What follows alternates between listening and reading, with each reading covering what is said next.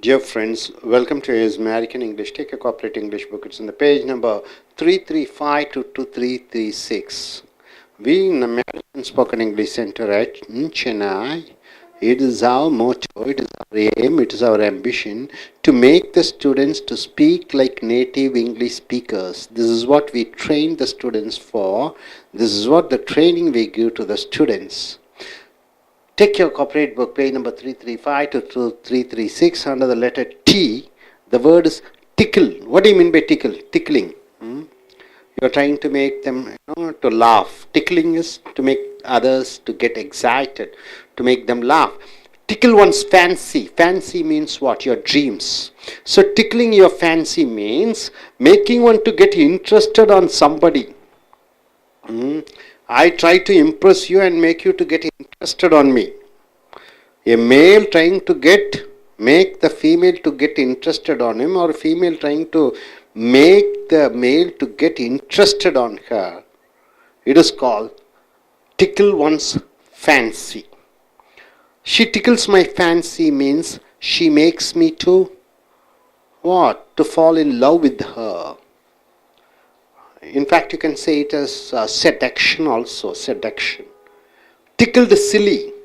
Laughing to the point of others looking at you as silly.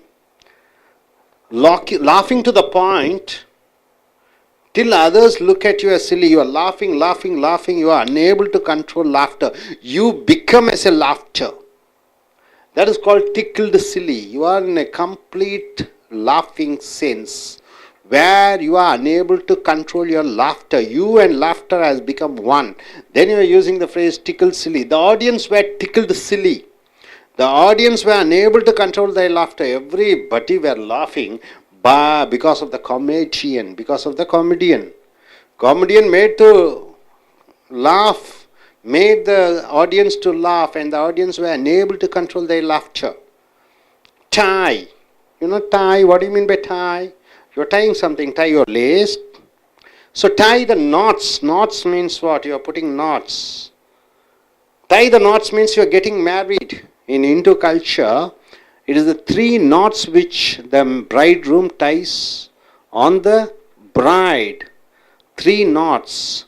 So tie the knots means getting married. My friend tied the knots to his girlfriend. So my friend he tied his knots to his wife, to his girlfriend, that is his wife. So she became his wife. My friend tied the knots to his girlfriend means he got married to his girlfriend.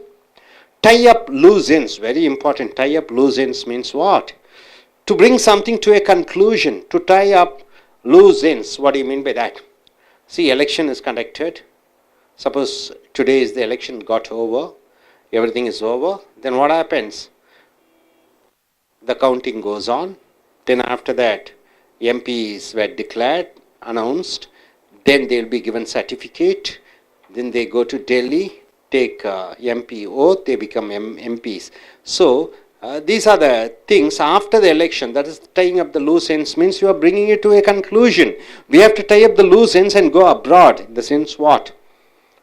Already we have got an admission in abroad, and I got a passport, I got the visa, I paid the money, everything is over. Then tie up the loose ends. We have to tie up the loose ends and go abroad means what? All the other things they are telling to the relatives, packing the things and everything other, tie up the loose ends. So after certain things are over, the final things which you close it up completely, it is called tie up the loose ends. Tied to mother's apron strings. Tied to mother's apron strings. You can say tied to father's apron strings, tied to brother's apron strings, tied to sister's apron strings means what?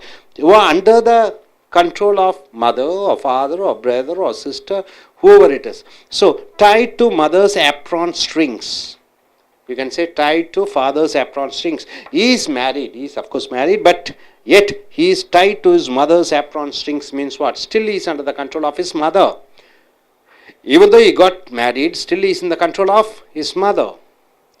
Tie up one's shoes. What do you mean by the phrase tie up one's shoes? To get retirement after a long work, after a long work, one gets retired. A retirement one gets. Then you're using the phrase tie up one's shoes. She tied up her shoes after 10 years of acting in movies. So after 10 years of acting in movies, she got retired. So my dear friends, what do you mean by tickle one's fancy? Making somebody to fall or go mad with you, making others to fall in love with you. You are seducing others and you are tickling their fancy. So tickle one's fancy means making others to get attracted towards you. Tickle the silly means make a person to laugh, and that person becomes a laughter. He is unable to control. And near tie the knots means to get married. And tie up loose ends means almost one thing is go over, then after that, the party is over. After that, they have to clean the house and do all type of things. That is called tie up loose ends. Tied to mother's apron strings means you are under the control of your mother or father or brother or sister, whoever it is. Tie up one's shoes means to get retirement. You're finally getting retired. You say goodbye to whatever the profession you do. Then you're using the phrase tie up one's shoes. And coming here, tied up means completely occupied with. You are completely occupied with. Then you're using the phrase, I'm tied up. I'm tied up with my college work means what? I'm so busy with my college work. So tied up means you are fully occupied. You are fully busy with one work. And coming here, tie one's hands means what? You are prevent somebody from doing something. You are not allowing somebody to do something. Then you are using the phrase tie one's hands. Tie one's hands means what? One person is unable to do something because others are not allowing him to do. My father tied my hands. My father told me not, by not allowing me to go abroad and work. My father tied my hand means what? He didn't allow me to go abroad and work. Next, tie into means to go after something with force. Tie into means you are going with force. The elephant tied into the village and attacked the villagers. The elephant forcefully went inside the village and attacked the villagers. Tighten one's belt. You tighten your belt. What do you mean by that? Spending less money. You are being very prudent. You are not spending much more money. You are spending it very economically. Then tighten one's belt. Our family members tighten their belts to buy a house means they are not spending much. They are saving the money to buy a house. So tighten one's belt means you are being economical. You are not you are not spending much of your money. Tight-lipped. What do you mean by tight-lipped? It means very secretive.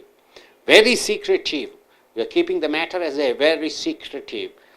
The scientists are tied up about their research. The scientists are not opening their mouth. They are not telling what they are doing, what the research is all about. So they are tight-lipped means they are not telling it out. Tight spot or light corner or tight squeeze means in a difficult situation. When you are in a difficult situation, you are using the phrase, I am in a tight spot, I am in a difficult situation, I am in a light corner, I am in a tight situation, I am in a tight squeeze means I am in a tight situation, I cannot do anything.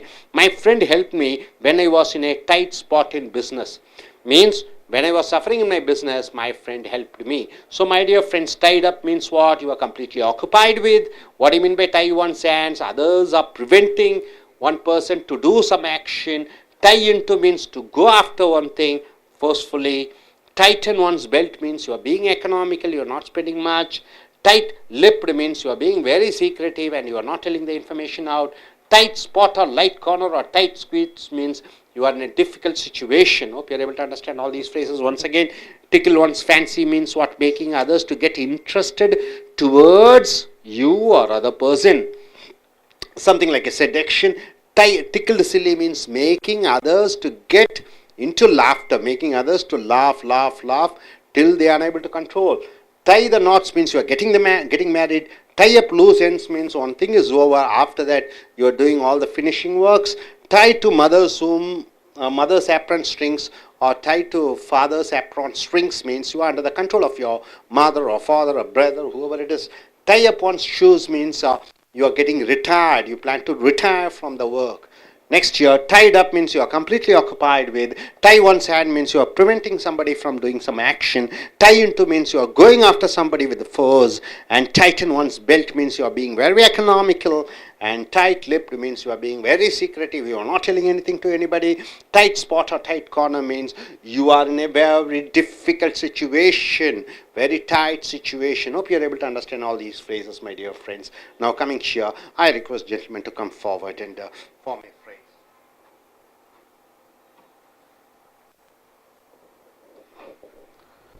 Hi, good afternoon friend. I am Prabhu and now I describe about tied to mother's apron string. Tied to mother's apron strings. What do you mean by that phrase? That means under the mother control. Mother's control. Or father's control. If you put father's name, it's in father's control. Okay, how do you form a sentence? During my childhood days, I was my mother control. During my childhood days, I was in my mother's control. I was tied to my mother's apron strings. During my childhood days, I was tied to my mother's apron strings. You got it, sir? Yes, you gentlemen. Next sentence. Okay. Tight spot. Tight spot. What do you mean by tight spot? My father helped me when I was struggle in business. Now, what do you mean by tight spot first? Tight spot is in a difficult situation. You are in a difficult situation. So tell me, form a sentence once again. My father helped me in a tight spot situation. My father helped me when I was in a tight spot in my business. Got it, sir? Okay. Yes, sir. Thank you. Thank you, sir.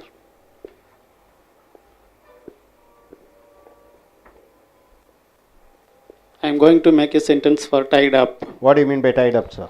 Completely occupied. You are fully busy with one activity. Yes, form a sentence using The tied SPI up. technologies tied up with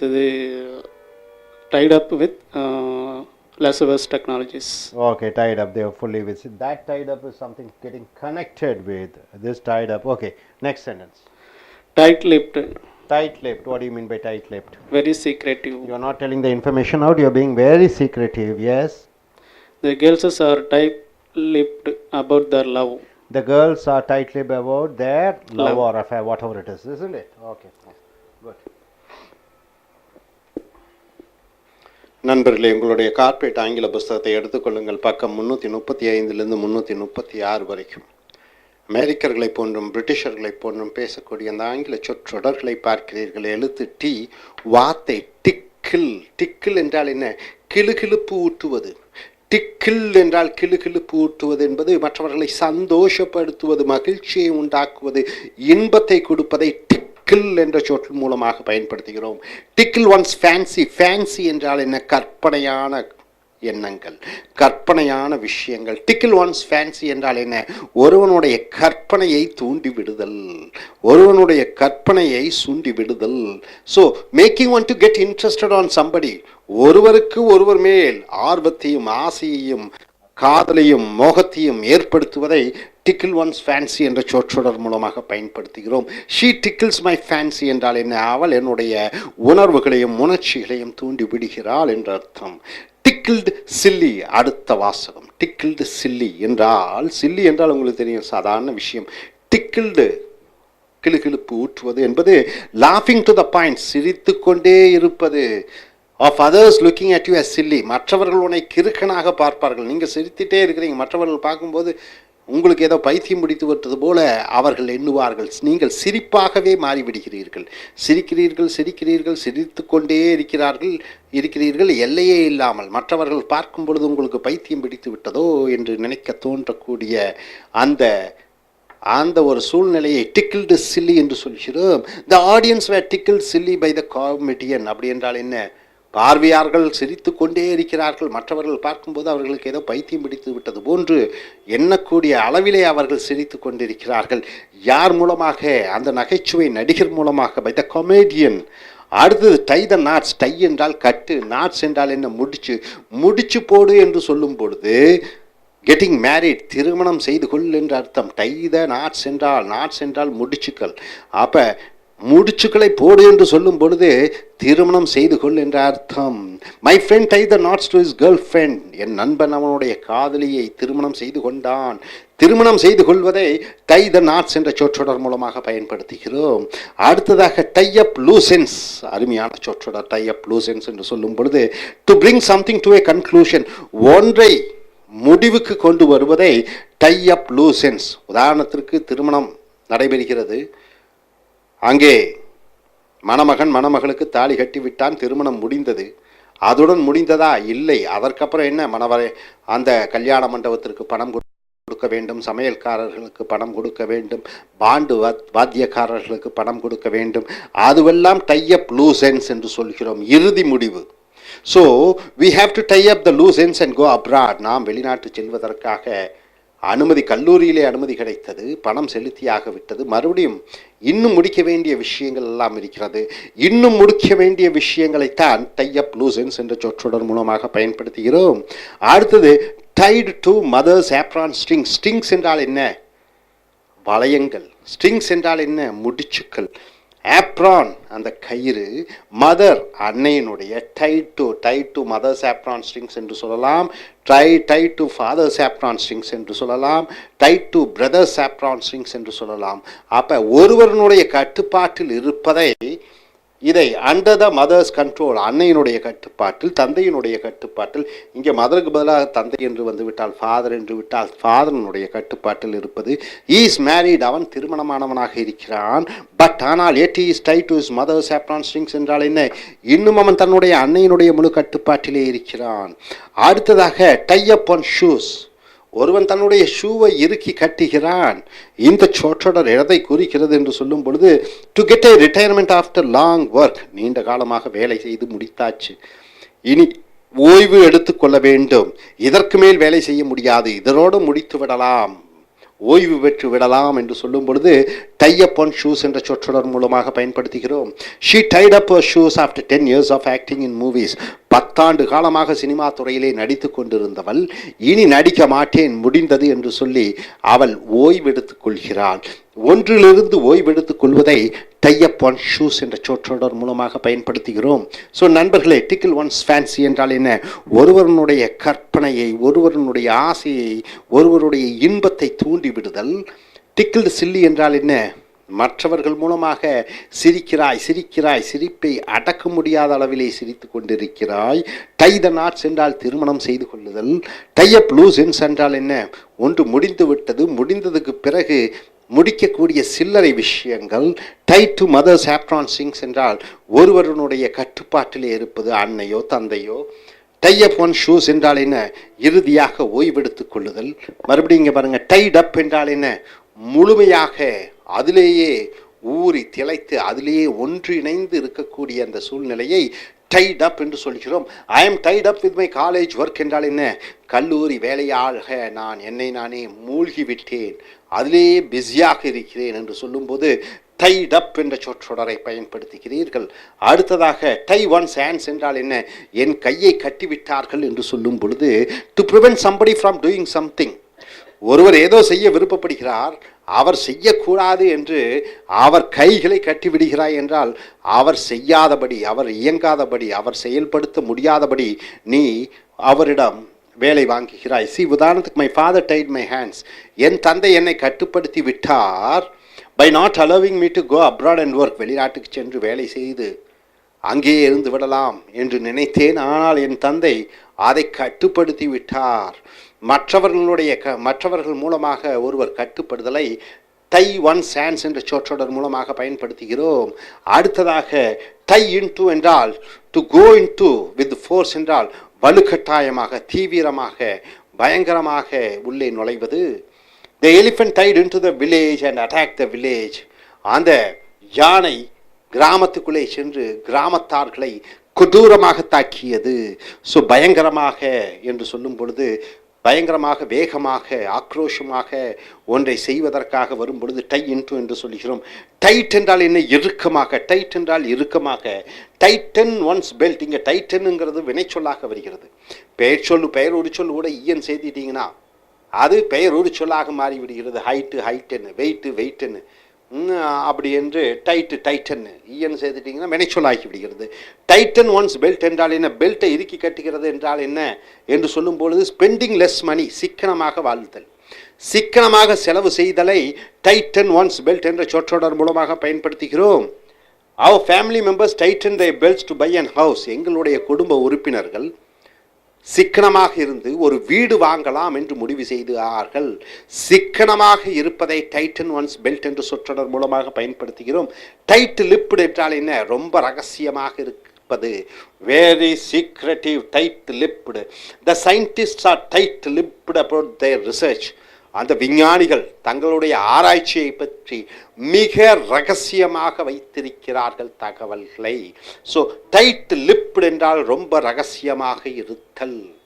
அடுத்தது tight spot or light corner or tight squeeze என்றால் in a difficult situation, ரொம்ப கஷ்டமான சூழ்நிலையில் இருத்தலை இந்த tight spot என்ற சொற்றொடர் மூலமாக பயன்படுத்துகிறோம். My friend helped me when I was in a tight spot in business. வியாபாரத்திலே கஷ்டமாக இருக்கிற நேரத்திலே என் நண்பன் எனக்கு பண உதவி செய்து உதவினான். ஸோ டைட் ஸ்பாட் என்றால் என்ன? ஒரு கஷ்டமான சூழ்நிலையில் இருப்பது. ஸோ நண்பர்களே, டைட் அப் என்றால் என்ன? முழுமையாக உன்னை நீயே ஈடுபடுத்திக் கொள்கிறாய். டை ஒன்ஸ் ஹேண்ட்ஸ் என்றால் ஒருவர் செயல்படுத்த முடியாதபடி அவரை கைகளை கட்டிவிடுகிறாய். டை இன்டு என்றால் என்ன? ஆக்ரோஷமாக ஒரு காரியம் செய்வதற்காக ஆக்ரோஷமாக கோபமாக வருகிறாய். டைட்டன் ஒன்ஸ் பெல்ட் என்றால் என்ன? ஒருவர் சிக்கனமாக இருத்தல். டைட் லிப்டு என்றால் என்ன? ரகசியத்தை யாரிடமும் சொல்லாமல் இருப்பது. டைட் ஸ்பாட் என்றால் என்ன? ஒரு கஷ்டமான சூழ்நிலையிலே வாழ்ந்து கொண்டிருப்பது. ஸோ நண்பர்களை, இறுதியாக பார்த்துக்கொள்ளுங்கள். டிக்கிள் ஒன்ஸ் ஃபேன்சி என்றால் என்ன? ஒருவருடைய ஆசைகளையும் உணர்வுகளையும் உணர்ச்சிகளையும் தூண்டிவிட்டு அவர்கள் மற்றவர்கள் மேல் காதல் வயப்பட வைத்தல். டிக்கிள்டு சில்லி என்றால் என்ன? சிரிப்பை உண்டாக்கி மற்றவர்கள் சிரிப்பை கட்டுப்படுத்த முடியாத அளவில் ஒருவரை சிரிக்க வைப்பது. டை த நாட்ஸ் என்றால் என்ன? திருமணம் செய்து கொள்வது. டை அப் லூஸ் என்ஸ் என்றால் என்ன? ஒன்று முடிந்து விட்டது, முடிந்தவுடன் அதற்கு பிறகு செய்ய வேண்டிய சில சம்பிரதாய சடங்குகள். Tie to mother's apron strings என்றால் என்ன? ஒருவருடைய கட்டுப்பாட்டில் எடுத்தல். இங்கே மதர்ஸ் சொல்லியிருக்கோம், அம்மாவுடைய கட்டுப்பாட்டில். டை அப் ஆன் ஷூஸ் என்றால் என்ன? ஒருவர் ஓய்வு பெறுதல், நீண்ட காலம் வேலை செய்து ஓய்வு பெறக்கூடியதை டை அப் ஆன் ஷூஸ் என்று சொல்கிறோம். டைட் அப் என்றால் முழுமையாக ஒரு காரியத்திலே பிஸியாக இருப்பது, முழுமையாக மனத்தை ஈடுபடுத்தி அதில் செய்யக்கூடிய காரியம். டை ஒன்ஸ் ஹேண்ட்ஸ் என்றால் என்ன? ஒருவர் எந்த காரியமும் செய்ய முடியாத அளவு கைகள் கட்டப்பட்டிருக்கிறது. டை இன்டு என்றால் வேகமாக ஃபோர்ஸாக ஒரு காரியத்தை செய்வதற்காக போகுவது. டைட்டன் ஒன்ஸ் பெல்ட் என்றால் என்ன? பணத்தை சிக்கனமாக செலவு செய்வது. டைட் லிப்ட் என்றால் ரொம்ப ரகசியமாக இருத்தல். டைட் ஸ்பாட் என்றால் கஷ்டமான சூழ்நிலையில் இருப்பது. ஸோ நண்பர்களே, இங்கே இந்த அமெரிக்கன் ஸ்போக்கன் இங்கிலீஷ் சென்டர்லேயே எங்களுடைய மோட்டோ, எங்களுடைய தாரக மந்திரம், இங்கே படிக்கக்கூடிய மாணவிகள் அமெரிக்கர்களைப் போன்றும் பிரிட்டிஷர்களைப் போன்றும் தாய்மொழியை ஆங்கிலமாக கொண்டிருக்கக்கூடியவர்கள் பேசுவது போல சரளமாக பேச வேண்டும் என்பதுதான். அதற்கான பயிற்சிகளை நாங்கள் கொடுத்து கொண்டிருக்கிறோம்.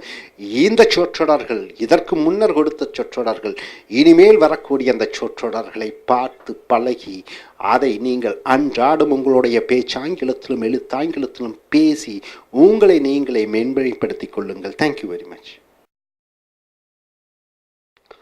Dear friends, welcome to A's American English. It's an American spoken English center in Chennai, in South India, in India. Our motto, our aim, our ambition, our motto of our center is make you to speak like a native English speakers whose first language is English, like a British, like an American, like a Canadian, like an Australian. So you have to come out with your free flow of words in English. So these are the exercises which we give you over here. Immediately after the class is over, you are supposed to come here to the stage, look at the phrases and form sentences on your own, right? So now coming under the corporate English book, take your corporate English book. It's in the page number 336 to 337. The letter is T and the word is tight. Tight fisted. What do you mean by fist? This is fist. You are just forcing your fingers and make it tight. Then this becomes fist. So tight fisted. See, it ends with ed. So it almost it is something like a verb in past tense, or you can call it as an adjective, past participle. Tight-fisted means very stingy. Stingy means what? A person who doesn't spend money is called stingy. A very stingy, not spending the money. He is very tight-fisted in money spending means what? He is very economical. He doesn't spend money. Thrifty. What do you mean by thrifty, sir? Thrifty is not spending much of your money. You are keeping it, and you're saving your money. So tight-fisted means is very stingy person. Next, tighten the screw. What do you mean by tighten the screw? It simply means putting pressure. You're putting pressure on somebody, forcing somebody to do something. Then you're using the phrase tighten the screw. As you keep on tightening, what happens? One gets tightened to other. So you're forcing somebody to do what you want. Tighten the screw. The income tax department is tightening the screws on my business means what? The income tax department are trying to get more taxes from me. So they keep searching me. They keep torturing me. So tighten the screw means putting more pressure on somebody or something.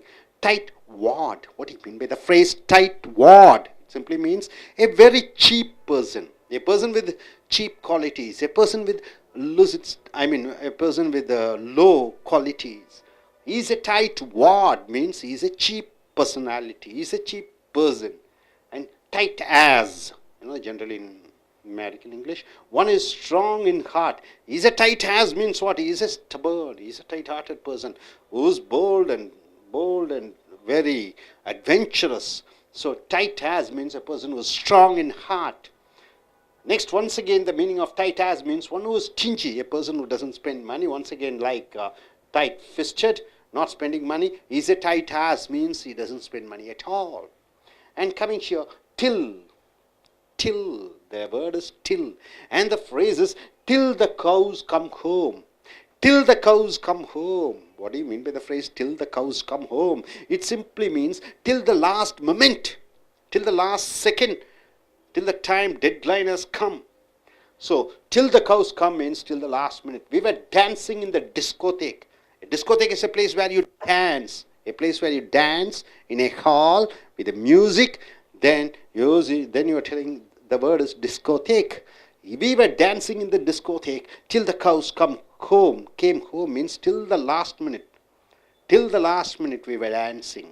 The time is almost 12 o'clock is the dead end time for the discotheques to be closed. So till the cows come home means till the office was closed, till the time was over, till the last minute. Till one is blue in the face. What do you mean by till one is blue in the face? A wonderful phrase. It simply means the point of total tiredness. You are completely exhausted, completely tired.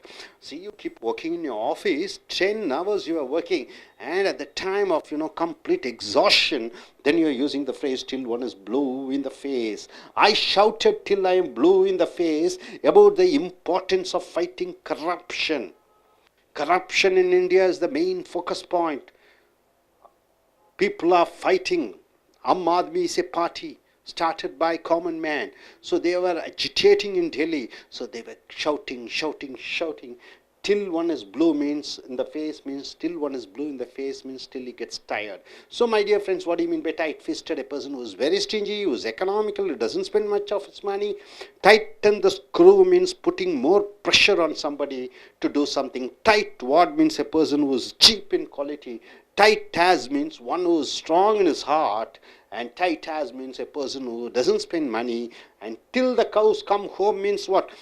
Till the last minute, till the last second, till the office time is over. Till one is blue in the face means what? Till he is completely exhausted of his energy. So hope you are able to understand all these phrases in this side. And coming here, time. In no time. What do you mean by in no time? It simply means in no time means immediately. Immediately in no time. So I can solve the matter in no time means what? I can solve the problem immediately. So the phrase in no time means immediately. In the nick of the time means exactly on time. What is the difference between in time and on time? In time means, see, 9 o'clock. In time he came means before 9 o'clock. On time means exactly sharp at 9 o'clock he comes. So in the nick of the time means exactly on time, nick of the time. So we boarded the flight. We got into the aeroplane. In the nick of the time means what? Exactly at the time. In the nick of the time. So on time. At one time. What do you mean by the phrase at one time? Once in past. At one time. Sonia Gandhi was in UK. At one time. Chief Minister of Tamil Nadu was an actress. In the past. At one time means in the past. Once in the past. At one time, India was a super economical country. Is it so? Yes. During the times of Ashoka. During the times of the Muslim rulers. Yes. During the time of Buddha. So, at one time means once in the past. At times. What do you mean by the phrase at times? Sometimes. At times. Sometimes. At times I go to shopping. At times I go to beach. So at times means sometimes. At times I lose my temper. What do you mean by at times I lose my temper? Sometimes I go out of nuts. I get angry. So at times means sometimes. Behind the time. What do you mean by that phrase? Behind the time. It is old fashioned. It is out of date. What do you mean by out of date? It is old fashioned. It is not practiced now. So behind the times. Your dresses behind the times means what? Your dresses out of fashion. It is old style. It is not according to the latest fashion. Behind the times. Abreast of the time. What do you mean by abreast of the time? Up to date. Abreast of the time. Up to date. Till now. Abreast of the time. Till now. So here, we should read the daily papers. We should read the daily papers like Indian Express, Deccan Chronicle, whatever it is. Daily papers to keep abreast of the time means what? Till now what has happened. Abreast of time means capturing. Till now what has happened. Abreast of the time. And coming here, between times. What do you mean by the phrase between time? Between times means once in a while. Once in a while means what? Occasionally. So between times means once in a while or occasionally. See, between times we go to our college canteen. What do you mean by that? Once in a while we go to our college canteen. It is not often. So between times means once in a while. So my dear friends, coming back here, time. In no time means immediately. In the nick of the time means exactly sharp on time. And at one time means once in past. At times means sometimes. Behind the times means something is old fashioned, out of date. Abreast of the time means you are capturing up to now what has happened. What is the growth? You're not leaving anything behind.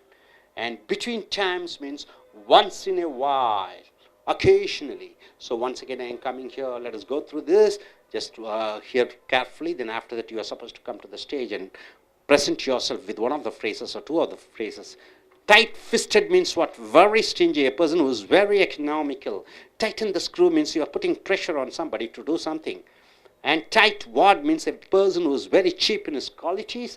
Tight-as is very strong in his art.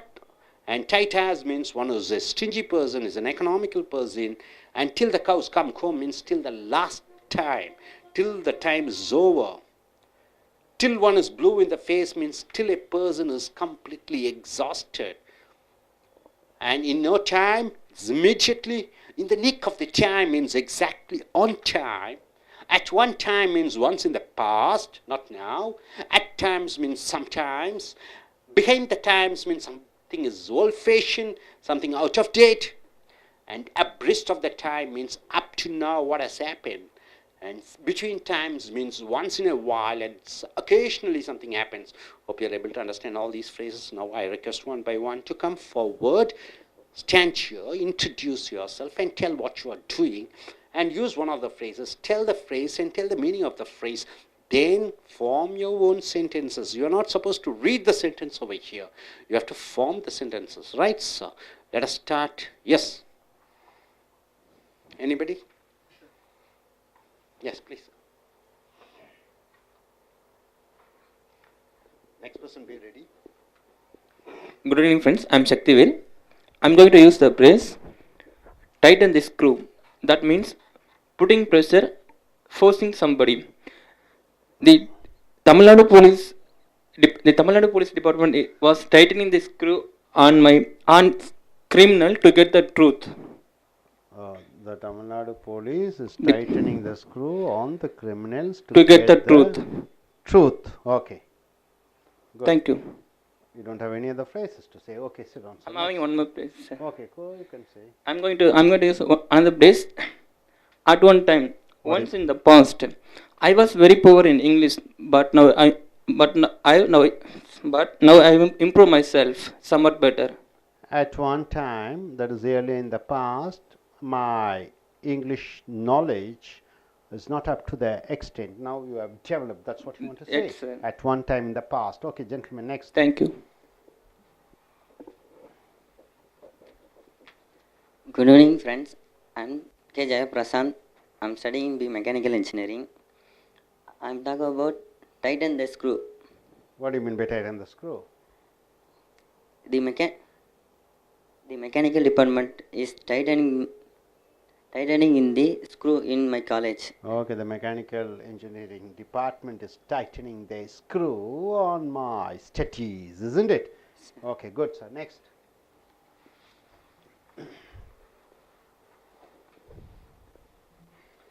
Hi friends, my name is Panir. I would like to choose the till the cows come home. What do you mean by till the cows come home? What exactly you mean by At the that? last time. Last time in the sense? Before At the ti- end of the time. At the end of the time. Okay. Can you form a sentence? Okay, we could not judge the Indian team will win till the cows come. We could not come to a Judge. conclusion or judge whether they will Whether lose Till till the cows come home means till the last ball is bowled, isn't it? Yes. So there are chances. Yes. Next, any other phrase you want to say? Continuing that, like at sometimes I lose the temper because of the cricket. Sometimes. Where is the phrase? No, sometimes? sorry, at times. At times you lose At times your I lose my temper. because So- of the cricket players, whether sometimes they play badly, isn't it? Correct. Good. Sit down. Yes, next gentleman.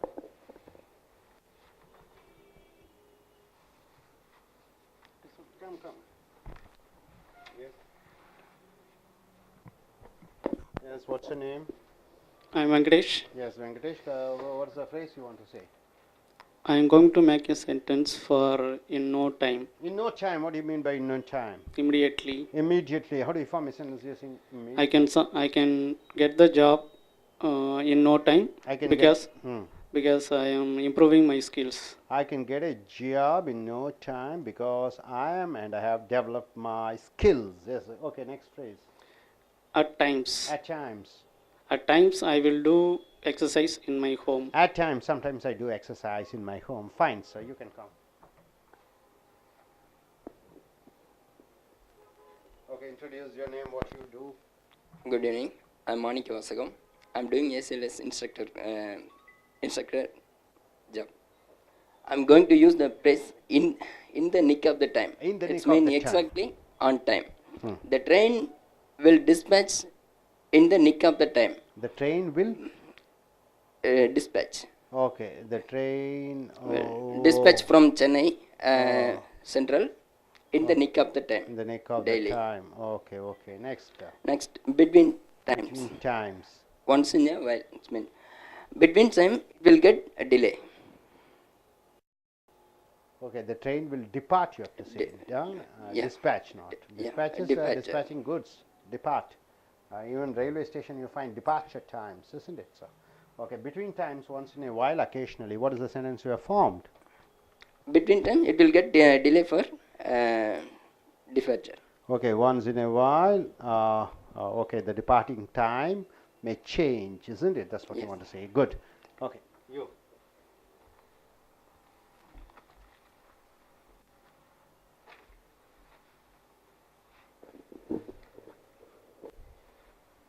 I am Joshua, coming from Satyabama University. Okay, Joshua. Very good, Joshua. And what's your qualification, Joshua? I have completed BTech IT. You have finished your BTech and you are pursuing your ME, MTech. Very fine. What's the phrase you wish to select? I would like to choose at times At times, what do you mean by at times? At times means sometimes. Sometimes. Whenever I times do boarding in my house, at times I playing keyboard. Okay, whenever I be in my home, at times I play keyboard, isn't it? At times, okay, occasionally. Okay, next.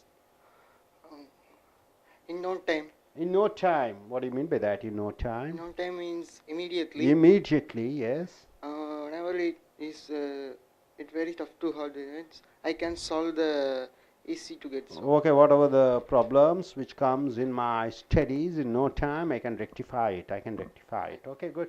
Yes, madam.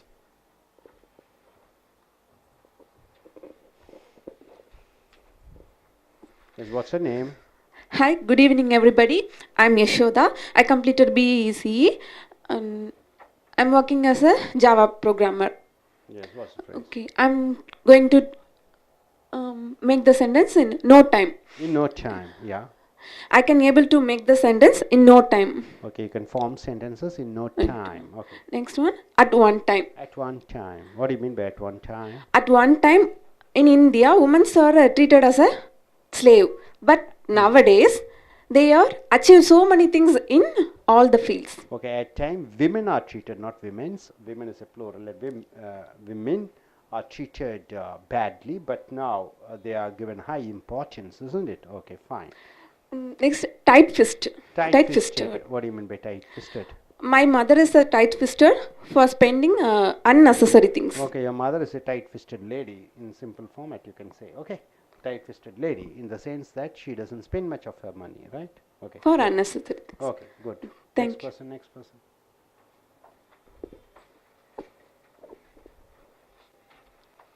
Good evening, friends. My name is Sadish Kumar. I take the places in at one time. At one time, he was a very stingy person. At one time, once in the past, he was a stingy person. Stingy person, we have a tight-fisted word, and tight as. At one time, he was a tight as. Tight as. Next one, tighten the screw. Tighten the screw. What do you mean by that? Tighten the screw. Putting the pressure. Putting pressure on somebody to do something. Yes. How do you form it? The marketing managers is tightening the screw of our business colleagues. The marketing manager tighten the screws on the salesman to get the things done. Yes. Good. Yes. Thank you. Good evening, friends. My name is Jay Baisul. I am finished the MBA Finance and Marketing. Turn the other side and look at the camera and speak, man. Till one in blue in the face. Till one is blue in the face. What do you mean by that? Complete.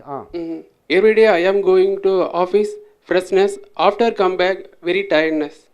So I go to my office very fresh. I go to my office freshly, and when I come back, it is like till me in the blue in the face. Yes, I'm in the total tiredness. Yes. Tight the screw. Tighten the screw.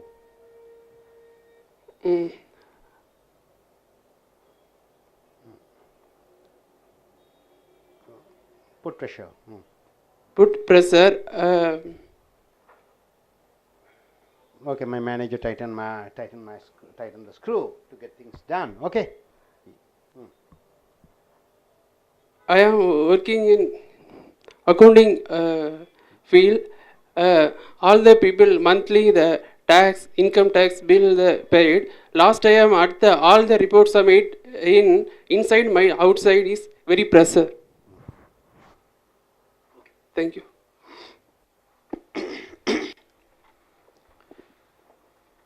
நண்பர்களே, உங்களுடைய corporate ஆங்கில புஸ்தகத்தை எடுத்துக்கொள்ளுங்கள். பக்கம் 336லிருந்து 337 வரைக்கும் அமெரிக்கர்களை போன்றும் பிரிட்டிஷர்களை போன்றும் பேசக்கூடிய அந்த ஆங்கில சொற்றொடர்களை பார்க்கிறீர்கள். டி என்ற எழுத்து வார்த்தை டைட் என்றால் என்ன? இறுக்கமாக.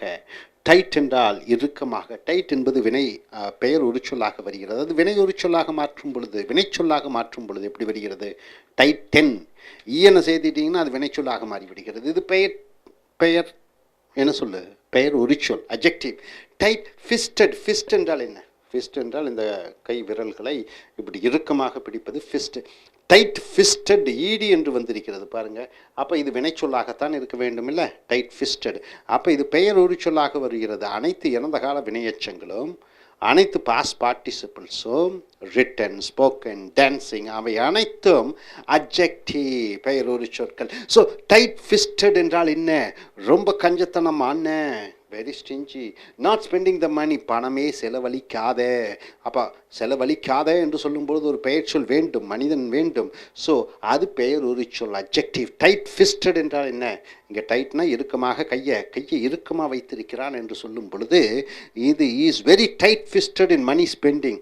செலவழிப்பது என்று வரும் பொழுது அவன் கை விரல்களை இறுக்கமாக வைத்திருக்கிறான் என்றால் என்ன? கை விரலை திறந்தால் தான் பணம் வரும். இவன் கை விரல்களை அழுத்தி வைத்துக் கொள்கிறான். ஸோ டைட் ஃபிஸ்டட் என்றால் பணம் செலவழிக்காத ஒரு நபர். இது பெயரொரு சொல். அடுத்தது பாருங்க, டைட்டன், ஈயன் சேர்த்திக் கொள்கிறோம், அது வினைச்சொல்லாக மாறிவிடுகிறது. டைட்டன் த ஸ்க்ரூ என்றால் என்ன? அந்த ஸ்க்ரூவை இறுக்குவது என்று சொல்லும் பொழுது புட்டிங் ப்ரெஷர், ஒருவருக்கு அழுத்தம் கொடுப்பது ஒரு காரியமாவதற்காக. ஃபோர்ஸிங் சம்படி, ஒருவரை வலுக்கட்டாயப்படுத்துவது ஒரு காரியம் செய்வதற்காக. So tighten the screw.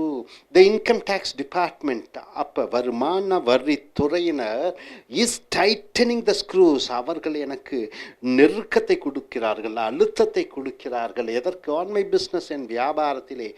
ஒரு இன்கம் டேக்ஸும் ஒழித்து வைக்க முடியவில்லை, பணத்தை எதா இருந்தாலும் வந்து பிடுங்கி கொண்டு சென்று விடுகிறார்கள். டைட்டன் த ஸ்க்ரூ என்றால் இறுக்கத்தை கொடுக்கிறார்கள், அழுத்தத்தை கொடுக்கிறார்கள், வலுக்கட்டாயப்படுத்துகிறார்கள். டைட் வார்ட் என்றால் என்ன? வார்ட் என்றால் மனிதர். டைட் வார்ட் என்றால் ரொம்ப கேவலமான மனிதன். இஸ் எ டைட் வார்ட், அவன் ஒரு கேவலமான மனிதன். அடுத்ததாக டைட் ஆஸ். ஆஸ் என்றால் கழுதை என்று சொல்வோம், ஆஸ் என்றால் பின்புறம் என்று சொல்வோம். இங்கே அமெரிக்கர்கள் tight ass, Britishers tight arse என்று சொல்லும் பொழுது கஞ்சத்தனமான மனிதனை டைட் ஆஸ் என்று சொல்கிறார்கள். இஸ் எ டைட் ஆஸ், அவன் ஒரு கஞ்சத்தனம். Sorry, one who strong in heart, இது இன்னொரு மீனிங் இருக்கிறது.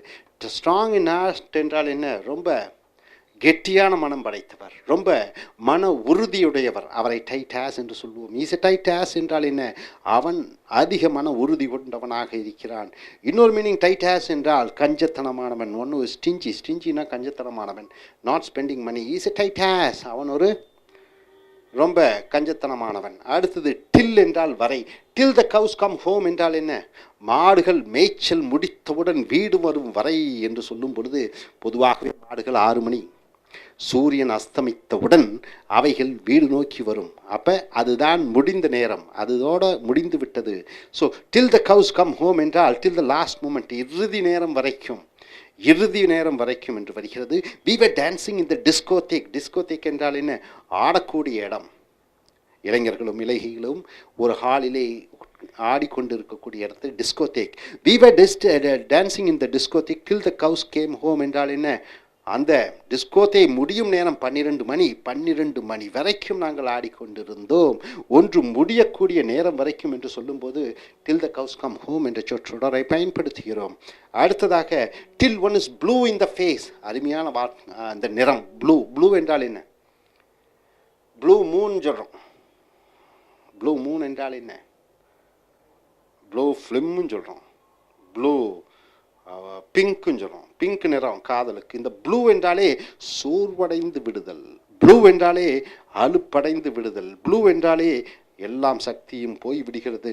டில் one is blue in the face என்று சொல்லும் பொழுது the point of total tiredness, முழுவதுமாக சக்தி எல்லாம் போய்விட்டது, முழுவதுமாக சோர்ந்து விடுதலை till one is blue in the face என்ற சொற்றொடர் மூலமாக பயன்படுத்துகிறோம்.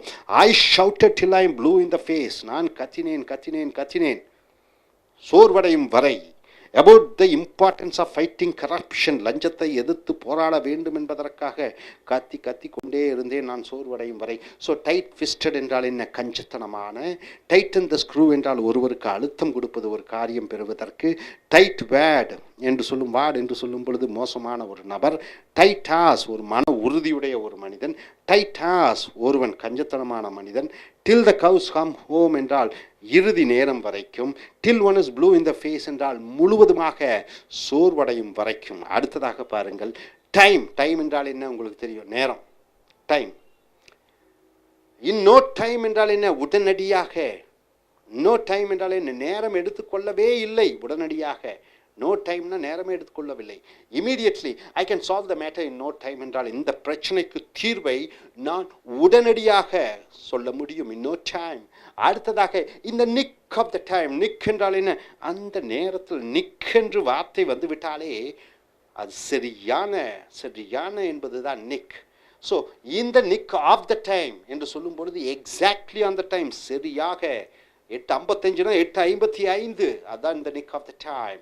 So we boarded the flight. நாங்கள் ஏரோப்ளேனிலே, போர்டுன்னு என்ன, நம்ம ஏன் சொல்லக்கூடாது ஐ சேட் இந்த ஏரோப்ளேன் சொல்லக்கூடாது, ஏன் போர்டடுன்னு சொல்கிறோம்? போர்டட் என்றால் பொதுவாகவே விமானத்தில் மட்டும், அது விமானத்திலே போய் உட்கார்ந்து கொள்வதை போர்டட் என்று சொல்கிறோம். We boarded the flight. Flight FLIGHTனா ஏரோப்ளேன், FRIGHTனா அது சரக்குகளை கொண்டு ஓடுவது. We boarded the flight in the nick of the time. சரியான நேரத்திலே விமானத்திலே ஏறினோம். அட் ஒன் டைம், ஒரு காலத்திலே. அட் ஒன் டைம், ஒரு நேரத்திலே என்று சொல்லும் பொழுது ஒன்ஸ் இன் த பாஸ்ட், இறந்த காலத்திலே, ஏதோ ஒரு நேரத்திலே. So at one time India was a super economical country. ஒரு காலத்திலே, ஒரு நேரத்திலே இந்தியா ஒரு மிகப்பெரிய வல்லரசாக இருந்தது, இப்பொழுது இல்லை. அட் டைம்ஸ், டைம்ஸ்னா நேரங்கள். அட் டைம்ஸ்னா என்ன?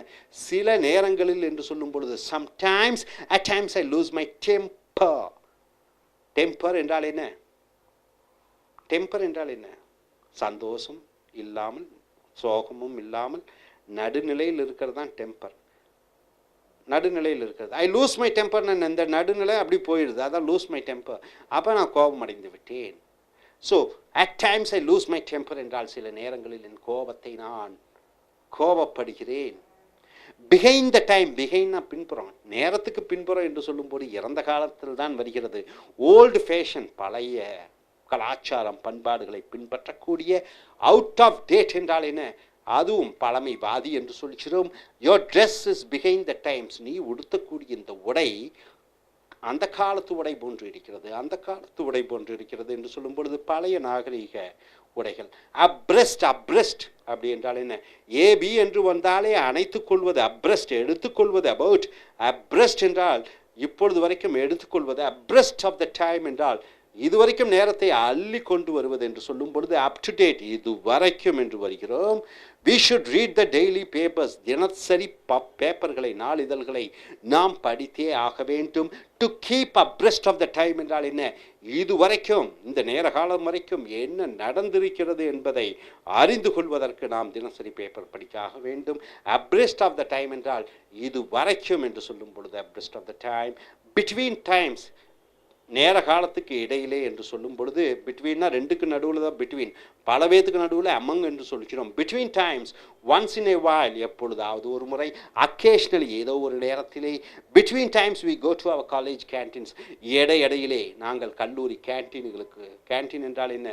சாப்பிடக்கூடிய அந்த இடத்துக்கு சென்று கொஞ்ச நேரம் ரிலாக்ஸாக இருப்போம். ஸோ நண்பர்களே, நோ டைம் என்றால் உடனடியாக, இந்த நிக் ஆஃப் த டைம் என்றால் சரியான நேரத்திலே. அட் ஒன் டைம்னா இறந்த காலத்திலே ஒரு தடவை. அட் டைம்ஸ்னா சில நேரங்களிலே. பிஹைண்ட் த டைம்ஸ் என்றால் பழைய ஓல்டு ஃபேஷன் என்று சொல்கிறோம். அப்ரெஸ்ட் ஆஃப் த டைம் என்றால் தற்காலிகம் வரைக்கும். அண்ட் பிட்வீன் டைம்ஸ் என்றால் இடையிலே. ஸோ நண்பர்களே, இறுதியாக பார்த்துக்கொள்ளுங்கள். டைட் ஃபிஸ்டட் என்றால் கஞ்சத்தனமான மனிதர். டைட் அண்ட் த ஸ்க்ரூ என்றால் ஒருவருக்கு வலுக்கட்டாயப்படுத்துதல். டைட் வார்ட் என்றால் ரொம்ப சீப்பான ஒரு மனிதர். டைட் ஆஸ் என்றால் ஒருவர் மன உறுதியான மனிதர். மறுபடியும் டைட் ஆஸ் என்றால் பணம் செலவழிக்காத நபர். டில் த கவுஸ் கம் ஹோம் என்றால் என்ன? இறுதி நேரம் வரைக்கும். Till one is blue in the face என்றால் என்ன? சோர்ந்து களைப்படையும் வரை. அடுத்ததாக நோ டைம் என்றால் உடனடியாக. இந்த நிக் ஆஃப் த டைம் என்றால் சரியான ஒரு நேரத்திலே. அட் ஒன் டைம்னா இறந்த காலத்திலே ஒரு பொழுது. அட் டைம் சில நேரங்களில். பிஹைண்ட் த டைம்ஸ் என்றால் பழைய ஆள், பழைய பண்பாடுகள், பழைய கலாச்சாரத்தை பின்பற்றக்கூடியவர். அப்ரெஸ்ட் ஆஃப் த டைம் என்றால் என்ன? தற்காலிகம் வரைக்கும் அனைத்தையும் அறிந்து கொள்வது. பிட்வீன் டைம்ஸ் என்றால் இடையிலே. ஸோ நண்பர்களே, இந்த அருமையான ஆங்கில சொற்றொடர்களை பயன்படுத்தி மிகச்சிறந்த தாய்மொழியை ஆங்கிலமாக கொண்டிருக்கக்கூடியவர்கள் பேசுவது போன்று இனிமையாக சரளமாக பேச என்னுடைய இனிய வாழ்த்து. Dear friends, welcome to AS American English. Take your corporate English book. It's in the page number 337 to 339.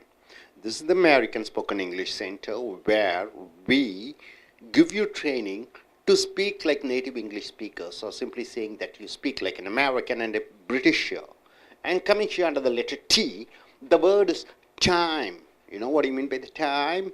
Okay, here the phrase for the time being. What do you mean by the phrase for the time being? It simply means temporarily. Temporarily. So for the time being means temporarily. You know, for the time. For the time being, I am using the public transport system.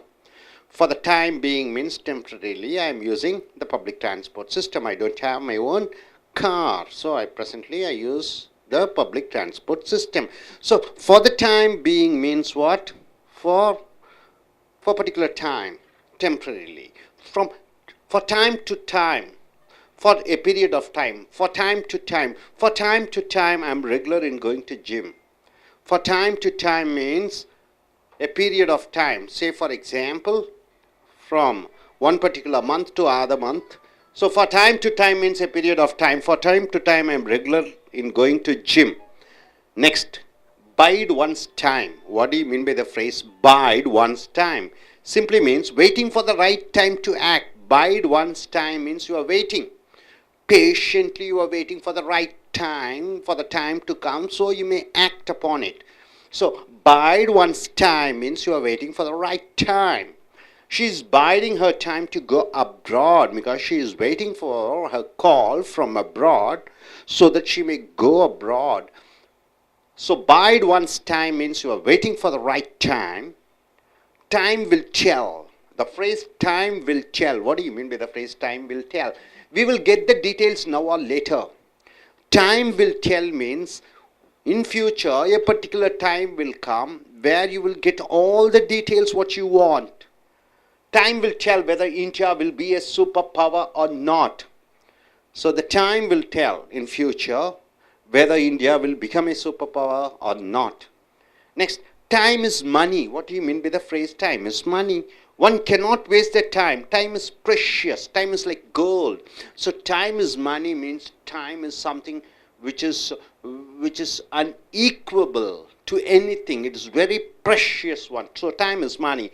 Time is money. Let us start working. So time is money. Let us not procrastinate. Let us not postpone the work. Let us do the work in time. So time is money means time is precious. Kill time. What do you mean by the phrase kill time? Waste the time. You're wasting the time. Idling your time.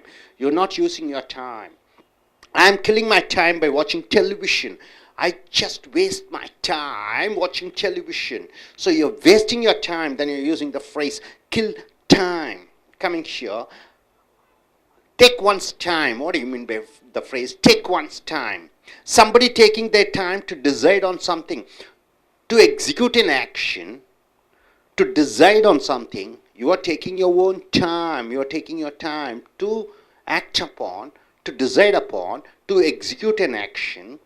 She took her time to join the college. She took her time means she was waiting patiently. She has taken her own time to go and join in college. So my dear friends, what do you mean by the phrase for the time being? It is temporarily. For time to time means a period of time, a continuous period of time. Bide one's time means you are waiting for the right time to come. Time will tell mean we will get the details in future. Now or later at any time. Time is money. Time is something precious. You cannot waste it. Kill time. You are wasting the time. Take one's time means somebody taking their time to decide upon certain things, to act upon certain things. Hope you are able to understand all these phrases. And coming here, my dear friends, tip. What do you mean by the phrase tip? Tip off. The information which is secret is told. Tip off means a secret information you are telling to somebody. Then you are using the phrase tip off. The gang member, one of the gang members, tipped off the plans of the gang to the police. So one of the gang members, he informed to the police what they are going to do, some illegal activities. So tip off means a secret information passed to somebody else. And coming here, tip. What do you mean by the phrase tip? To give money for service. To give money for service, then you call it as tip. We gave a tip to the server for his service. A steward, a person who serves food in the hotel, you go to a hotel, then you give some money as some gift. So tip means to give money for service. We give a tip to the server for his service. Coming here, tip of the iceberg. You know what do you mean by iceberg? A solid ice. A tip of the iceberg. So other things are remaining.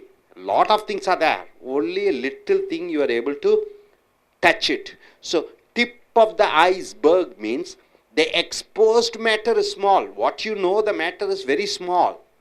But there are a lot of things to come. Lot many information are there. Only little you came to know. So tip of the iceberg means one small information. Lot of information are there hidden. Only little information you came to know. The 2G spectrum corruption. You know 2G spectrum corruption. It is the world's number 2 corruption next to Waterloo corruption in America. And in India, 2G spectrum corruption is almost 1,76,000 crore. So 2G spectrum corruption is only a tip of the iceberg, means what? Only a little information you have got about corruption. Lot of corruptions are there to come. Tip top. What do you mean by the phrase tip top? Very good. The best. Very good and the best. Then you are using the phrase tip top. Our college campus is a tip-top campus means what? Our college campus is an excellent, beautiful campus. And tip the scales. What do you mean by the phrase tip the scales? Having a great effect. Something which brings a great effect. Then you're using the phrase tip the scales. The gold price.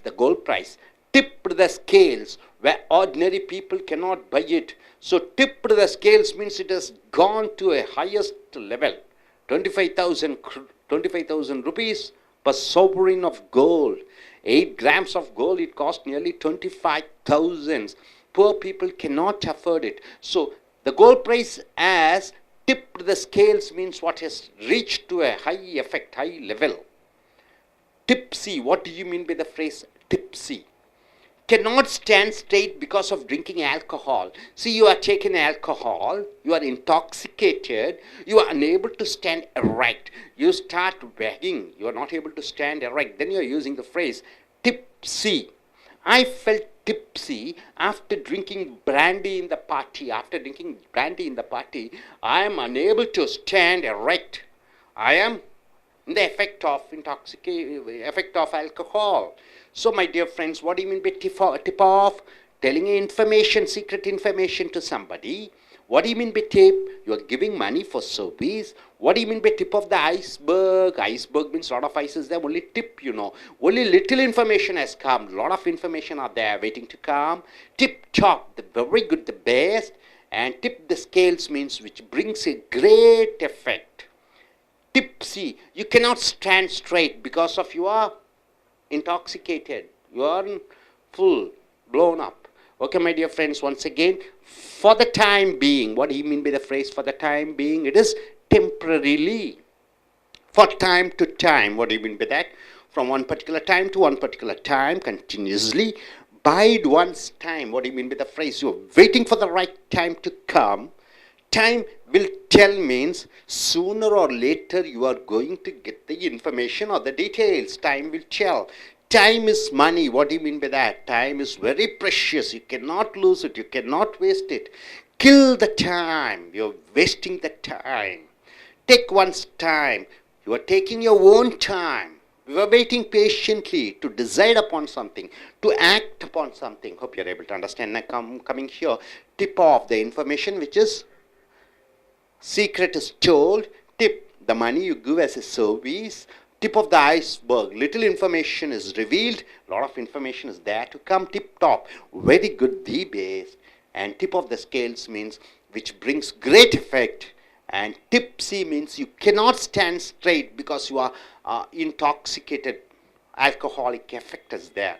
So my dear friends, I request each one of you to come here. This is the place where we train you to speak like American and British using all these phrases. I request one by one to come forward, use the phrase and form a sentence. Let us start. Yes, shall we start with this gentleman? Why don't you come forward?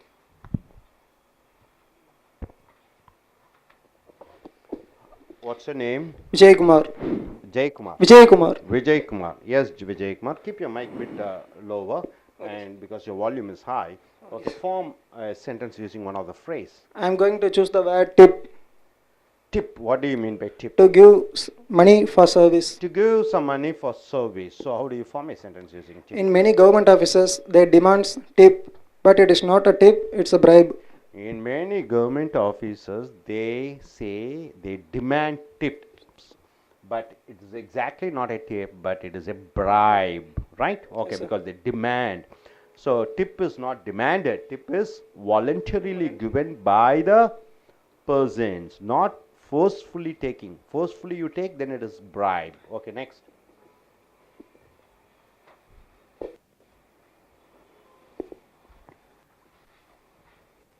Hi friends, I am Sukumaran. I am choose the word tip top.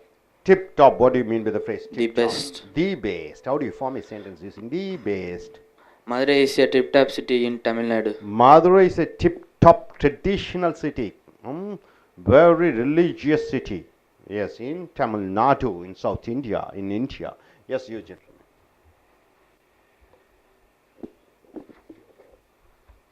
Good afternoon, friends. I am Jaya Prasan. I am choose the topic for time to time. For time to time. What do you mean by the phrase for time to time? Periods of times. Period of time, a continuous period of time. How do you form a sentence using For time to time, I am regularly going to college. For time to time, I went regularly to my college. Good, good. Yes, madam, please.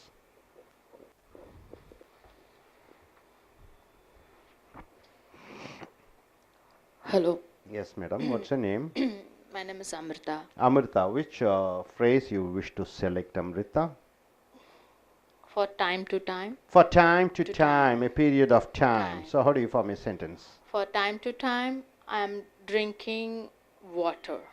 For time to time, continuously you are drinking water regularly. Okay, good. It generally is said that you have some liters of water. It keeps your disease away. Your body gets cleaned up, right? Yes, sir. Yeah.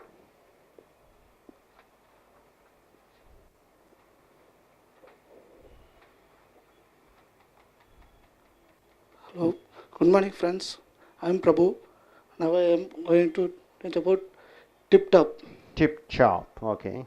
Tip top means very good and best. You're fine. Our As American Coaching Center is a tip top center. Okay, he gives a compliment by saying this American Center is a tip top center in the sense it gives the best training to the students, isn't it, sir? Okay, Yes. fine, so fine. Thank you, sir.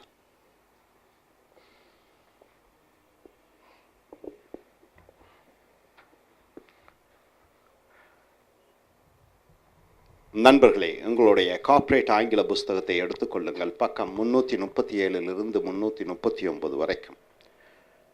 தாய்மொழியை ஆங்கிலமாக கொண்டிருக்கக்கூடியவர்கள் பேசக்கூடிய அந்த ஆங்கில சொற்றொடர்களை பார்க்கிறீர்கள். அமெரிக்கர்களைப் போன்றும் பிரிட்டிஷர்களைப் போன்றும் உங்களை பேச வைப்பதற்காக இங்கே அமெரிக்கன் ஸ்போக்கன் இங்கிலீஷ் ட்ரைனிங்கிலே நாங்கள் கொடுக்கக்கூடிய அந்த பயிற்சிகளை பார்க்கிறீர்கள். உதாரணத்துக்கு எழுத்து டி, வார்த்தை டைம். டைம் என்றால் என்ன? நேரம் என்று சொல்கிறோம்.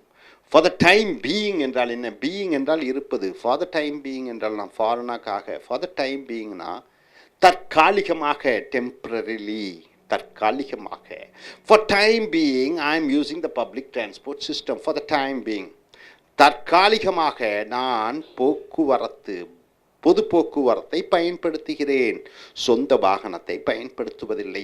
ஸோ நண்பர்களே, ஃபார் த டைம் பீயிங் என்றால் தற்காலிகமாக என்ற அர்த்தத்திலே வருகிறது. இதை உங்களுடைய சொற்றொடர்களை பயன்படுத்துங்கள். ஃபார் டைம் டு டைம் என்றால் ஏ பீரியட் ஆஃப் டைம், ஒரு காலகட்டத்திலே. ஃபார் டைம் டு டைம் ஒரு ஒரு நேர காலத்திலே. For time to time I am regular in going to gym. ஒரு காலத்திலே நான் தினந்தோறும் ஜிம்முக்கு சென்று கொண்டு என் உடலை பாதுகாத்து கொண்டேன், உடற்பயிற்சி செய்தேன். ஃபார் டைம் டு டைம் என்றால் குறிப்பிட்ட காலத்திலிருந்து குறிப்பிட்ட காலம் வரை தொடர்ச்சியாக. Byte one's time. பைட் என்றால் என்ன? காத்திருத்தல். நல்ல நேரத்திற்காக காத்து கொண்டிருத்தல்.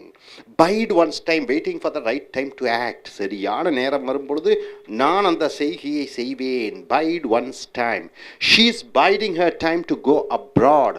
அவள் வெளிநாடு செல்வதற்காக சரியான நேரத்திற்காக அவள் காத்து கொண்டிருக்கிறாள். Bide one's time. அடுத்ததாக டைம் வில் டெல். நேர காலம் சொல்லும். Time will tell. we will get the details now or later. இப்பொழுது அல்லது கொஞ்ச காலத்திற்கு பிறகு சரியான தகவல்கள் வரும். Time will tell. நேரங்காலம் வரும்பொழுது அனைத்தும் தெரிந்துவிடும், விஷயங்கள் தெரிந்துவிடும். Time will tell whether India will be a super power or not. நேர காலம்தான் சொல்லும் எதிர்காலத்திலே இந்தியா ஒரு வலிமையான ஒரு பொருளாதார நாடாகுமா இல்லையா. Time will tell. நேர காலம்தான் சொல்லும். Time is money. நேரம்தான் பணம். காலம் பொன் போன்றது என்று சொல்கிறோம் அல்லவா. One cannot waste the time. Time is precious. ஒருவர் நேர காலத்தை வேஸ்ட் பண்ண முடியாது. அந்த நேரம் பொன்னானது, ப்ரெஷியஸ். Time is money. நேரம் காலம்தான் பணம் போன்றது. Let us start working. நாம் வேலை செய்ய ஆரம்பிப்போம். Kill time. நேரத்தை கொன்று விடுதல் என்று சொல்லும் பொழுது வேஸ்ட் த டைம், நேரத்தை வீணாக்குவது. I am killing my time by வாட்சிங் டெலிவிஷன். டெலிவிஷன் பார்ப்பதன் மூலமாக என்னுடைய கால நேரத்தை நான் வீணாக்கி கொண்டிருக்கிறேன். Take one time. ஒருவர் அவருடைய நேரத்தை எடுத்துக்கொள்ளுதல், மெதுவாக ஒரு காரியத்தை செய்தல். Take one's time. Somebody taking the time to decide on something. ஏதோ ஒன்று முடிவு செய்வதற்காக ஒருவர் கொஞ்சம் நேரம் எடுத்துக்கொள்ளுதல், கொஞ்சம் காலம் எடுத்துக்கொள்ளுதல், அதான் டைம். டேக் ஒன்ஸ் டைம் என்று சொல்கிறோம். She took a time to join the college. அவள் கல்லூரியில் சேருவதற்காக பொறுமையாக காத்து கொண்டிருந்தாள். ஸோ நண்பர்களே, ஃபார் த டைம் பீயிங் என்றால் தற்காலிகமாக, ஃபார் டைம் டு டைம் என்றால் என்ன, குறிப்பிட்ட காலத்திலிருந்து குறிப்பிட்ட காலம் வரை. பைட் ஒன்ஸ் டைம் என்றால் சரியான நேரத்திற்காக காத்து கொண்டிருத்தல். டைம் வில் டெல் என்றால் நேர காலம் சொல்லும், அதற்காக இப்பொழுது அல்லது பிற்பாடு அந்த நேர காலம் வரும். Time is money. நேரம் பொன் போன்றது. Kill time. நேரத்தை வீணாக்குவது. டேக் ஒன்ஸ் டைம் என்று சொல்லும் பொழுது ஒருவர் ஒரு நேரத்தை, காலத்தை எடுத்துக்கொள்கிறார் சரியான முடிவெடுப்பதற்காக. அடுத்தது டிப்பு. டிப் என்றால் என்ன? டிப் ஆஃப் என்று சொல்லும் பொழுது the information which is secret is told. ரகசியமான ஒரு விஷயம், அந்த ரகசிய விஷயங்களை மற்றவர்களிடம் சொல்லுவதை டிப் ஆஃப் என்று சொல்கிறோம். The gang member. அந்த கூட்டன், கொல்லக்கூட்டத்தில் இருக்கக்கூடிய ஒருவன், the gang member, tipped off the plans. அந்த ரகசியங்களை சொன்னான். To the police. போலீஸிடம் ரகசியத்தை சொல்லிவிட்டான். ஸோ டிப் ஆஃப் என்றால் ரகசியங்களை வெளியே சொல்லுவது. அடுத்தது டிப். டிப் என்றால் சேவைக்கு இனாமாக, சந்தோஷப்படுத்துவதற்காக கொடுக்கக்கூடிய ஒரு பணம். Tip. We gave a tip to the server for his service. Server என்றால் என்ன? பணிவிடை செய்யக்கூடியவர்கள், சாப்பாடை எடுத்து பரிமாறக்கூடியவர்களுக்கு நாங்கள் ஹோட்டலிலே கொஞ்சம் காசு கொடுத்தோம், அதை டிப் என்று சொல்கிறோம். We give a tip to the server for his service. ஒரு சேவகன் அவன் சேவைக்காக நாங்கள் கொஞ்சம் பணமை பரிசாக, அன்பளிப்பாக கொடுத்தோம். Tip of the iceberg. Iceberg என்றால் என்ன? பெரிய பனிக்கட்டி. டிப்புனா என்ன? அதனுடைய மூளை. அப்போ ஒரு ஓரத்தில் தான் தெரிகிறது, அதற்கு பின்னாடி மலை போன்று பனிக்கட்டி இருக்கிறது என்று சொல்லும் பொழுது தே எக்ஸ்போஸ்டு. வெளிப்பட்ட மேட்டர், தகவல் ஸ்மால். நமக்கு தெரிந்த தகவல் சிறிதாக இருக்கிறது. But there are lot of things to come. ஆனால் இன்னும் நிறைய விஷயங்கள் ரகசியமாக ஒளித்து வைக்கப்பட்டிருக்கிறது. So tip of the iceberg என்றால் ஒரு சில விஷயங்கள் தான் தெரியும், ஆனால் பின்னாடி நிறைய விஷயங்கள் இருக்கிறது. 2G spectrum corruption. 2G spectrum என்றால் என்ன? அரசாங்கத்தினுடைய அலைவரிசை சொத்தை தனியாருக்கு விற்பதன் மூலமாக சில அரசியல்வாதிகள் லஞ்சம் பெற்றார்கள். அது 1,76,00,000 1000 கோடி என்று சொல்கிறோம். Is only a tip of the iceberg என்றால் என்ன? அது ஒரு சிறு விஷயம்தான், இன்னும் ஏகப்பட்ட லஞ்சங்கள் இருக்கிறது. So tip of the iceberg என்றால் வெளியே தெரிந்த விஷயம் கொஞ்சம் தான், இன்னும் நிறைய விஷயங்கள் இருக்கிறது. டிப் டாப், ரொம்ப பிரமாதம், இருப்பதிலேயே சிறந்த. The college campus is a tip of campus. எங்கள் கல்லூரி வளாகம் இருப்பதிலேயே சிறந்த வளாகம். டிப் த ஸ்கேல்ஸ் என்றால் என்ன? அது தன்னுடைய மிக அதிக வலிமையை பெற்றது. ஹேவிங் எ கிரேட் எஃபெக்ட், மிகப்பெரிய பாதிப்பை உண்டாக்கியது என்று சொல்லும் பொழுது டிப் த ஸ்கேல்ஸ் என்று சொல்கிறோம்.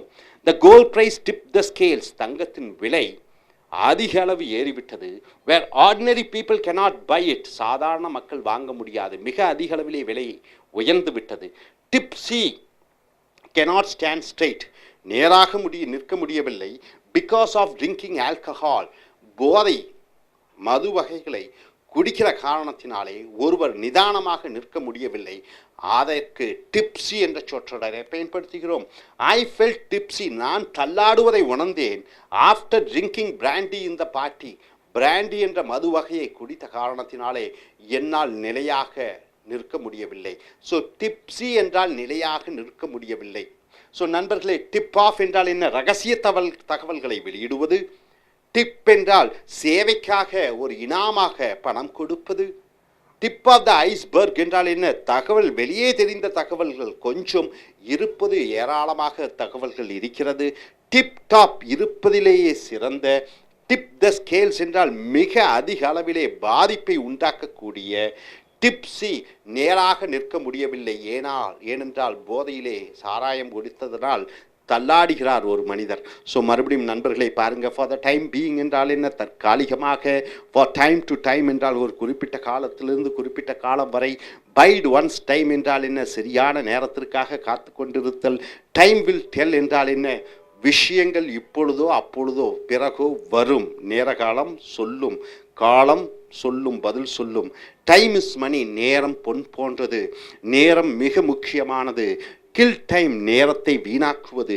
டேக் ஒன்ஸ் டைம் என்றால் ஒன்று முடிவு செய்வதற்காக ஒருவர் கால நேரத்தை எடுத்துக்கொள்வது. அடுத்ததாக டிப் ஆஃப், தகவல்களை ரகசிய தகவல்களை வெளியிடுவது. டிப் சேவைக்கு பணம் கொடுத்தல். டிப் ஆஃப் த ஐஸ்பர்க், வெளியே தெரிந்த தகவல்கள் கொஞ்சம் தான், இன்னும் நிறைய தகவல்கள் இருக்கிறது. டிப் டாப் இருப்பதிலேயே சிறந்த. டிப் த ஸ்கேல்ஸ், மிகப்பெரிய அதிக பாதிப்புகளை உண்டாக்கக்கூடிய.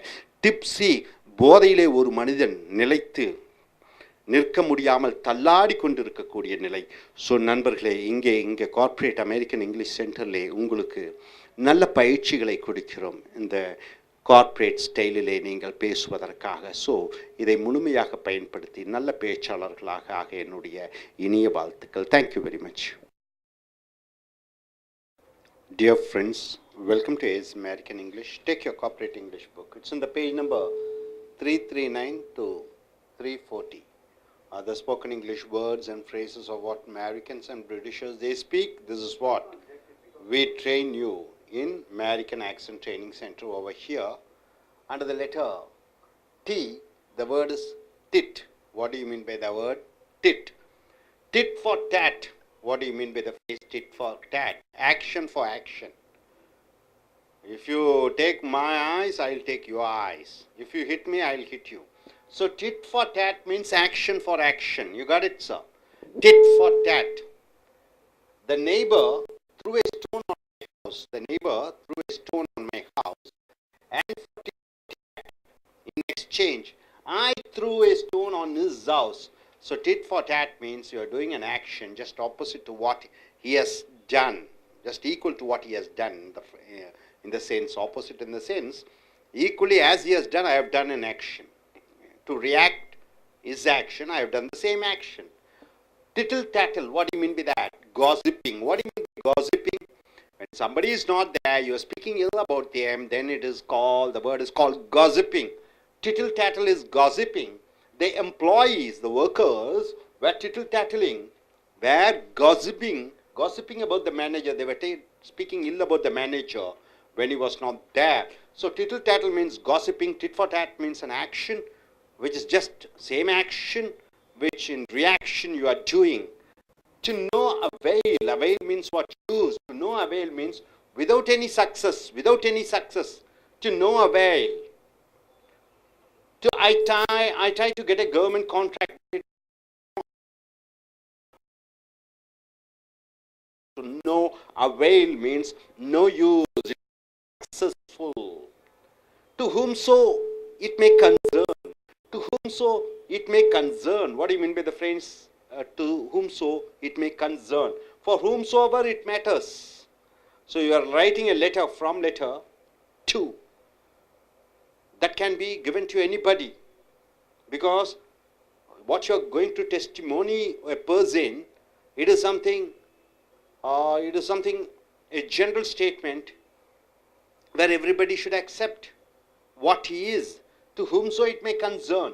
The manager gave me an experience certificate. The manager of my company, when I left the company, when I was leaving the company, he gave me an experience certificate which addressed to whomso it may concern. It is addressed as what? To whomso it may concern. So whoever reads it, whoever comes through it. So next is to a phrasal. What do you mean by the phrase to a phrasal? It means a spoiled or in a breakdown condition, something which is about to break down, something which is about to get collapsed. So then you are using the phrase to a phrasal. He drives his car to a phrasal means what? He drives in such a way the car is going to break down at any time. He drives the car in such a way that the car is going to break down, get repaired at any time. So to a phrasal means something which is about to break down, something which is about to fail, something which is about to get repaired. To the victor belongs the spoil. See, victor. What do you mean by victor? Anybody who is getting a victory is called victor. Spoils means what? All the damaged things. So spoils is the loser, victor is the winner. To the winner belongs to the loser. So to the victor belongs the spoils means the winner has the power over the defeated. The winner has the power over the persons who got defeated. So my dear friend, once again I am coming here, tit for tat. What do you mean by tit for tat? Tit for tat means an action which is in opposite to one action. The reaction is equal to the action. So tit for tat, something you do for what others have done to you, the same thing. Tittle tattle, gossiping, you are speaking bad about others when they are not there. To no avail means to no use, is not going to be successful. To whomso it may concern means whomever comes through it, whomever reads it. This is the matter, a general statement. To whom, next to a phrasal means something which is going to get breakdown, something is going to get repaired. To the victor belongs to the spoils means the victor, the defeated, is under the control of the victor. Now coming here once again, to victor belongs the spoils. Cannot be applied in the modern world. In the modern world, you cannot apply. A country is waging a war on another country. All the defeated person doesn't belong to the victorious country, because we have human rights, we have United Nations organization, we have all type of international bodies to see through that. It should be, the war should be in accordance, in need. When United Nations passes a majority, only then you can go in for a war. After that, all those things should be adhered. So, toe, what do you mean by the toe? This is the finger, leg finger, you know, that toes. Okay, here coming here, toe the line. What do you mean by the phrase toe the line? It simply means anyone who carry on his responsibilities and duties perfectly. Anybody who does his duties, his responsibilities in perfect manner, then you use the phrase toe the line. Toe the line means what? Follow accordingly. Follow directly according to the rules and regulations. The headmaster wanted his students. The headmaster wanted his students to toe the line and study means what? To follow, to take respect, to take responsibilities and do their work. So, toe the line means follow, adhere to the responsibilities. On one's toes means, or keep on one's toes means, mentally and physically, one is ready and be careful. On one's toes or keep on one's toes means you are very watchful, you are very careful, you are prepared. So once you are prepared, once you have the carefulness, once you are ready for something, then you are using the phrase on one's toes or keep on one's toes. To succeed in written exams, group discussion and interview, one should be on his toes means what? One should be very well prepared. If you're not in preparation, you're going to meet a failure. You're not going to be selected. So, on his toes means you should be well prepared for something. Step on one's toes means making others angry. You step on others' toes means you are making the other person to get angry. Don't step on others' toes and create problems in the office. So, don't make others to get angry towards you and disturb the climate in the office. So, don't step on others' toes means don't make other person angry by your misbehaviors. Toe to toe, what do you mean by that? Toe to toe means very close race. The competition is very close. Very close competition, then you are using the phrase toe to toe. I and my friend were toe to toe, were very close till the interview, but finally he was selected. So I and my friend both were almost in the same race. We are maintaining the same speed. Both of our performance was same up to the point of interview. After the interview, he was selected and I wasn't selected. So what do you mean by that? So toe to toe means equal in the competition, equal in the race. So my dear friends, once again I come here. Toe the line means what? Anyone who carry on their responsibilities perfectly. So toe the line means you follow certain rules and regulations perfectly and do the work. On one's toes or keep on one's toes means one is well prepared for some action. Step on one's toes means you are making the other person to get angry. And toe to toe means very close in the competition, very close in the race. And coming here once again, tit for tat, action for action. Tittle tattle, gossiping. To no avail, to no use is not going to be successful. To whomso it may concern. So whomever the person who is going to read it or go through this, it is for them. It is a general statement. To a phrasal means it is in a breakdown condition. It's going to get breakdown in a breakdown condition. Going to be in a breakdown condition. To the victor belongs to the spoils means all the defeated things and persons belong to the victorious persons. Next coming to toe the line means anyone who carry the responsibilities with full respect. And coming here, on one's toes or keep on one's toes means one is getting ready for some action. Step on one's toes means make other person angry. Toe to toe means it's a very close competition. Hope you're able to understand all these phrases. Are you sure? Okay. நண்பர்களே, உங்களுடைய corporate ஆங்கில புஸ்தகத்தை எடுத்துக்கொள்ளுங்கள். பக்கம் 339 340 வரைக்கும் அமெரிக்கர்களைப் போன்றும் பிரிட்டிஷர்களைப் போன்றும் பேசக்கூடிய இந்த ஆங்கில சொற்றொடர்களை பார்க்கிறீர்கள். இங்கே அமெரிக்கன் ஸ்போக்கன் இங்கிலீஷில் நீங்கள் தாய்மொழியை ஆங்கிலமாக கொண்டு இருக்கக்கூடியவர்கள் பேசுவது போன்ற ஒரு கடுமையான ஒரு திறமையான நல்ல பயிற்சியை வழங்கி கொண்டிருக்கிறோம். எழுத்து டி, வார்த்தை டிட்டு. டிட்டு என்றால் என்ன? Did for date. அப்படி என்றால் கண்ணுக்கு கண்ணு, அடிக்கு அடி, உதைக்கு உதை, மரியாதை கொடுத்தால் மரியாதை. அப்படியாக டிட் ஃபார் டேட் என்றால் ஆக்ஷன் ஃபார் ஆக்ஷன். என்ன செய்கிறாயோ அதற்கு அதே மாதிரி தான் நானும் செய்வேன் என்று சொல்வது did for date. The neighbor threw a stone on my house. என் பக்கத்து வீட்டுக்காரர் என் வீட்டு மேல் கல்லை எறிந்தார். And for tit for tat என்றால் அதற்கு பதிலடியாக, பதிலுக்கு பதிலாக I threw a stone on his house. அவன் வீட்டின் மேல் நான் கல்லை எறிந்தேன். So tit for tat என்றால் பதிலுக்கு பதில், அடிக்கு அடி, உதைக்கு உதை, சரிசமகமாக ஒரு செய்கையை மற்றவர்கள் செய்தார்கள் என்பதற்காக நீ ஒரு காரியத்தை செய்வதை tit for tat என்ற சொற்றொடர் மூலமாக பயன்படுத்துகிறோம். அடுத்தது டிட்டில் டேட்டில் என்றால் காசிப்பிங். காசிப்பிங் என்றால் என்ன? புறம் கூறுதல். ஒருவர் இல்லாத பொழுது அவரை பற்றி தவறாக பேசுவது காசிப்பிங் என்று சொல்வார்கள். டிட்டில் டேட்டில் என்றால் காசிப்பிங். ஒருவர் இல்லாத போது மற்றவர்களை பற்றி அவர்களை பற்றி தவறாக பேசுவது. த எம்ப்ளாயீஸ் என்றால் என்ன? வேலைக்காரர்கள். டிட்டில் டேட்டிங், டிட்டில் டேட்லிங் என்று வர வேண்டும். டேட்லிங். அப்போ வேலைக்காரர்கள் இங்கே குறை கூறிக்கொண்டிருக்கிறார்கள், தவறாக பேசிக்கொண்டிருக்கிறார்கள். எபவுட் த மேனேஜர் என்றால் மேலாளரை பற்றி தவறாக பேசிக்கொண்டிருக்கிறார்கள் அவர்கள் இல்லாத பொழுது. ஸோ டிட்டில் டேட்டில் என்றால் காசிப்பிங். அடுத்தது டு நோ அவைல். அவைல் என்றால் என்ன? அவைலபிள்னு சொல்லுவோம், இருக்கிறது. நோ அவைல் என்றால் என்ன? அது எந்த விதமான வெற்றியையும் கொடுக்காது, எந்த விதமான லாபமும் கொடுக்காது.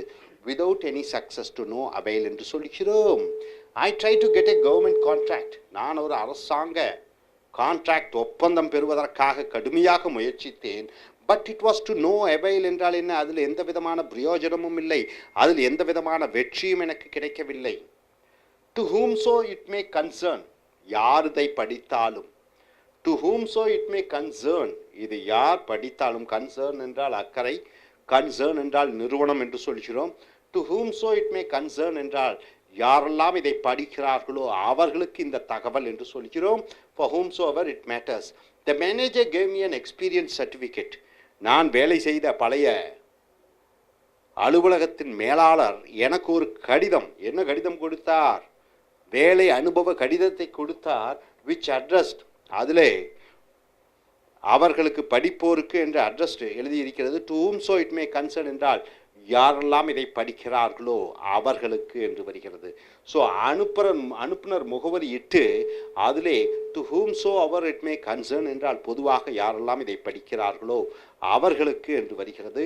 டு a phrasal என்றால் spoil or in a break down condition. break down condition என்றால் என்ன? அது உடைந்து விடப் போகிறது, அது அழிந்து விடப் போகிறது, இதுடன் அதனுடைய ஆயுசு முடிந்து விடுகிறது என்று சொல்லும் பொழுது டு a phrasal என்று சொல்கிறோம். he drives his car to a phrasal என்றால் அவன் அவ்வளவு வேகமாக காரை ஓட்டுகிறான். எந்த வகையிலே என்று பார்க்கும் பொழுது கார் உடைந்து விடும் அளவுக்கு, காரினுடைய என்ஜின் நின்று விடும் அளவுக்கு மிக அதிகமாக மிக வேகமாக கண்டபடி ஓட்டுகிறான். டு a phrasal என்றால் ஒன்றினுடைய தன்மை முடிவர வரைக்கும். To the Victor belongs the spoils. Victor என்றால் என்ன? வெற்றி பெறுபவன். ஸ்பாயில்ஸ் என்றால் தோற்கடிக்கப்பட்டவர்கள்.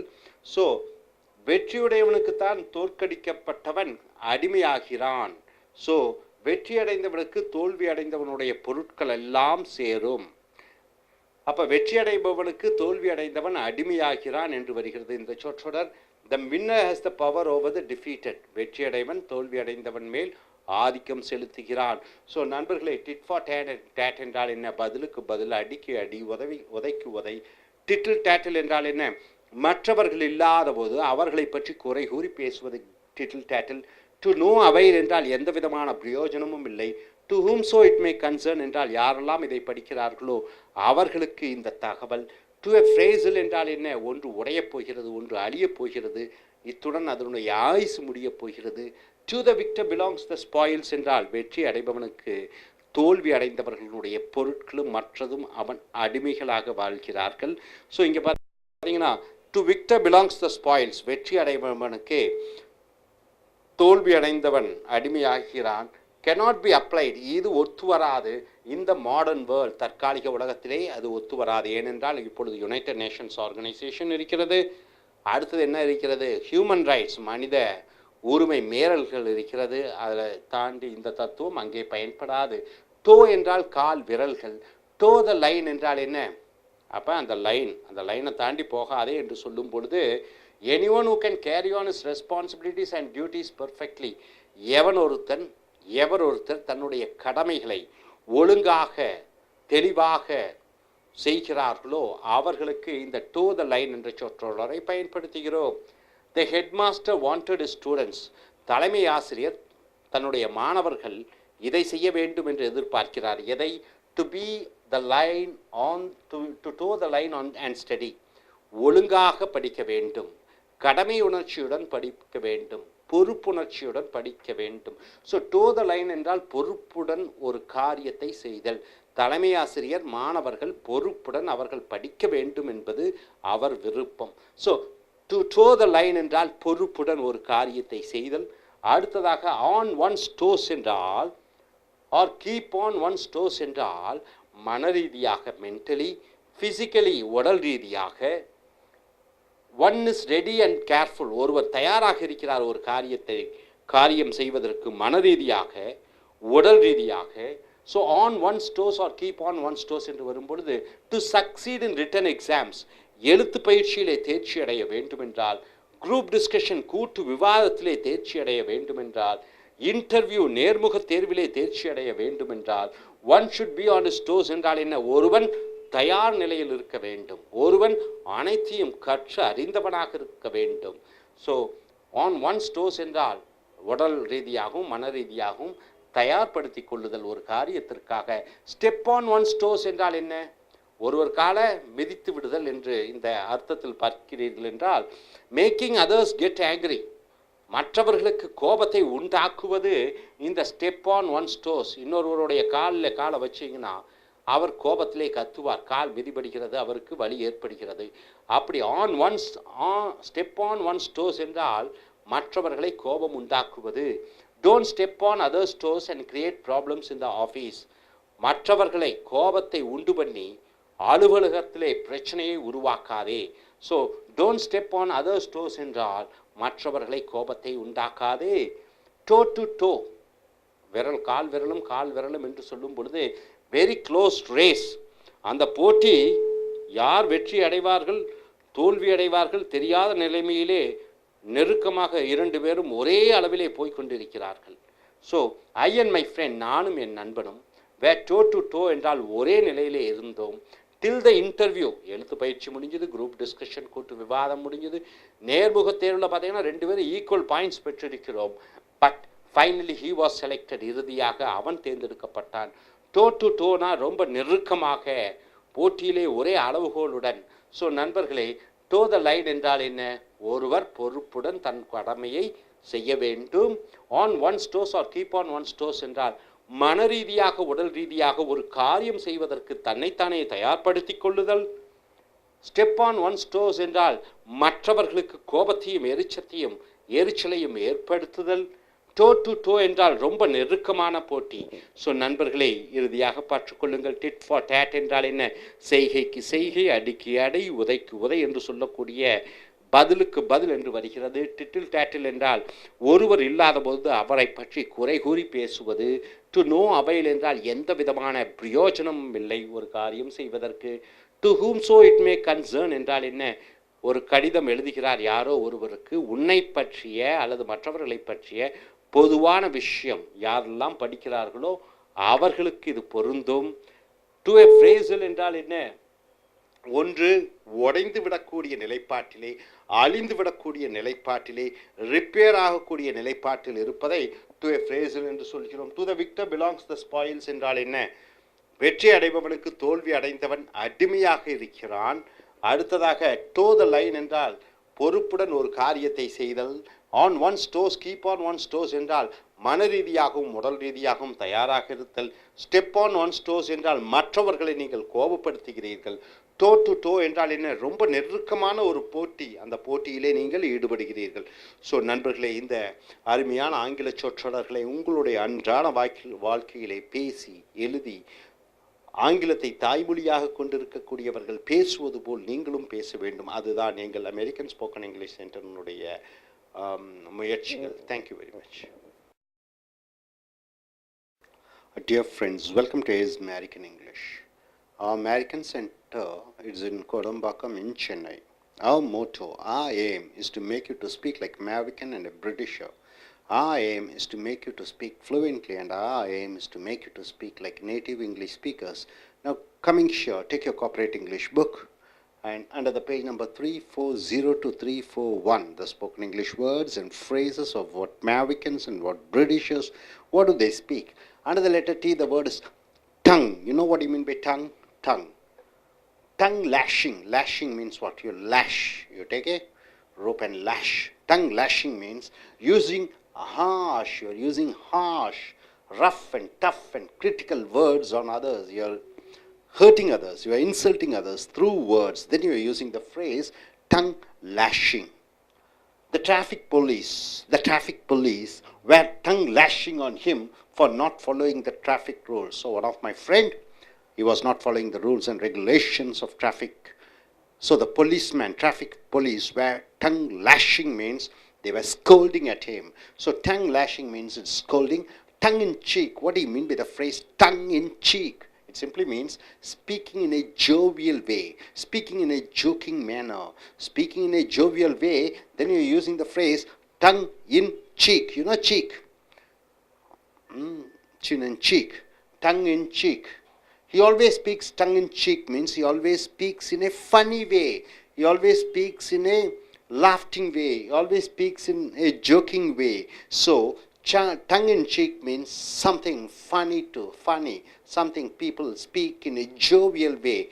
then you're using the phrase tongue in cheek. Coming here, in everyone's tongue, on everyone's tongue, on everyone's tongue means everybody speaks about the same thing.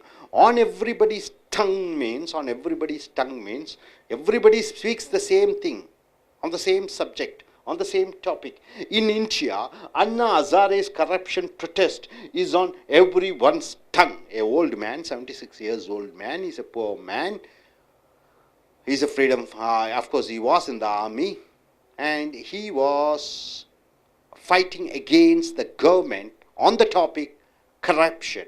So the corruption fight against the government by Anna Hazare was on everyone's tongue means everybody was speaking about that, on everyone's tongue.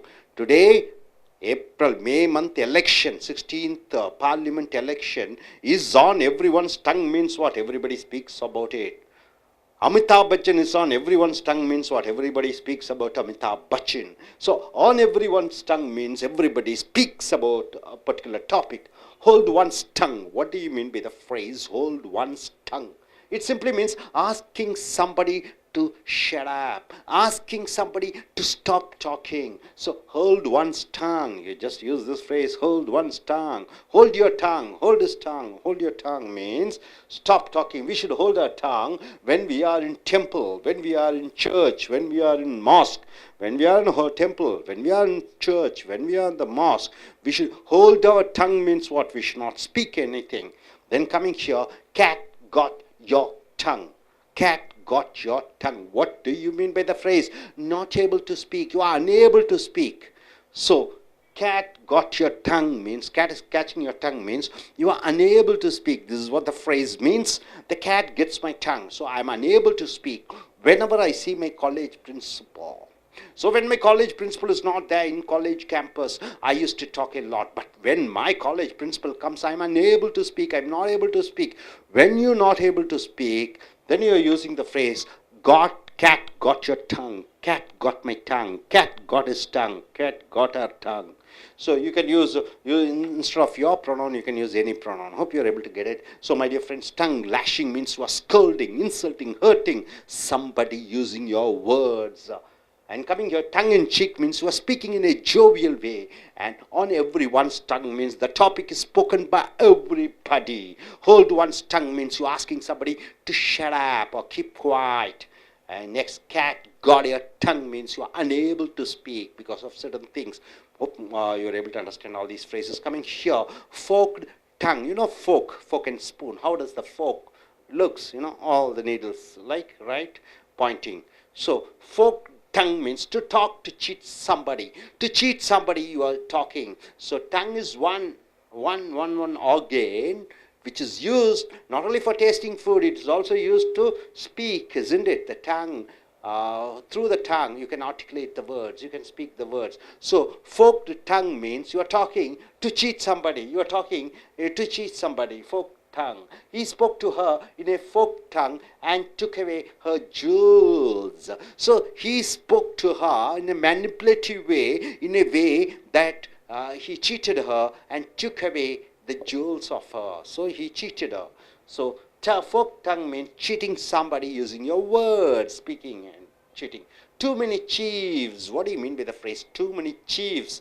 Chiefs is usually meant to be, what is the meaning of chiefs? Heads, the commanders, the managers, chiefs. So too many chiefs means too many managers or heads without much workers. Too many chiefs means a lot of managers, a lot of people who are dictating, a lot of people setting terms and conditions. So too many chiefs means also a lot of heads are there but not a lot of workers are there. See here, there are too many staff in the school than the students. Usually students will be more, the staff will be less. Here, the staff are more and the students are less. So too many chiefs mean a lot of heads. Toot one's on means talking about one's success proudly. Somebody speaks about themselves in a snobbishness, or you can call it as pride. So speaking about somebody in a high way, then you use the phrase toot one's horn, horn. Here, he never toots his horns means he never speaks about himself. Toot one's horn means speaking about himself. Here, this gentleman never speaks about himself alone. He never toots his horns. And coming here, top notch, or top of the line means the best quality. Top notch or top of the line means the best quality. Sony company produces some of the top of the line products. So Sony company produces the best products. So top notch, the best. Top of the line, the best. Next coming here, blow one's top. Blow one's top. You are making somebody to get angry. Make one to get angry. Lose one's temper. You are making somebody to lose their temper. You are making them to get angry. Then you are using the phrase blow one's top. The principal blew his top. He became angry. The principal blew his top at the students. He became angry at the students. He became angry at the students. So blow one's top means getting angry. And coming here, yell at the top of one's lungs. Yell means what? Shout. Yell means what? Shouting. Yell, yell means to shout. So yell at the top of one's lungs means what? You're shouting to the extreme. Yell at one's lungs, at the top of one's lungs means to shout loudly. The cricket fans yelled at the top of their lungs. So the cricket fans shouted in their full voice or full volume when Tendulkar hit a century. When Tendulkar hit a century, the fans yelled at the top of their lungs means they shouted to the maximum. So my dear friends, folk tongue means what do you mean by that? Folk tongue means you are speaking in such a way you want to cheat somebody. Your manipulative talk which you are giving to cheat somebody. Too many chiefs means too much heads but not much of followers. And coming here, toot one's horn means talking about their success only. And coming here, top notch or top of the line means the best quality. And blow one's top means making the other person to get angry. You are getting angry. You are blowing your own top. Yell at the top of one's lungs means you are shouting at the maximum of your sound. So my dear friends, once again we are seeing tongue lashing means what? You are shouting, insulting, hurting others through your words. Tongue lashing. And tongue in cheek means you are speaking in such a way you want to make fun of somebody. You want to make in a jovial way you are speaking. And coming here, in everyone's tongue means what? The topic is discussed and spoken by everybody. And hold one's tongue means asking somebody to keep quiet, asking somebody to shut up their mouth. Cat got your tongue means a person is unable to speak because of some reasons. And coming here, folk tongue means you are speaking in such a way, you are using the words to cheat and manipulate others. Too many chiefs means too many heads are there but less followers. Toot one's horn means talking about their success proudly. A person speaking about his success very proudly. Top notch or top of the line means the best quality. And blow one's top means making one to get angry. And yell at the top of one's lungs means you are shouting to the maximum. You are shouting with the full power of your lungs. Hope you are able to understand all these phrases. Now I request one gentleman to come forward. Why don't you come forward, man?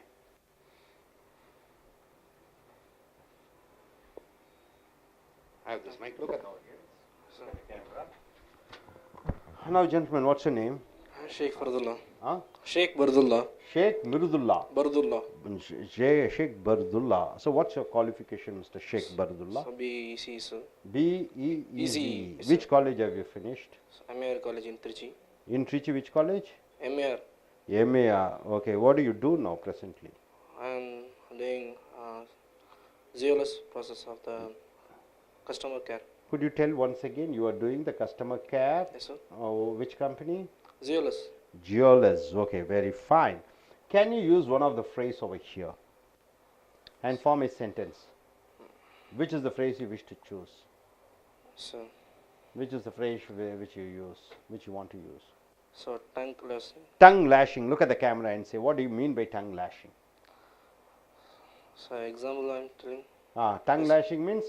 Tongue lashing means it's a force of the speaking. Okay, you are shouting and speaking yes. at somebody to get angry. Yes. Okay, how do you form a sentence using tongue lashing? So, example one, my father tongue lashed at me.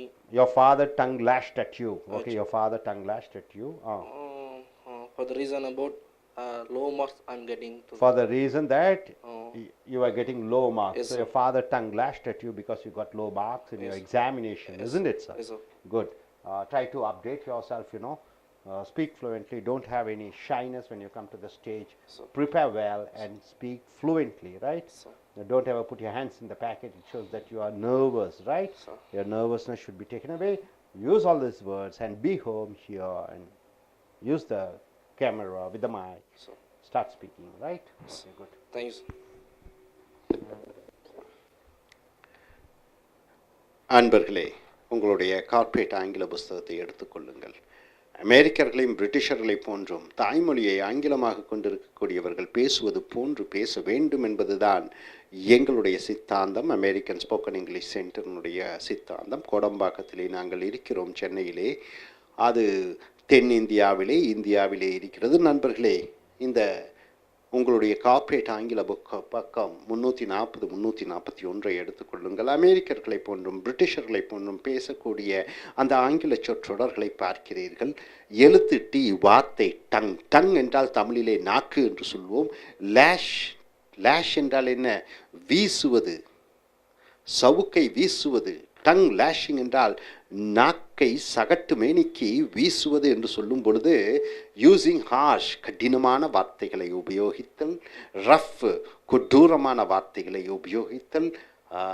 Tough, கடினமான. And critical words on others,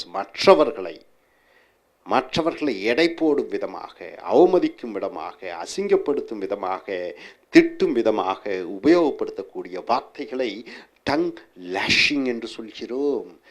இந்த traffic police, போக்குவரத்து போலீஸார் tongue lashing. அவர்கள் திட்டிக் கொண்டிருந்தார்கள், அசிங்கமாக பேசிக்கொண்டிருந்தார்கள், அவமானமாக பேசிக்கொண்டிருந்தார்கள். On name, அவனிடம், for not following the traffic rules, போக்குவரத்து சட்ட திட்டங்களை ஒருவன் பின்பற்றவில்லை என்று அவனை பார்த்து போலீஸ் திட்டினார்கள், அவமானப்படுத்தி கொண்டிருந்தார்கள். Tongue in seek. சீக் என்றால் கன்னங்கள், டங் நாக்கு. நாக்கு கன்னத்துக்கு சென்று விடுகிறது என்று சொல்லும் பொழுது டங் இன் சீக் என்றால் speaking in a joking manner, தமாசாக பேசுவது, நகைச்சுவையுடன் பேசுவது, இன்பமாக மற்றவர்களை கேலி கிண்டல் செய்து சந்தோஷமாக பேசுவதை டங் இன் சீக் என்ற சொற்றொடர் மூலமாக பயன்படுத்துகிறோம். ஹி ஆல்வேஸ் ஸ்பீக்ஸ், அவன் எப்பொழுதும் பேசுகிறான். டங் இன் சீக் என்றால் என்ன? நகைச்சுவை ரீதியாக பேசுகிறான். ஆன் எவ்ரி ஒன்ஸ் டங் என்றால் என்ன? அனைவருடைய நாக்கிலும் என்று வருகிறது. அனைவருடைய நாக்கிலும் என்று சொல்லும் பொழுது everybody speaks about the same thing. ஒரு விஷயத்தை அனைவரும் பேசிக்கொண்டிருக்கிறார்கள் என்று சொல்லும் பொழுது இன் எவ்ரி ஒன்ஸ் டங் என்றால் அனைவருடைய நாக்கிலும் இருக்கிறது என்று சொல்கிறோம். இன் இந்தியா, இந்தியாவிலே அண்ணா ஹசாரேஸ் கரப்ஷன் ப்ரொட்டஸ்ட். அண்ணா ஹசாரே என்று சொல்லக்கூடிய வயதான முன்னாள் இராணுவ வீரர், 76 வயது. அவர் லஞ்சத்துக்கு எதிராக மிகப்பெரிய போராட்டம் செய்து கொண்டிருக்கிறார். அவருடைய போராட்டத்தை பற்றி இந்தியாவில் உள்ள அனைத்து மக்களும் பேசிக்கொண்டிருக்கிறார்கள். Is in everyone's tongue என்றால் என்ன? அவருடைய போராட்டத்தை பற்றித்தான் இந்தியாவில் உள்ள அனைத்து மக்களும் பேசிக்கொண்டிருக்கிறார்கள். அனைவரும் ஒரே தகவலை பற்றி பேசிக்கொண்டிருக்கும் பொழுது இன் எவ்ரி ஒன்ஸ் டங் என்ற சொற்றொடரை பயன்படுத்துகிறோம். அடுத்ததாக ஹோல்ட் ஒன்ஸ் டங், நாக்கை அடக்கு. நாக்கை அடக்கு என்று சொல்லும் பொழுது asking somebody to stop talking, ஒருவரை பேசாதே, அமைதியாக இரு, வாயை அடக்கு என்று சொல்லும் பொழுது ஹோல்ட் ஒன்ஸ் டங் என்ற சொற்றொடரை பயன்படுத்துகிறோம். உதாரணத்துக்கு we should hold our tongue, நாம் நம் நாவை அடக்கி பேச வேண்டும். when we are in temple, கோயிலில் இருக்கும் பொழுது வாய் பேசக்கூடாது. சர்ச்சில் இருக்கும் பொழுது வாய் பேசக்கூடாது. மாஸ்க், மசூதியில் இருக்கும் பொழுது வாய் பேசக்கூடாது. ஹோல்ட் ஒன்ஸ் டங் என்றால் வாயை அடக்குவது, பேசாமல் இருப்பது. அடுத்தது கேட் காட் யுவர் டங், நாக்க பூனை கவ்வி விட்டது என்று அர்த்தம். இதனுடைய அர்த்தம் என்னவென்றால் நாட் ஏபிள் டு ஸ்பீக், பேச இயலவில்லை, பேச முடியவில்லை, பேச வரவில்லை என்று சொல்லும் பொழுது கேட் காட் யர் டங் என்ற சொற்றொடரை பயன்படுத்துகிறோம். உதாரணத்துக்கு கேட் கெட்ஸ் மை டங், என்னால் பேச இயலவில்லை, முடியவில்லை. whenever I see my college principal, எப்பொழுதெல்லாம் என்னுடைய கல்லூரி முதல்வரை பார்க்கிறேனோ அப்பொழுதெல்லாம் என் நாவு பேச முடியாமல் ஆகிவிடுகிறது, என்னால் பேச முடியவில்லை. ஸோ நண்பர்களே, டங் லேஷிங் என்றால் என்ன? மற்றவர்களை திட்டுவது, ஏசுவது, அதை டங் லேஷிங் என்று சொல்கிறோம். அடுத்ததாக டங் இன் சீக் என்றால் நகைச்சுவையுடன் பேசுவது. இன் எவ்ரி ஒன்ஸ் டங் என்றால் என்ன? அனைவரும் பேசக்கூடிய ஒரு விஷயம். ஹோல்ட் ஒன்ஸ் டங் என்றால் என்ன? மற்றவர்களை பார்த்து பேசாதே, வாயை அடக்கி இரு என்று சொல்லும் பொழுது hold one's tongue. Cat got your tongue என்றால் என்ன? ஏதோ ஒரு காரணத்தினாலே பேச இயலாமல், பேச முடியவில்லை என்று சொல்லும் பொழுது கேட் காட் யோர் டங். இந்த யோருங்கிற இடத்துல நீங்கள் மை இஸ் ஹர்னு எந்த பிரதிபெய சொற்கள் வேண்டுமானாலும் உபயோகப்படுத்திக் கொள்ளலாம். அடுத்ததாக ஃபோக்டு டங். ஃபோக்டு என்றால் என்ன? ஃபோக் அண்ட் ஸ்பூன் என்று சொல்லுவோம். ஐரோப்பிய வகையிலே உணவு சாப்பிடும் பொழுது ஸ்பூனையும் ஃபோர்க்கையும் ஐரோப்பிய ஸ்டைலிலே சாப்பிடுவார்கள், இந்திய ஸ்டைலிலே கையால் சாப்பிடுவார்கள். இந்த ஃபோக்டு என்றால் முள்கரண்டி என்று சொல்கிறோம். அதை வைத்துத்தான் அசைவ சாப்பாடுகளை, கெட்டியான சாப்பாடுகளை குத்தி சாப்பிடுவோம். ஸோ ஃபோக்டு டங் என்றால் என்ன? முள்கரண்டி நாக்கு என்று சொல்லும் பொழுது to talk to cheat somebody, ஒருவரை ஏமாற்றும் விதமாக பேசுவதை ஃபோக்டு டங் என்ற சொற்றொடர் மூலமாக பயன்படுத்துகிறோம். ஈ ஸ்போக் டு ஹர், அவன் அவளிடம் பேசினான். எப்படி பேசினான்? ஃபோக்டு டங், ஏமாற்றும் விதமாக பேசி. And took away her jewels, அவளுடைய நகைகளை எல்லாம் திருடி சென்று விட்டான். ஸோ ஃபோக்டு டங் என்றால் ஏமாற்றும் விதமாக பேசுவது. அடுத்ததாக டூ மெனி சீஃப்ஸ் என்றால் என்ன? தலைவர்கள் அதிகமாக இருக்கிறார்கள். சீஃப் என்றால் என்ன? ஒரு கட்டளையிடக்கூடிய ஒரு தலைவர், சீஃப்ஸ். டூ மெனி சீஃப்ஸ் என்றால் என்ன? அங்கே தலைவர்கள் தான் அதிகமாக இருக்கிறார்கள். டூ மெனி மேனேஜர்ஸ், நிர்வாகம் செய்யக்கூடியவர்கள் அதிகமாக இருக்கிறார்கள். Or heads without much workers, தலைவர்கள் அதிகமாக இருக்கிறார்கள், வேலையாட்கள் யாருமில்லை, சேவகர்கள் யாருமில்லை, தொண்டர்கள் யாருமில்லை. ஸோ டூ மெனி சீஃப்ஸ் என்று சொல்லும் பொழுது there are too many staff in the school then the students, இந்த பள்ளியிலே அதிக ஆசிரியர்கள் இருக்கிறார்கள், மாணவர்கள் கம்மியாக இருக்கிறார்கள். ஸோ இந்த மாதிரி இடத்துல டூ மெனி சீஃப்ஸ் என்று சொல்லுகிறோம். அடுத்தது டூட் ஒன்ஸ் ஹார்ன். ஹார்ன் என்றால் என்ன? கொம்பு. கொம்பை சீவிக்கொண்டிருப்பது. டூட் என்றால் சீவிக்கொண்டிருப்பது. கொம்பை சீவிக்கொண்டிருப்பது என்பது என்ன அர்த்தம் என்று சொல்லும் பொழுது talking about one success proudly, எவன் ஒருவன் தன்னுடைய வெற்றியை பற்றி மிக பெருமையாக பேசிக்கொண்டிருக்கிறானோ அவனை டூட் ஒன்ஸ் ஹார்ன் என்ற சொற்றொடர் மூலமாக பயன்படுத்துகிறோம். உதாரணத்துக்கு he never dudes his horns என்றால் என்ன? அவன் தன்னை பற்றிய மிகையாக எப்பொழுதும் பேசுவதில்லை, அவன் தன்னை பற்றி பெருமையாக பேசிக்கொள்வதில்லை. ஸோ டூட் ஒன்ஸ் ஹார்ன், இந்த ஒன்ஸ் என்றால் அந்த இடத்துல பிரதிபெய சொல் ஏதாவது யூஸ் பண்ணிக்கலாம், இஸ் ஹர் எல்லாம். ஸோ டூட் ஒன்ஸ் ஹார்ன் என்றால் ஒருவன் தன்னை பற்றியே அல்லது இன்னொருவன் அவனை பற்றியே, இன்னொருத்தி அவளை பற்றியே பெருமையாக பேசிக்கொள்வதை டூட் ஒன்ஸ் ஹார்ன்ஸ் என்ற சொற்றொடர் மூலமாக பயன்படுத்துகிறோம். அடுத்தது டாப். டாப்னா உயர்ந்த, நாச் சிறந்த. ஸோ உயர்ந்த, சிறந்த, டாப் ஆஃப் த லைன்னா பெஸ்ட் குவாலிட்டி, இருப்பதிலேயே தரம் வாய்ந்த, இருப்பதிலேயே சிறந்த, அப்படி என்று சொல்லும் பொழுது டாப் நாச் அல்லது டாப் ஆஃப் த லைன் என்று சொல்கிறோம். Sony company producers. சோனி நிறுவனம் தயாரிக்கிறது some of the top of the line products என்றால் என்ன? சோனி நிறுவனம் இந்த தரம் வாய்ந்த பொருட்களை, சிறந்த தரம் வாய்ந்த பொருட்களை தயாரிக்கிறது.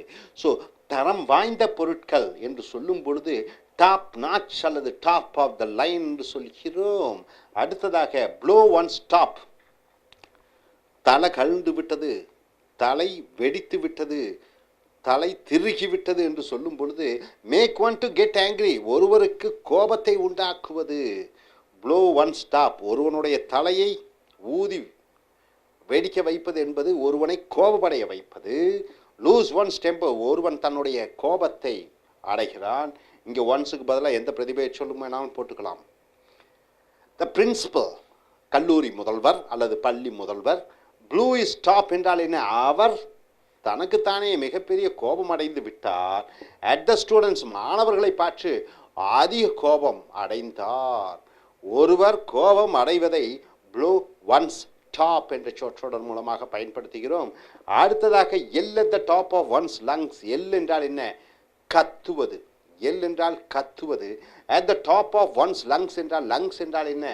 அந்த நுரையீரல். நுரையீரல் மூலமாகத்தான், அந்த காற்றின் மூலமாகத்தான் ஒருவன் அதிக ஒலி ஒடுக்கிறான். அந்த நுரையீரல் மூலமாக அதிக சத்தத்தை வெளிப்படுத்துகிறான். அது லங்ஸ். எல் என்றால் கத்துவது.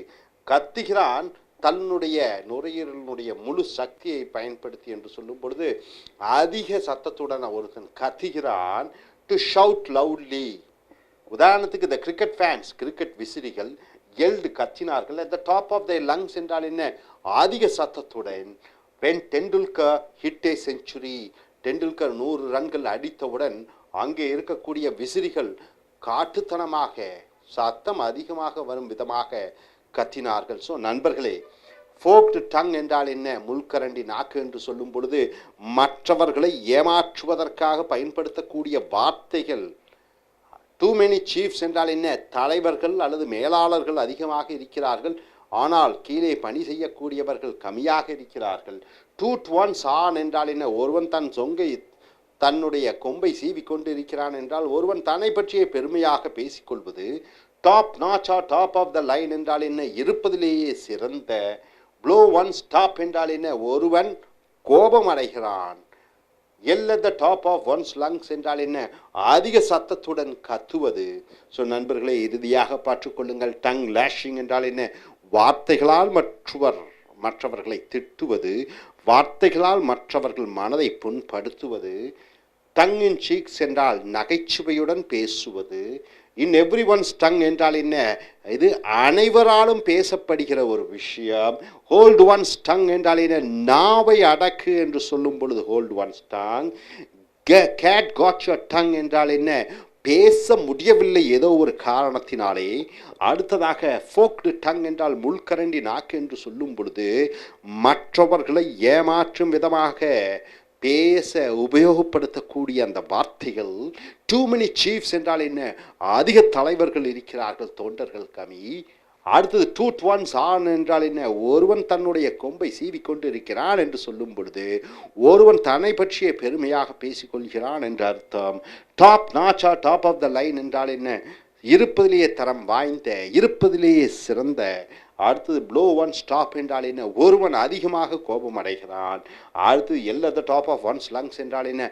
அதிக சத்தத்துடன் ஒருத்தன் கத்துவது. ஸோ நண்பர்களே, அருமையான இந்த ஆங்கில சொற்றொடர்களை உங்களுடைய அன்றாடும் பேச்சாங்கிலத்திலும் எழுத்தாங்கிலத்திலும் பயன்படுத்தி அமெரிக்கர்களைப் போன்றும் பிரிட்டிஷர்களைப் போன்றும் பேச எங்கள் நிறுவனம் கொடுக்கக்கூடிய பயிற்சியை பின்பற்றி சிறந்த பேச்சாளர்களாக, எழுத்தாளர்களாக ஆக என்னுடைய இனிய வாழ்த்துக்கள். Thank you very much.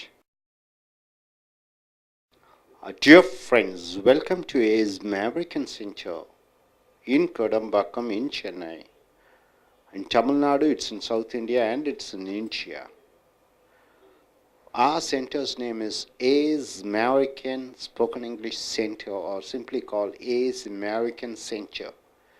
Here our motto and aim is to make our students to speak like British or American, or simply saying to make them to speak like native English speakers. So here, take your book. It is in the corporate English book. It is in the page number 342 to 343. Under the letter T, the word is touch. Touch as a noun, touch as a verb. Here, touch as a noun. Touch base. What do you mean by touch base? Get together, be in contact. You are, in contact with somebody, maybe your classmates. You can be free to touch base with me means what? You can be free to contact me. You can call me at any time. Keep in touch with me. In the sense, touch base comes almost similar to keep in touch with me. So touch base with me means keep in contact with me in communication, either through phone or through mail or whatever it is. So touch base means keep in contact. You got it? So next, coming here, touch a nerve. Or touch a sore spot. Sore means what? Something which is painful, something which is, which gives irritation to you. So touch a nerve, you're touching the nerve. Or touch a sore spot. Spot means place, means a sensational point. See, talking about a sensitive thing which makes one embarrassed. I'm talking about your weakness. That is a touch a nerve or touch a base. I'm touching your base means what? I'm touching your weak point. I'm touching a nerve or touching a sore spot means what? I am touching your weak point. I'm speaking about your weak point. By speaking, you get embarrassed. Embarrassed means what? Feeling bad. He touched a nerve when he asked about my past relationship. Past relationship, See, for example, this gentleman, he gets married. Before marriage, he had a relationship with a girl. His wife asks him about his past relationship. So that is touching a nerve. Touch a sore spot means touching a point which is something sensational, sensitive, which embarrasses him, which he doesn't like. Tough pill to swallow. What do you mean by that? Very difficult to take. See, they are giving a tablet to you, such a, bitter tablet. You find very hard to swallow. So, tough pill to swallow means very difficult to digest, very difficult to digest, very difficult to hear, very difficult to take. Dismissing my friend. See, I am the company owner. My friend has come there. He is working under me. I have to dismiss him. Dismissing my friend from the job was a tough pill to swallow for me. Means what? In a company, I become the manager. My friend becomes assistant manager. He has done something wrong. So I have to dismiss him. So it is a tough pill to swallow means what? Very hard to do that activity. Very hard to take an action on my friend. So it is called tough pill to swallow. Tough break. What do you mean by the phrase tough break? Unlucky or a bad situation. A situation which is bad, which is unlucky. Then you're using the phrase, it's a tough break. See here, it was a tough break. It was an unlucky situation or a bad situation for Indians to lose the England test match after their World Cup victory. See, Indians have won their World Cup during the year 1984 and second during the year 2011, isn't it? After 2011, 2013, they went to England, they lost the test match. So it is a tough break means what? It is a bad situation. It is an unlucky situation. So tough break means a bad situation. Have you got it? Okay. Tough act to follow. Tough act to follow means what? A difficult thing to overtake something or somebody. Tough act to follow means what? It's very, very, very difficult to follow somebody. It's very difficult to do what somebody has done.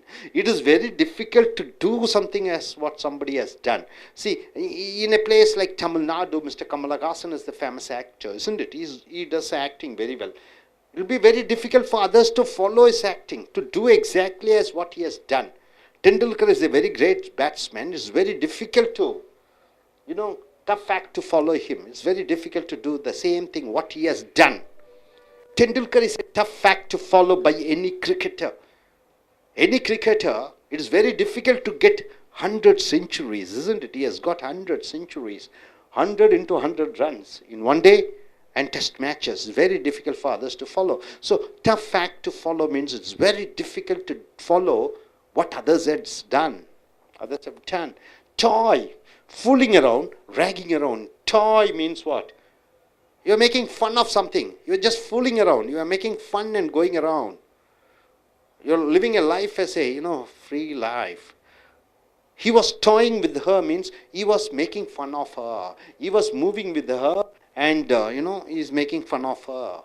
So he's toying around with her. He was toying with her means he's making fun of her. So my dear friends, touch base means what? To keep in contact. Touch a nerve or touch a sore spot means what? To talk about something which is sensitive, which is sensational, which you don't like, which embarrasses you. Tough pill to swallow. What do you mean by that? Tough pill to swallow. Something very difficult to digest. Something very difficult to, to take.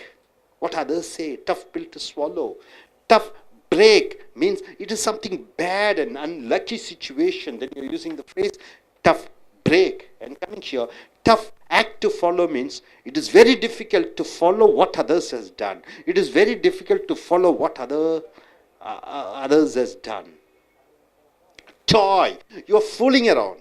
You're making fun. You're enjoying. You are not serious at all. He's toying around with his studies means what? He's fooling around with his studies.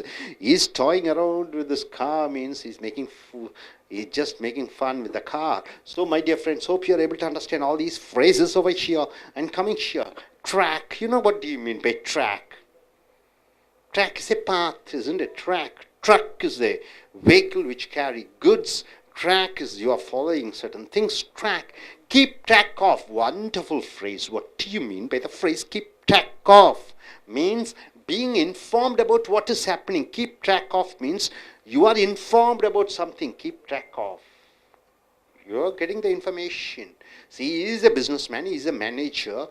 He is working in a Vodafone.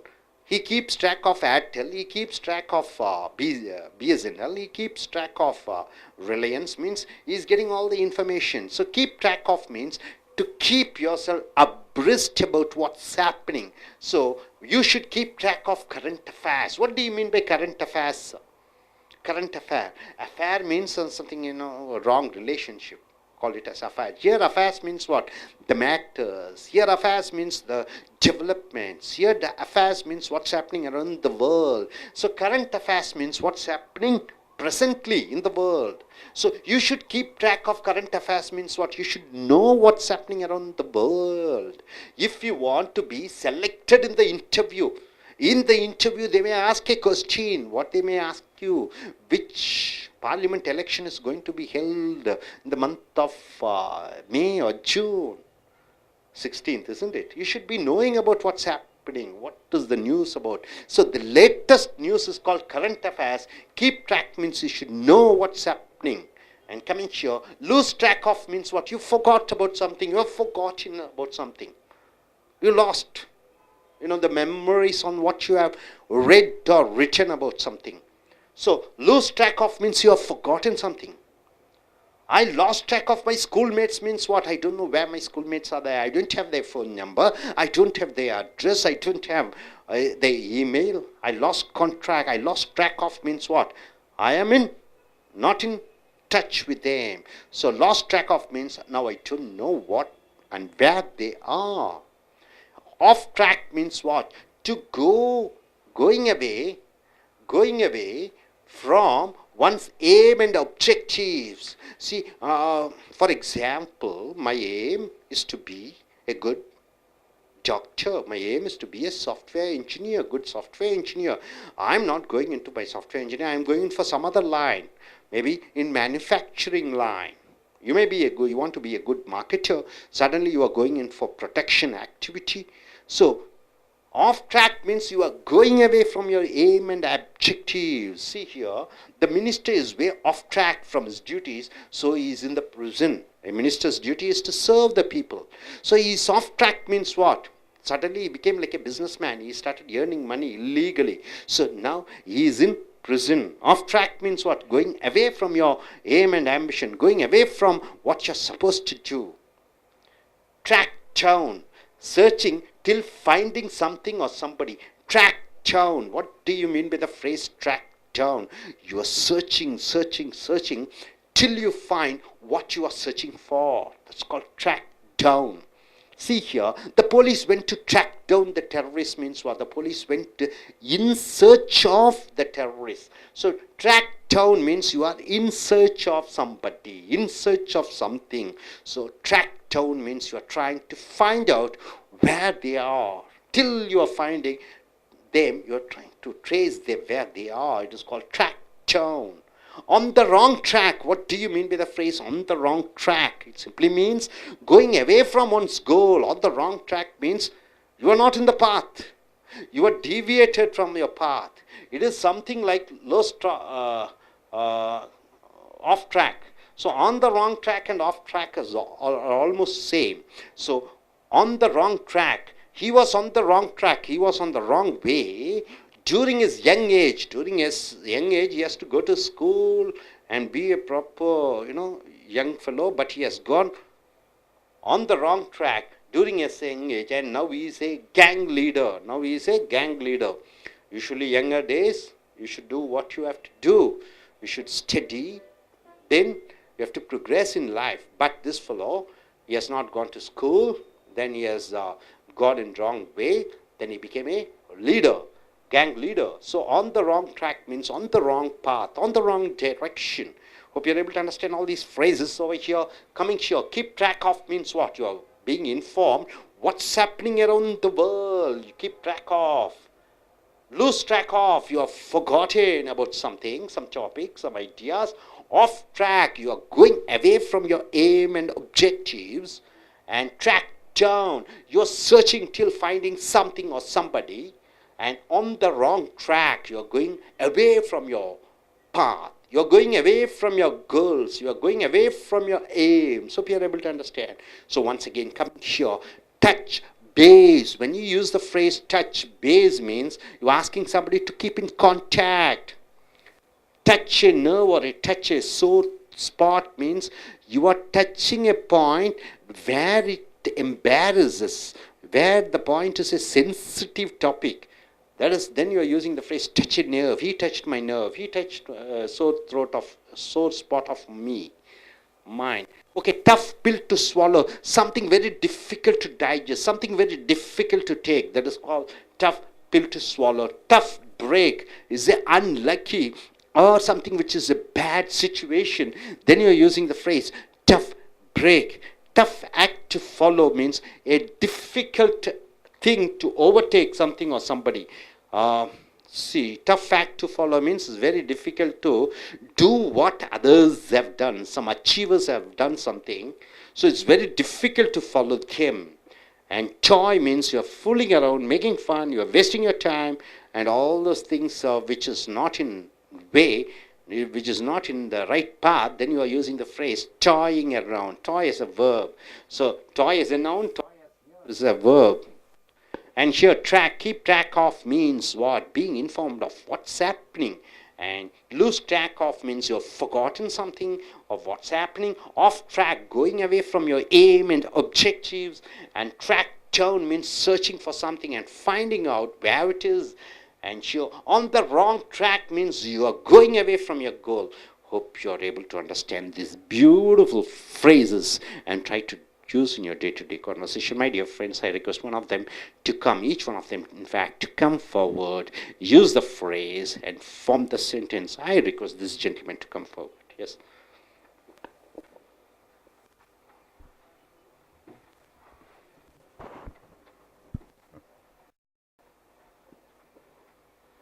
Good evening, friends. I'm Shaktivil. I'm going to use the phrase on the wrong track.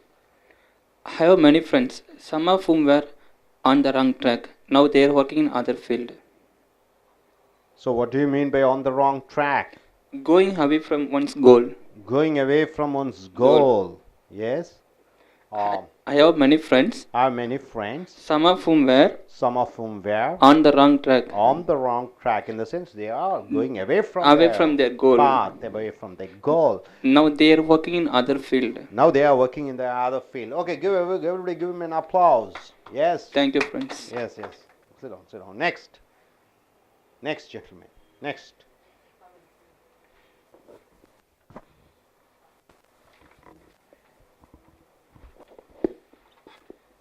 Good evening. What's your name, Jen? Good evening, everybody. My name is Anadrai. I am talking about off track. Off track. What do you mean by off track? Vijay was an actor. In South India, especially in Tamil Nadu, one actor, his name is Mr. Vijay Kant. Mr. Vijay Kant, earlier he was an actor, maybe up to the age of 50 or something. He was an actor, yes. Now he is off track in movies. In 2014. Yeah. He's off track in the movies. No, he doesn't act in movies. And he is a politician. Now he is a present politician. Politician of He is opposition party leader. In yeah, fact. leader in DMDK. Okay. Sure. Okay. Good. Good. Good. Give him an applause. Yes. Yes. Please come forward.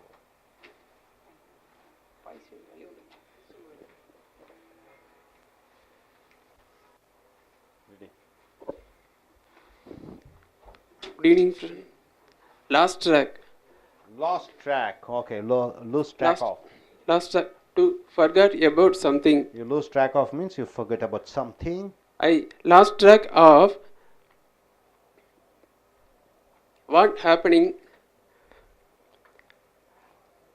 I lost track of what's happening. What happening? Politics. What's happening in politics? I lost track of what's happening in politics. Politics. Why? Because? Politics. Because you don't read papers, isn't it? Begins. Okay, good, good. Please come forward. Come forward. Yes, next gentleman, next young lady.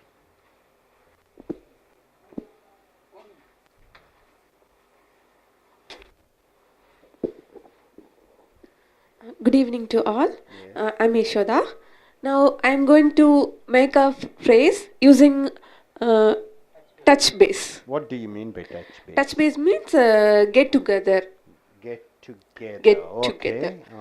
Oh. After 4 years, the old students were celebrated a touch base party.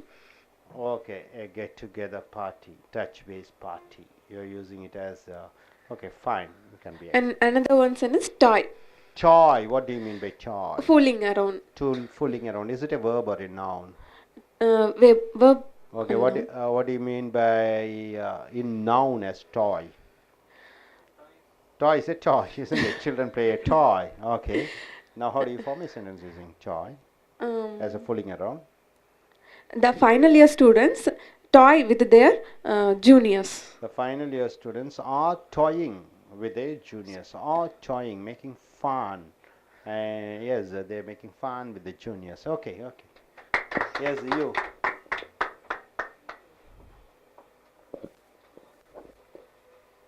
Good evening to all. My name is Sadish Kumar. I take base, touch base. Okay, what do you mean by touch base? Keep in contact. You're asking somebody to keep in contact, okay? My schoolmates touch base with me. Okay, your classmates have a touch base with you, isn't it? Okay, fine. Another one. Yes. Lose track of. Lose track of. What do you mean by lose track of? Forget about something. You have forgotten about something. Lose track of. Yeah. How do you form a sentence? I lost track of my previous office colleagues. I have lost track of my previous colleagues. I've lost the address. Okay, good. Next one, sir.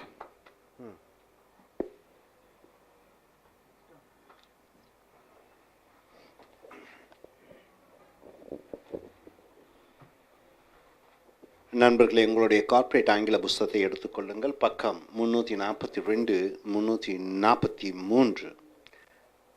பக்கம் எழுத்து D, வார்த்தை touch. Touch என்றால் தொடுதல், touch என்றால் தொடுவது என்று வினைச்சொல்லாகவும் பெயர் சொல்லாகவும் வரும். Base என்றால் அடிப்படை. டச் பேஸ் என்று வரும் பொழுது கெட் டுகெதர், ஒருவருடன் ஒருவர் இணைவது, சேருவது, அல்லது நீ மற்றவர்களிடம் அழைக்கிறாய். பி இன் கான்டாக்ட் என்றால் என்ன? என்னுடன் தொடர்பு கொள் என்று கேட்கிறாய். Touch base. You can be free, நீ கொஞ்சம் தாராளமாக இருக்கலாம். To touch base with me என்றால் என்ன? என்னுடன் தொடர்பு கொள்ளுவதற்கு எப்பொழுது வேண்டுமானாலும் நீ என்னுடன் தொடர்பு கொள்ளவேலாம் என்று சொல்லும் பொழுது டச் பேஸ் என்று சொல்கிறாய். அடுத்ததாக டச் ஏ நர்வ் என்றால் அவன் நரம்பை தட்டுவிட்டேன், தொட்டுவிட்டேன் என்று சொல்லும் பொழுது டச் ஏ சோர் ஸ்பாட். ஸ்பாட் என்றால் இடம், சோர் என்றால் என்ன? வலி கொடுக்கக்கூடிய, வீங்கிய, பிரச்சனைக்குரிய, அவன் பிரச்சனைக்குரிய ஏரியாவை தொட்டுவிட்டேன், அவனுக்கு வலிக்கக்கூடிய இடத்திலே நான் தொட்டுவிட்டேன், அடித்து விட்டேன் என்று சொல்லும் பொழுது டச்சேன்னு அவன் நரம்பை பார்த்து அடித்தேன், அவனுக்கு வலிக்கக்கூடிய இடத்தை பார்த்து அடித்தேன் என்று சொல்லும் பொழுது talking about A sensitive thing, ஏதோ உணர்ச்சிகரமான ஒரு விஷயத்தை பற்றி பேசுதல் which makes one embarrassed.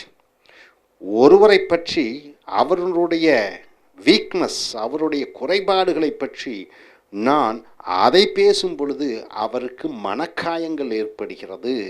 ஒருவருடைய மனக்காயத்தை உண்டாக்குவதற்காக தர்மசங்கடமான விஷயங்களை பற்றி அவரிடம் கேட்டு அதனால் அவர் சங்கடப்படுவதை டச்சே நர்வ் அல்லது டச்சே சோர் ஸ்பாட் என்று சொல்கிறோம். சோர் என்றால் என்ன என்று பார்க்கிறீர்கள் என்றால் வீங்கிய, வலிக்கக்கூடிய, வேதனை அளிக்கக்கூடிய சோர் த்ரோட் என்று சொல்வோம். வலி கொடுக்கக்கூடிய தொண்டை சோர் ஐஸ் என்று சொல்கிறோம். கண்களுக்கு எரிச்சல் உண்டாக்கக்கூடிய அந்த கண்கள். அப்போ சோர் என்றாலே வலி, வேதனை கொடுக்கக்கூடிய. He touched A nerve. அவன் எனக்கு பிடிக்காத தர்மசங்கடமான விஷயத்தை தொட்டான். when he asked about my past relationship, என்னுடைய இறந்த கால உறவுகள், ஒரு பெண்ணுடனோ ஒரு ஆணுடனோ இறந்த உறவுகளை பற்றி அவன் பேசி எனக்கு தர்ம சங்கடத்தை ஏற்படுத்தினான். அடுத்தது டஃப் பில் டு ஸ்வாலோ. பில்லுனா மருந்து. அந்த மருந்தை முழுங்குவதற்கு கடினமாக இருக்கிறது என்று சொல்லும் பொழுது தமிழிலே வெரி டிஃபிகல்ட் டு டேக். ஒரு விஷயத்தை ஜீரணம் பண்ணுவதற்கு, ஒரு விஷயத்தை எடுத்துக்கொள்வதற்கு மிக கஷ்டமாக இருக்கிறது, ரொம்ப வேதனையாக இருக்கிறது. ஒரு விஷயத்தை நாம் அறிந்து தெரிந்து புரிந்து ஏற்றுக்கொள்வதற்கு கஷ்டமாக இருக்கிறது என்று சொல்லும் பொழுது tough bill to swallow. Bill என்றால் மருந்து. Dismissing my friend. நானும் என் நண்பனும் ஒரு அலுவலகத்திலே சேர்ந்தோம். நான் மேலாளரானேன், அவன் உதவி மேலாளரானான். டிஸ்மிஸிங் மை ஃப்ரெண்ட், அவனை நான் வேலை நீக்கம் செய்ய வேண்டும் ஃப்ரம் த ஜாப், வேலையிலிருந்து. Was a tough bill to swallow for me என்றால் என்ன?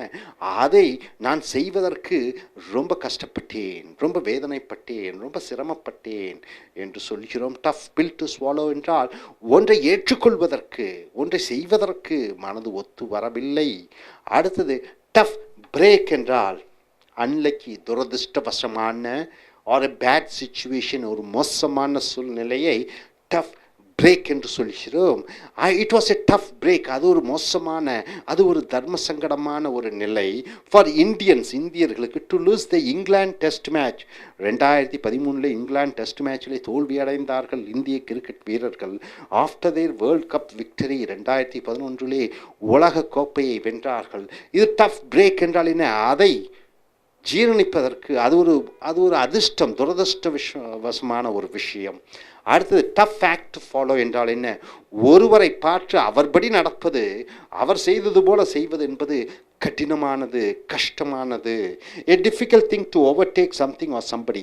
ஏதோ ஒருவர் செய்தார், அவர் சாதனையை முறியடிப்பது என்பது கஷ்டமான, வேதனை, ரொம்ப கடினமான ஒன்று, முடியாத ஒன்று. அதுதான் tough act to follow. To follow என்றால் என்ன? ஒன்று செய்ய. ஆக்ட் என்றால் என்ன? செய்கை. டஃப் ஆக்ட் என்றால் கடினமான ஒரு செய்கை ஒன்று செய்வதற்கு. Tendulkar is a tough act to follow by any cricketer. Tendulkar செய்த சாதனைகளை முறியடிப்பது என்பது கடினமான ஒரு இலக்கு, கஷ்டமான ஒரு வேலை மற்றைய கிரிக்கெட் வீரர்களுக்கு. டாய் என்றால் என்ன? பொம்மை என்று சொல்கிறோம். ஆனால் இங்கே டாய் என்று வினைச்சொல்லாக வரும் பொழுது மிக முக்கியமான ஒரு வார்த்தை ஃபூலிங் அரவுண்ட், ராகிங் அரவுண்ட். ஒருவரை கிண்டல், கேலி செய்வது, ஒருவரை நேரம் போவதற்காக அவரை பயன்படுத்தி கொள்வது, ஒருவரை தமாஸ் செய்து கொள்வது, அதை டாய் என்று சொல்கிறோம். உதாரணத்துக்கு he was toying with her என்றால் அவன் அவளுடன் விளையாட்டுத்தனமாக, கேளிக்கையாக, பொழுது போவதற்காக செலவழித்து கொண்டிருந்தான் தன்னுடைய நேரங்கள். இந்த டாய் என்பது மிக முக்கியமான வார்த்தை. ஸோ நண்பர்களே, இந்த சொற்றொடர்கள் டச் பேஸ் என்றால் என்ன? மறுபடியும் ஒருவரும் சேர்ந்து கொள்ளுதல் அல்லது பழைய நண்பர்களை தொடர்பு கொள்ளுதல். டச் ஏ நர்வ் ஆர் டச் ஏ சோர் ஸ்பாட் என்றால் என்ன? தர்ம சங்கடமான விஷயங்களை பற்றி பேசுதல். டஃப் பில் டு ஸ்வாலோ என்றால் என்ன? ஒன்றை செய்வதற்கும் ஜீரணம் பண்ணுவதற்கும் புரிந்து கொள்வதற்கும் கடினமாக இருக்கிறது. டஃப் பிரேக் என்றால் ஒரு மோசமான, ஒரு துரதிருஷ்டவசமான ஒரு சூழ்நிலை. டஃப் ஃபேக்ட் டு ஃபாலோ என்றால் ஒருவர் செய்ததை அதை போன்று மற்றொருவர் செய்வது என்பது கடினமான ஒரு விஷயம். டா என்றால் ஒன்று நேரம் போவதற்காக ஃபூல் பண்ணுவது, கிறுக்குத்தனமாக அல்லது தமாஷிற்காக, பொழுது போவதற்காக ஒரு காரியத்தை செய்வதை டாய் என்று சொல்கிறோம். ட்ராக் என்றால் பாதை. கீப் ட்ராக் ஆஃப் என்றால் என்ன? கீப் ட்ராக் ஆஃப் என்றால் என்ன? அனைத்து பாதைகளும் தெரிந்திருத்தல் என்று சொல்லும் பொழுது being informed about what is happening, என்ன நடந்து கொண்டிருக்கிறது என்ற தகவல் உனக்கு பெற்றாக வேண்டும். அதுதான் கீப் ட்ராக் ஆஃப். அனைத்தும் தெரிந்து வைத்திருக்கிறேன், என்ன முன்னேற்றங்கள் நடந்து கொண்டிருக்கிறது என்று. You should keep track of current affairs. Current affairs என்றால் என்ன? கரண்ட்னா நிகழ்கால, அஃபேர்ஸ் என்றால் என்ன? விஷயங்கள். அஃபேர்ஸ் என்றால் கள்ளக்காதல் என்ற வார்த்தை. இங்கே கரண்ட் அஃபேர்ஸ் என்றால் என்ன? உலகத்தில் நடக்கக்கூடிய அரசியல் விஷயங்கள், மத விஷயங்கள், மற்ற அனைத்து விஷயங்கள், விளையாட்டு விஷயங்கள், அனைத்து விஷயங்களையும் கரண்ட் அஃபேர்ஸ், இதுவரைக்கும் நடந்த விஷயங்களை அறிந்து தெரிந்து வைத்திருப்பது என்பது, if you want to select to be selected in the interview, நேர்முக தேர்விலே நீ தேர்ந்தெடுக்கப்பட வேண்டுமென்றால் உலகத்தில் இதுவரைக்கும் நடந்த விஷயங்கள் அனைத்தும் நீ அறிந்து தெரிந்திருக்க வேண்டும். அப்பொழுதுதான் நீ நேர்முக தேர்விலே தேர்ந்தெடுக்கப்படுவாய். லூஸ் ட்ராக் ஆஃப், அந்த பாதையை மறந்துவிட்டேன் என்று சொல்லும் பொழுது, டு ஃபர்காட் அபவுட் சம்திங், வந்த வழியை மறந்து விட்டேன் என்று சொல்லும் பொழுது நீ இக்கட்டான சூழ்நிலையிலே மாட்டிக்கொண்டாய். So to lose track of என்றால் டு ஃபர்கெட் அபவுட் சம்திங், ஒன்றை பற்றி மறந்து விட்டாய், ஒரு விஷயத்தை பற்றி மறந்து விட்டாய். I lost track of my school mates என்றால் என்ன?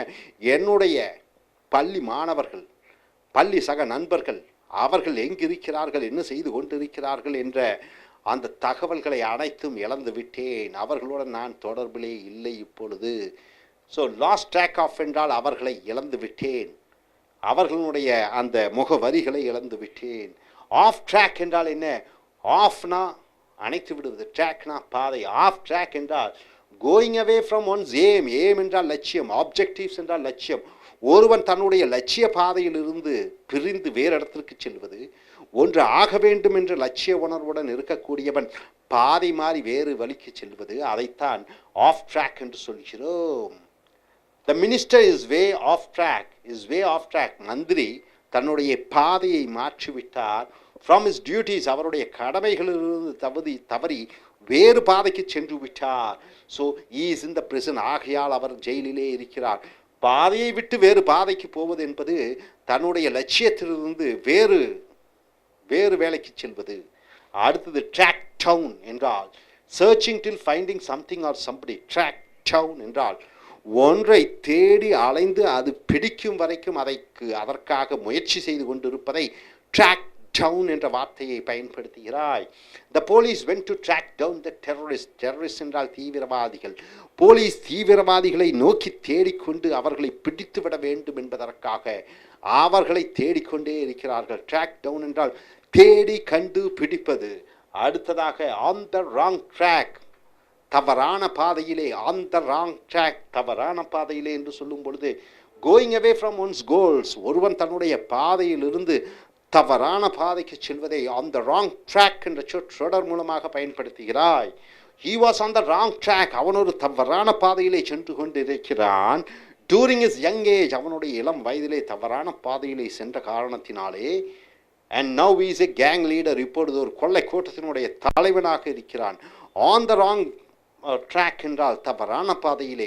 ஸோ நண்பர்களே, இங்கே பாருங்க மறுபடியும், கீப் ட்ராக் ஆஃப் என்றால் என்ன நடக்கிறது என்பதை அறிந்து தெரிந்து வைத்திருத்தல் இதுவரைக்கும். லூஸ் ட்ராக் ஆஃப் என்றால் ஒன்றை பற்றி மறந்து விடுதல். ஆஃப் ட்ராக் என்றால் என்ன? ஒருவன் தன்னுடைய லட்சியத்திலிருந்து வேறு பாதைக்கு செல்லுவது.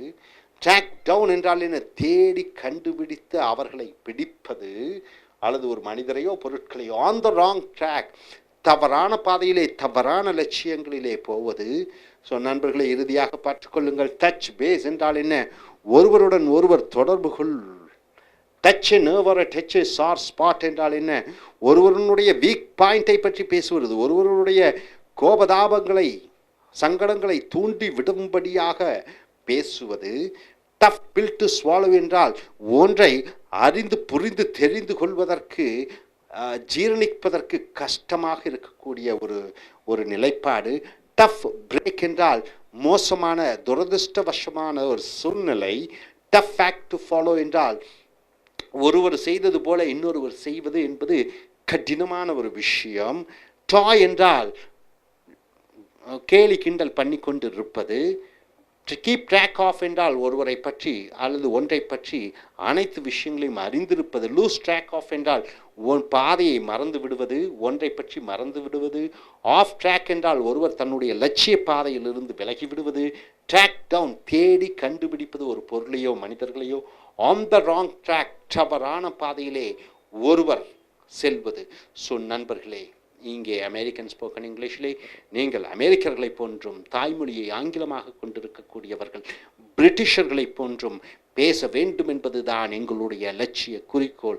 அந்த குறிக்கோளின் இந்த ப்ரோக்ராம் உங்களை பேச வைப்பதற்காக. ஸோ இவர்களைப் போன்று நீங்களும் அமெரிக்கர்களைப் போன்றும் பேசி உங்கள் ஆங்கில வளத்தை வளப்படுத்திக் கொள்ளுங்கள். Thank you very much. Dear friends, welcome to AIS American Center. We in American Center in Chennai, in Tamil Nadu, in South India, in India, our motto and aim is to make our students to speak like native English speakers, like Americans and Britishers. So take your corporate book, page number 344 to 345.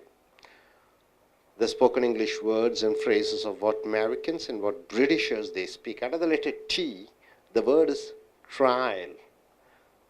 Under the letter T, the word is trial. What do you mean by trial?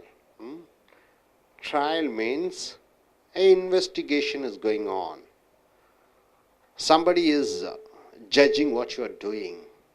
That is called trial. Right? The ways of judging whether something is wrong or right, it is called trial. So bench trial, what do you mean by the phrase bench trial? It simply means an argument for a case without a judge. An argument is going on but there is no judge. Bench trial means an argument for a case without a judge. There is a case which is coming up, which is going to be bench trial, means without a judge, the case would be tried. So the bench trial is scheduled next month. So the bench trial is going to be here next month. So without a judge. Next, trick of the trade, tricks of the trade. What do you mean by tricks? Business tricks, you know, the methods of the trade means what? Business. So tricks of the trade means very important. Sachin Tendulkar knows the tricks of the trade in batting. Mr. Karunanidhi knows the tricks of trade in politics. Miss Sonia Gandhi knows the tricks of trade. Tata knows the tricks of trade of the corporate sector. Means they know certain methods to win. Great knowledge about something which is not shared to anybody. This is kept a secret. They won't tell it to anybody. That is called tricks of the trade, business tricks, right? We should give him a high salary because he knows the tricks of our trade. Means we should give him high salary because he knows our business tactics. If we don't give him a salary, he will go and start his own business. He will be our competitor. So tricks of the trade means a person who knows certain things about certain business, about certain profession, about something which others don't know. He is specialist in that. So tricks of trade means a person who is specialist in one particular profession. Tricks of trade, who knows the knowledge of what's there. And tricky, what do you mean by the phrase tricky? It is something very risky. Something risky. Tricky. During the driving the car through the hill station is a tricky one. Driving the car through the hill station, see, 100 hairpin bends are there. You should be very, excellent driver to drive. So it is a tricky one, means something very risky one. Risky. Anything it may happen. Risky, tricky. It is a tricky job to be a politician. It's a tricky job to be a secretary of it's a tricky job to be a cine actor. Hat trick. What do you mean by the phrase hat trick? You know, in cricket, they say hat trick, isn't it? What do you mean by hat trick? Is there anything like a person who takes 3 wickets? What do you say? Huh? Hat trick. Hat trick. So hat trick means what? Doing something great differently. Everybody will take 1 wicket. Everybody will take 2 wickets. Here is a person who takes 3 wickets. It's called hat trick. A person may take centum in maths, 98 in physics. Chemistry he may take 97. But here is a person who takes mathematics centum, physics centum, chemistry also in centum. So it is a hat trick means what? It is something, doing something great differently. There's one actor, what's his name, Salman Khan or Hrithik Roshan. Their first movie is a grand success. Second movie is a grand success. Third movie also is a grand success. So he has brought a hat trick means what? He has done things differently. He has done a hat trick in his business means what? In his business, whatever he has taken, whatever he has done, it has become very successful. So hat trick means doing something great. Something great and differently, not like others. You are doing something differently. Dirty trick. What do you mean by the phrase dirty trick, sir? A cheating practice. You are used to cheat others. It is a cheating practice. Then you are using the phrase dirty trick. Cheating practice, dirty trick. My friend did a dirty trick on me means what? My friend cheated me. My friend cheated me. Dirty trick means cheating. Trip or trip out. What do you mean by the phrase trip or trip out? It simply means too much worrying. You are too much worrying, bothering. Getting more stressed because of bothering, you are getting stress, right? So, trip or trip out means you are much bothered and you are getting more stressed. You got it, sir? So, my sister got tripped out. My sister got stressed out when her daughter went abroad. When my sister got stress, tension. When her daughter went abroad. So, trip or trip out means what? Getting stressed. You got it, sir? Now, coming here. Bench trial means what? A case to be heard without a judge. What do you mean by tricks of the trade? You know certain things. You are very talented. You are more skillful that no others know. Only you know that. In a particular profession, in a particular occupation, in a particular business, then you are using the phrase tricks of the trade. And coming here next, tricky means what? Something very risky. Hat trick means what? You are doing something great, something differently than others. Dirty trick means what? A cheating practice. You are cheating somebody. It's a cheating practice. Trip or trip out means what? Too much worrying, too much bothering because of the lot of stress is there. Got it? And coming here, trots. What do you mean by trots? Loose motion, diarrhea, you have stomach problem. Then you are using the word trots. I got trots, you don't get confused. Trots means loose motion, the food is undigested and you have no problem because of the food. And the motion, you get a loose motion. Yesterday's dinner party gave me the trots. Yesterday's dinner party gave me the loose motion. Trots is called loose motion. Trot. One of the meaning trot. This is trots. Trot. To go, to come, to go and to come. Then you're using the phrase trot. Let us trot. Let us go to the marriage to see our relations. Let us trot means let us go. Let us go. Hot to trot means what? People who are happy and getting ready for some action. Hot to trot means you are being ready for some action. Hot to trot. You are being ready to do some action. Hot to trot. The cricket players are hot to trot means are ready for tomorrow's match. Hot to trot means what? Being ready for some action. You are being ready for doing some activity. Hot to trot. And coming here, trouble. You know what do you mean by trouble, sir? Trouble means what? You are getting inside a problem. That is called trouble. Trouble is brewing. Trouble is brewing. Brewing means what? Making, coming, brew. So, trouble is brewing means that trouble is coming nearby. The trouble is coming nearby. The problem is coming nearby. So, trouble is brewing means the trouble is brewing for America. Not for anybody. It's for America. Why?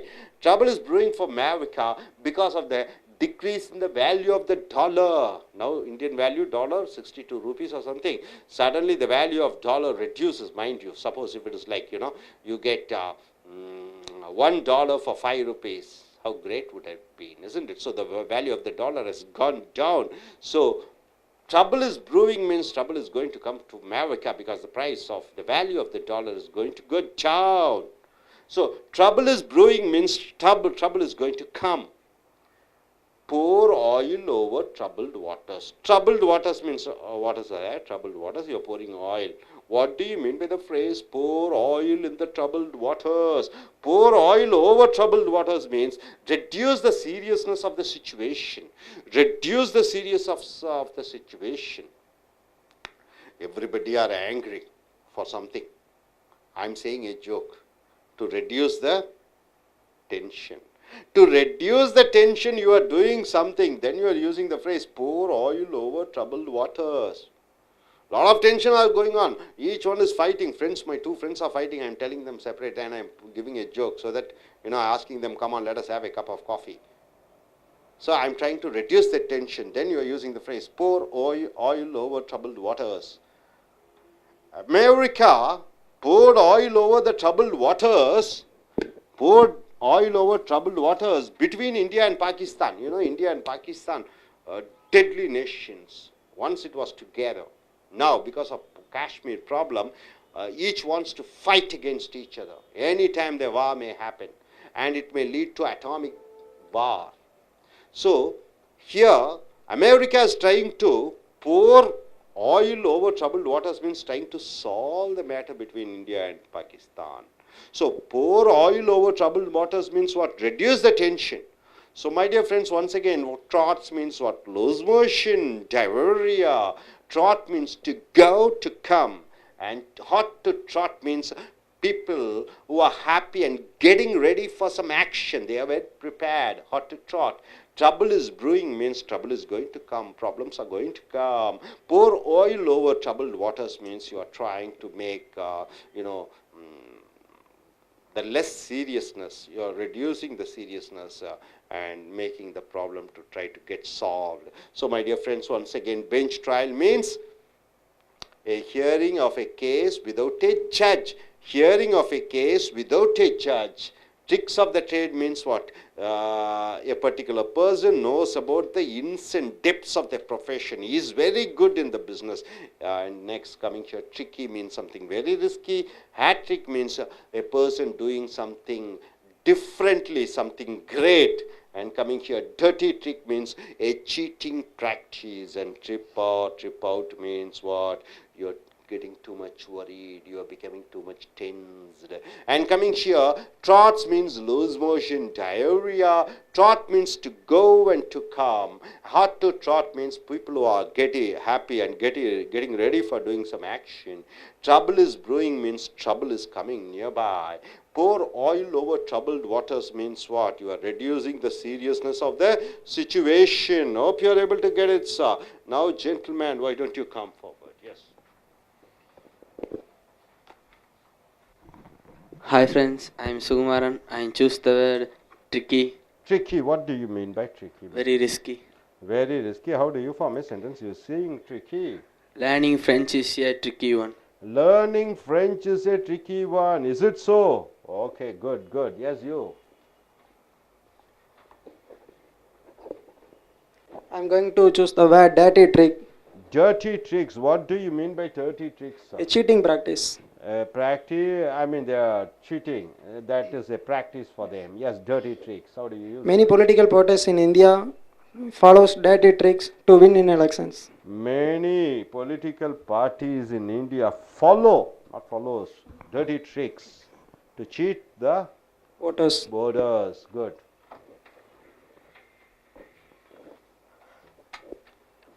My name is Mansuri. I am going to use the sentence hat trick.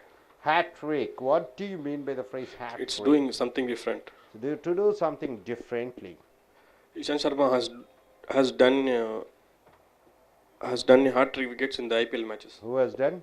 Ishant Sharma. Ishant Sharma, a cricket bowler, has made a hat trick. Wickets in the he has IPL done matches. differently. Okay, good. Achieved.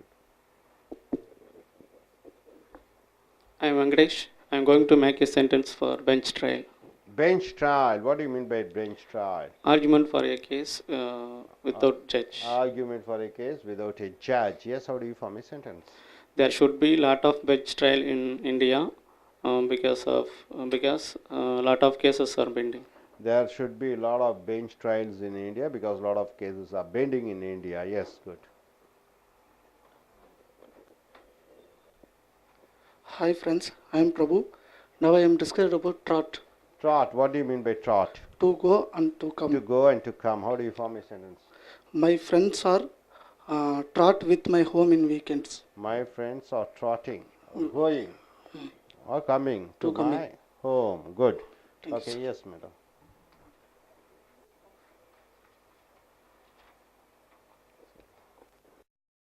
Trots. Loose motion diarrhea. My husband went my husband yesterday went some friends home. He got trot. Okay, trots, loose motion. My husband went to his friend's home and had a party, and he got trots. Yes.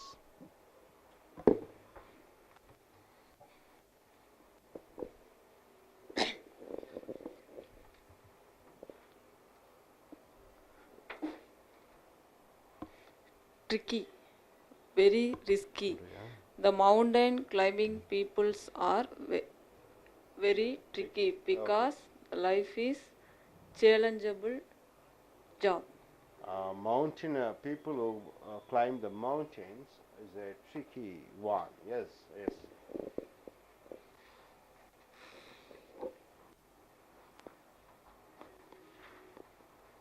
Yes, what is the phrase you want to see? Try to go to come. Okay, trot, to go or to come. Okay.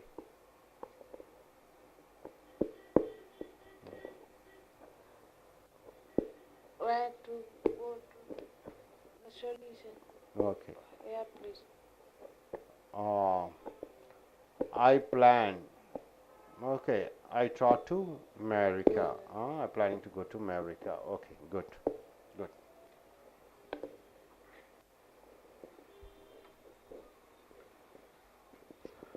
நண்பர்களே, எங்களுடைய corporate ஆங்கில புஸ்தகத்தை எடுத்துக்கொள்ளுங்கள். Book page number 344லேருந்து 345. அமெரிக்கர்களை போன்றும் பிரிட்டிஷர்களை போன்றும் பேசக்கூடிய அந்த ஆங்கில சொற்றொடர்களை பார்க்கிறீர்கள். எழுத்து டி. வார்த்தை ட்ரையல் என்றால் என்ன? வழக்கை விசாரித்தலை ட்ரையல் என்று சொல்வோம். வழக்கை விசாரித்தலை ட்ரையல் என்று சொல்வோம். இங்கே பெஞ்ச் ட்ரையல் என்று சொல்லும் பொழுது அருமையான வார்த்தை. an argument for a case without a judge. நீதிபதி இல்லாமல் வழக்கை விசாரிப்பது. நீதிபதி இல்லாமல் வழக்கை விசாரணை செய்தலை பெஞ்ச் ட்ரையல் என்று சொல்கிறோம். the bench trial is scheduled next month. scheduled என்றால் என்ன? அட்டவணை.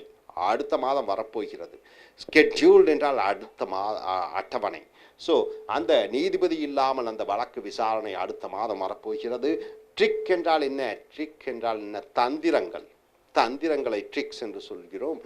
மந்திரங்களையும் ட்ரிக்ஸ் என்று சொல்கிறோம். ட்ரிக்ஸ் ஆஃப் த ட்ரேட், ஒரு வியாபாரத்தினுடைய தந்திர மந்திரங்கள். ஒரு வியாபாரத்தினுடைய தந்திரங்களை ட்ரிக்ஸ் ஆஃப் த ட்ரேட். ட்ரேட்னு என்ன? வாங்குவது, விற்பது, வியாபாரம். Great knowledge about something which is not share to anybody. ஒன்றை பற்றி அதிக ஞானம் இருக்கிறது, மற்றவர்களிடம் அவர்கள் சொல்ல மாட்டார்கள் அந்த ரகசியங்களை. வியாபார ரகசியங்கள் என்று சொல்வதை ட்ரிக்ஸ் ஆஃப் த ட்ரேட் என்று சொல்வோம். வியாபார தொழில்நுட்ப ரகசியங்களை ட்ரிக்ஸ் ஆஃப் த ட்ரேட் என்று சொல்கிறோம். உதாரணத்துக்கு we should give him a high salary. அவனுக்கு நாம் அதிக சம்பளம் கொடுக்க வேண்டும். பிகாஸ் ஏனென்றால் he knows the tricks of our trade என்றால் அவனுக்கு தெரியும் நம்மளுடைய வியாபார ரகசியங்களை. ஸோ ஒரு தொழில், ஒரு வியாபாரம், அதனுடைய ரகசியங்களை அறிந்து தெரிந்தவனை திறமையானவன் என்று சொல்கிறோம். So tricks of the trade என்றால் திறமைகள் ஒரு தொழிலிலே. ட்ரிக்கி என்றால் ரொம்ப ஆபத்தான. ட்ரிக்கி இது பெயரொரு சொல்லாக வருகிறது. Driving the car through the hill station is a tricky one. காரை மலையிலே ஓட்டுவது என்பது ஒரு ஆபத்தான காரியம். ட்ரிக்கி என்றால் ஆபத்தான. ஹேட்ரிக் அருமையான வார்த்தை. கிரிக்கெட்டிலே 3 விக்கெட்டுகளை எடுப்பவர்களை ஹேட்ரிக் என்று சொல்வார்கள். சினிமாவிலே 3 வெள்ளி விழா கண்ட நாயகனை ஹேட்ரிக் பட கதாநாயகன் என்று சொல்வார்கள். ஸோ ஹேட்ரிக் என்றால் டூயிங் சம்திங் கிரேட், ஒன்றை மிகச்சிறப்பாக செய்வது, டிஃப்ரெண்ட்லி வித்தியாசமாக செய்து வெற்றி அடைய வைப்பதை ஹேட்ரிக் என்று சொல்கிறோம். Has done a hat trick in is business. அவன் தன்னுடைய வியாபாரத்திலே மிகப்பெரிய சாதனையை செய்தான். வியாபாரத்தை மற்றவர்களிடமிருந்து வேறுபட்டு வித்தியாசமாக செய்து வெற்றி அடைய வைத்தான். டர்ட்டி ட்ரிக், டர்ட்டினா அசிங்கமான, ட்ரிக் என்றால் என்ன, தந்திரங்கள், மோசமான தந்திரங்களை உபயோகப்படுத்துகிறான் என்று சொல்லும் பொழுது ஏ சீட்டிங் ப்ராக்டிஸ், ஏமாற்றக்கூடிய ஒரு வழக்கமும் பழக்கத்தையும் டர்ட்டி ட்ரிக் என்று சொல்கிறோம். My friend did A dirty trick on me, என்னுடைய நண்பன் என்னை ஏமாற்றினான். அடுத்ததாக ட்ரிப், ட்ரிப் என்றால் என்ன, கால் தவறி விழுவதை ட்ரிப்பு. இன்னொரு ட்ரிப் என்றால் ஒரு இடத்துலேருந்து இன்னொரு இடத்துக்கு பயணம் செய்வதை ட்ரிப்பு. ட்ரிப் என்றால் கால் தவறி வீழே விழுவது trip. Trip out, trip out என்றால் டூ மச் ஒரியிங், ரொம்ப மன கவலைப்பட்டு கொண்டே இருத்தல். கெட்டிங் மோர் ஸ்ட்ரெஸ்ட், அதிகமாக மனம் அழுத்தத்தை பெறுதலை இங்கே ட்ரிப் அவுட் என்று சொல்கிறோம். My sister got tripped out, என் தங்கை ரொம்ப மன உளைச்சலுக்கு ஆளானாள், மன வேதனைக்கு ஆளானாள், மன அழுத்தத்திற்கு ஆளானாள். when a daughter went abroad, அவளுடைய மகள் வெளிநாட்டுக்கு சென்ற பொழுது. ஸோ நண்பர்களே, பெஞ்ச் ட்ரையல் என்றால் நீதிபதி இல்லாமல் வழக்கை விசாரித்தல். ட்ரிக்ஸ் ஆஃப் த ட்ரேட் என்றால் என்ன, வியாபாரத்தினுடைய தந்திர மந்திரங்கள், ரகசியங்கள், தொழில்நுட்பங்களை ஒருவர் அறிந்திருப்பது திறமைசாலி. ட்ரிக்கி என்றால் ரொம்ப ஆபத்தான. ஹேட்ரிக் என்றால் என்ன, மிகப்பெரிய வெற்றியை அடைதல், மற்றவர்கள் செய்யாததை செய்து வித்தியாசமாக செய்து வெற்றி அடைவது. டர்ட்டி ட்ரிக் என்றால் ஒரு கெட்ட தந்திரம், மோசமான ஒரு வழக்கம், ஏமாற்றக்கூடிய ஒரு வழக்கம். ட்ரிப் அவுட் என்றால் மன அதிக வேதனைப்படுவது, மன அழுத்தத்துக்கு உட்படுதலை இங்கே ட்ரிப் அவுட் என்ற சொற்றொடர் மூலமாக பயன்படுத்துகிறோம். அடுத்ததாக ட்ராட், அருமையான வார்த்தை ட்ராட்ஸ், அதிகமாக உபயோகப்படுத்தக்கூடிய வார்த்தை. ட்ராட்ஸ் என்றால் லூஸ் மோஷன், வயிற்றுப்போக்கு என்று சொல்கிறோம். டயேரியா என்று சொல்கிறோம். ட்ராட்ஸ் என்றால் டயேரியா என்றும் சொல்லலாம். Yesterday's dinner party gave me the trots என்றால் என்ன, நேற்று இரவு நடந்த விருந்தின் பொழுது உண்ட உணவு செடிக்காமல் எனக்கு இந்த லூஸ் மோஷன் வந்துவிட்டது, வயிற்றுப்போக்கு வந்துவிட்டது. ட்ராட், இது ட்ராட் என்றால் என்ன, போக அல்லது வர. Trot, let us trot to the marriage to see our relations. நாம் நம்மளுடைய சொந்தக்காரர் திருமணத்துக்கு சென்று சொந்தக்காரர்களை பார்ப்போம். நாம் போவோம் என்று சொல்லும் பொழுது, போலாம் வரலாம் என்று சொல்லும் போது ட்ராட் என்று சொல்கிறோம். ஹாட் டு ட்ராட் என்று சொல்லும் பொழுது, ஹாட் டு ட்ராட் என்றால் பீப்புள் who are happy, மக்கள் சந்தோஷமாக இருக்கிறார்கள், திருப்தியாக இருக்கிறார்கள், மகிழ்ச்சியாக இருக்கிறார்கள். And getting ready for some action, ஏதோ ஒன்று செய்ய வேண்டும் என்று மனதிலே உறுதியை எடுத்துக்கொண்டு அவர்கள் புறப்படுகிறார்கள். அதை ஹாட் டு ட்ராட் என்ற சொற்றொடர் மூலமாக பயன்படுத்துகிறோம். த கிரிக்கெட் பிளேயர்ஸ், கிரிக்கெட் வீரர்கள் ஆர் ஹாட் டு ட்ராட் என்றால் என்ன, சந்தோஷமாக புறப்பட்டு செல்வார்கள். எப்பொழுது, ஃபார் டுமாரோஸ் மேட்ச், நாளைய கிரிக்கெட் போட்டிகளுக்கு இன்று புறப்பட்டு தயாராக கிரிக்கெட் விளையாட செல்ல போகிறார்கள். அடுத்தது ட்ரபிள்னா பிரச்சனைகள். ட்ரபிள் இஸ் ப்ரூவிங், அருமையான வார்த்தை. ப்ரூவிங்னா என்ன சார்? ப்ரூவிங்னா பொதுவாகவே பிராண்டி விஸ்கியை ப்ரூ பண்ணுகிறோம், அது பிராண்டி விஸ்கி ஆகிறது என்று சொல்கிறோம். ட்ரபிள் இஸ் ப்ரூவிங் என்றால் என்ன, பிரச்சனைகள் வந்து கொண்டிருக்கிறது, பிரச்சனைகள் அருகே இருக்கிறது, பிரச்சனைகள் நெருங்க போகிறது. Trouble is brewing. The trouble is brewing for America, அமெரிக்காவுக்கு பிரச்சனைகள் வந்து கொண்டிருக்க போகிறது, வரப்போகிறது. பிகாஸ், ஏனென்றால் of the decrease in the value of the dollar, America டாலரினுடைய மதிப்பு குறைந்து கொண்டே இருக்க போகிறது. அமெரிக்காவுக்கு இனி பிரச்சனை தான் வரப்போகிறது. ஸோ பிரச்சனை நெருங்கி கொண்டிருக்கிறது என்று சொல்லும் பொழுது ட்ரபிள் இஸ் ப்ரூவிங் என்ற சொற்றொடரை பயன்படுத்துகிறோம். அடுத்ததாக pour oil over troubled waters, பிரச்சனைக்குரிய தண்ணியிலே நீ எண்ணெயை தெளி என்று சொல்லும் பொழுது reduce the seriousness of the situation, ரொம்ப இறுக்கமாக ரொம்ப கண்டிப்பாக ஒரு சூழ்நிலை இருக்கும் பொழுது அந்த தன்மையை குறைப்பதற்காக ஒரு நகைச்சுவையை சொல்லுகிறோம், ஒரு ஏதோ ஒன்று பேச முயற்சி பண்ணுகிறோம், கூச்சத்தை விடுவதற்காக ஏதோ ஒன்று செய்து அவர்களை நன்றாக பழக விடுகிறோம். அதை போர் ஆயில் ஓவர் ட்ரபிள்ட் வாட்டர்ஸ் என்ற சொற்றொடர் மூலமாக பயன்படுத்துகிறோம்.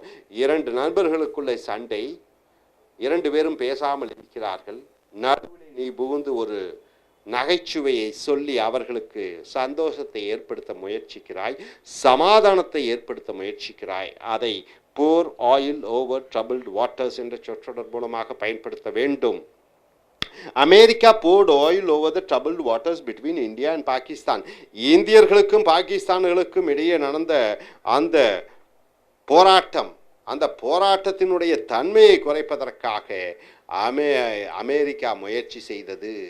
ஸோ நண்பர்களே, மறுபடியும் பாருங்கள், ட்ராட்ஸ்னா என்ன லூஸ் மோஷன் அல்லது வயிற்றுப்போக்கு, ட்ராட்னா போக வர, ஹாட் டு ட்ராட் என்றால் மக்கள் சந்தோஷமாக இருக்கிறார்கள் ஒரு காரியத்தை செய்ய. ட்ரபிள் இஸ் ப்ரூயிங்னா பிரச்சனை நெருங்கி கொண்டு இருக்கிறது. போர் ஆயில் ஓவர் ட்ரபிள்டு வாட்டர்ஸ் என்றால் என்ன? பிரச்சனைகளை குறைப்பதற்காக செய்யக்கூடிய சில விஷயங்கள். இறுதியாக பெஞ்ச் ட்ரையல் என்றால் ஒரு வழக்கு நீதிபதி இல்லாமல் ஒரு வழக்கு விசாரிக்கப்படுகிறது. ட்ரிக்ஸ் ஆஃப் ட்ரேட் என்றால் என்ன? வியாபாரத்தினுடைய தந்திர சூத்திர சாத்திரங்கள்.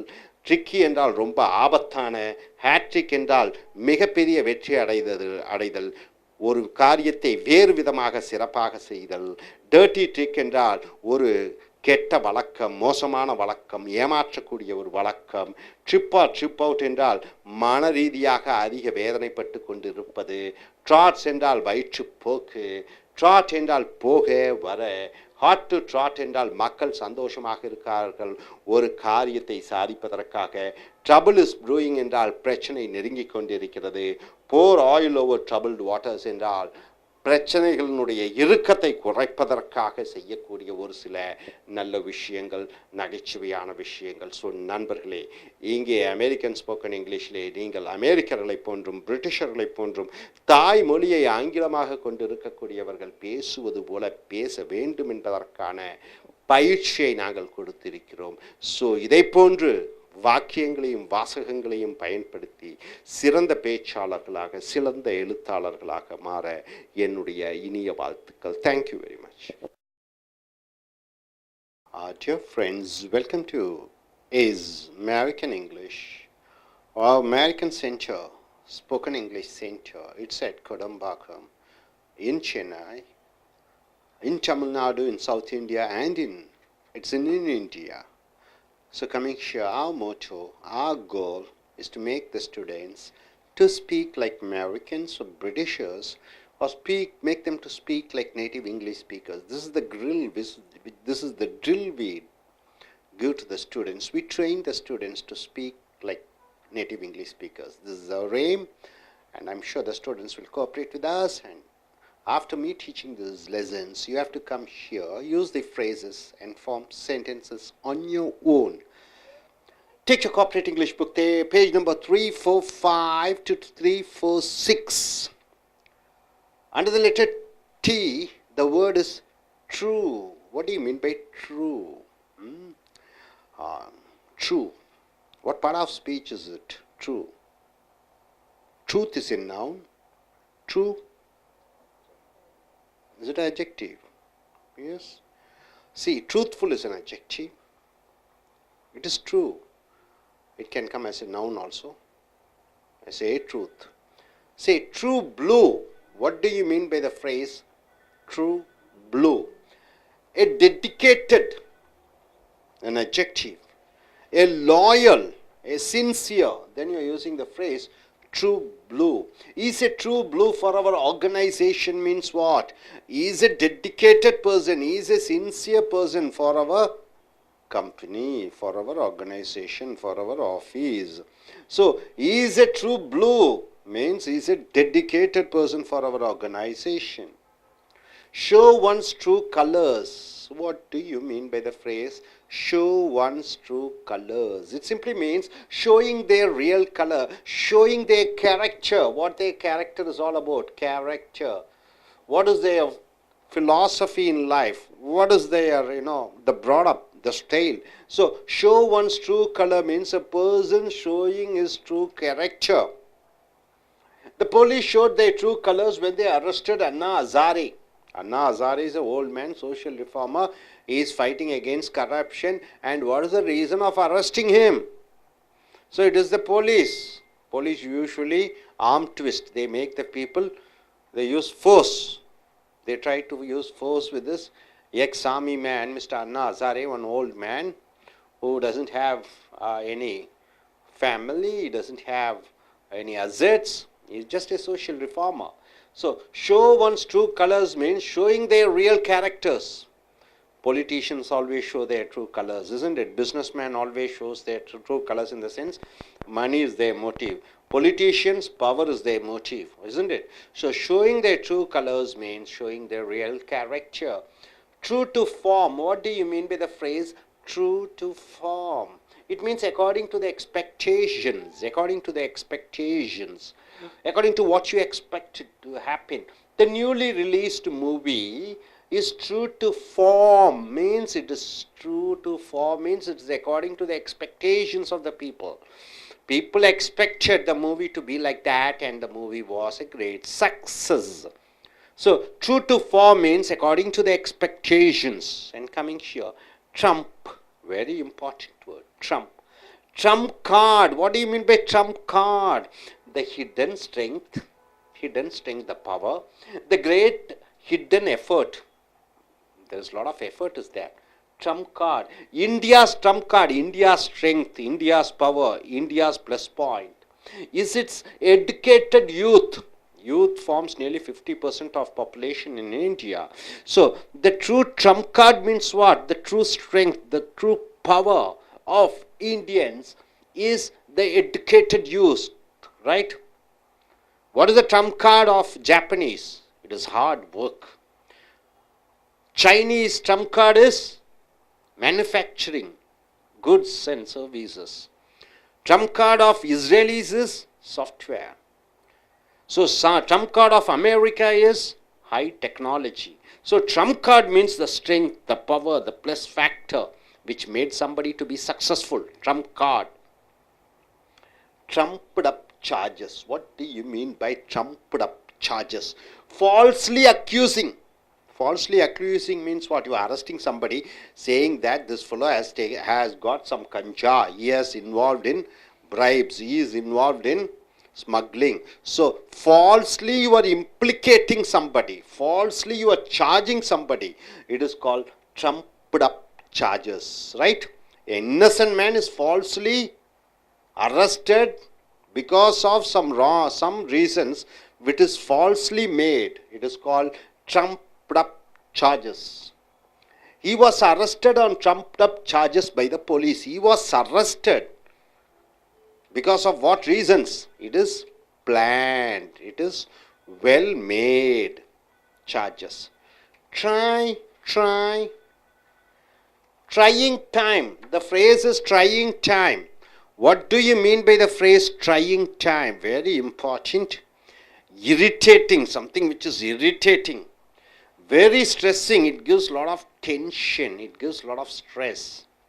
It is very annoying, it is irritating, insulting. So, trying time means very hard time, right? See, it is a trying time for me to get a job. You finished your degree, you want to get a job. So, that time, that unemployed time, it is a tough time. It is a trying time means what? The difficult situation, the hard times, right? So, my dear friends, what do you mean by true blue? A dedicated, something loyal, sincere. Show one's true colors means a person showing his true character. True to form means according to the expectations. Trump card means what? The hidden strength, the power, the plus factors of a person or a country or an organization. Tata's trump card is what? It's what? Each one has its own values, isn't it? Tata company, Microsoft, Infosys, Wipro. So each organization has their own trump card. Service. Trumped up charges means falsely implicating others, right? Trying time means what? Very hard time. Very hard time. See, one girl, she got married to UK, a man. She has to go to UK and she is waiting for all her formalities to get over to get a visa. So the time which she is expecting, the time she is alone working hard, that is called trying time. Next, coming here. Try once and at. What do you mean by the phrase try once and at? Means trying to do one thing for the first time. First time you are trying to do one thing, then you are using the phrase trying once hand at. Try one hand at. Try once and at. I am trying swimming. See, I will try my hand at wearing coat and suit. So this is the first time I am going to wear coat and suit. So I try my hand at. I will try my hand at swimming. I will try my hand at driving. I will try my hand at flying in the aeroplane. So first time I am going to try on something. Then you are using the phrase I'll try my hand at. I will try my hand at. Next, coming here, try out. What do you mean by the phrase try out? Testing one's capacity. You are testing one other person's capacity. Try out. Health, fitness. You are keeping your body fit by doing gym and exercise, yoga, meditation. Finding out whether something is suitable. You are trying to find out whether it is going to be suitable for you. So, try out means try out. Why don't you try out? What do you mean by that? Why don't you try on something whether it is suitable for you or not? Why don't you try whether your body is fit? Why don't you try out gym? Why don't you try out swimming? Why don't you try out what is that?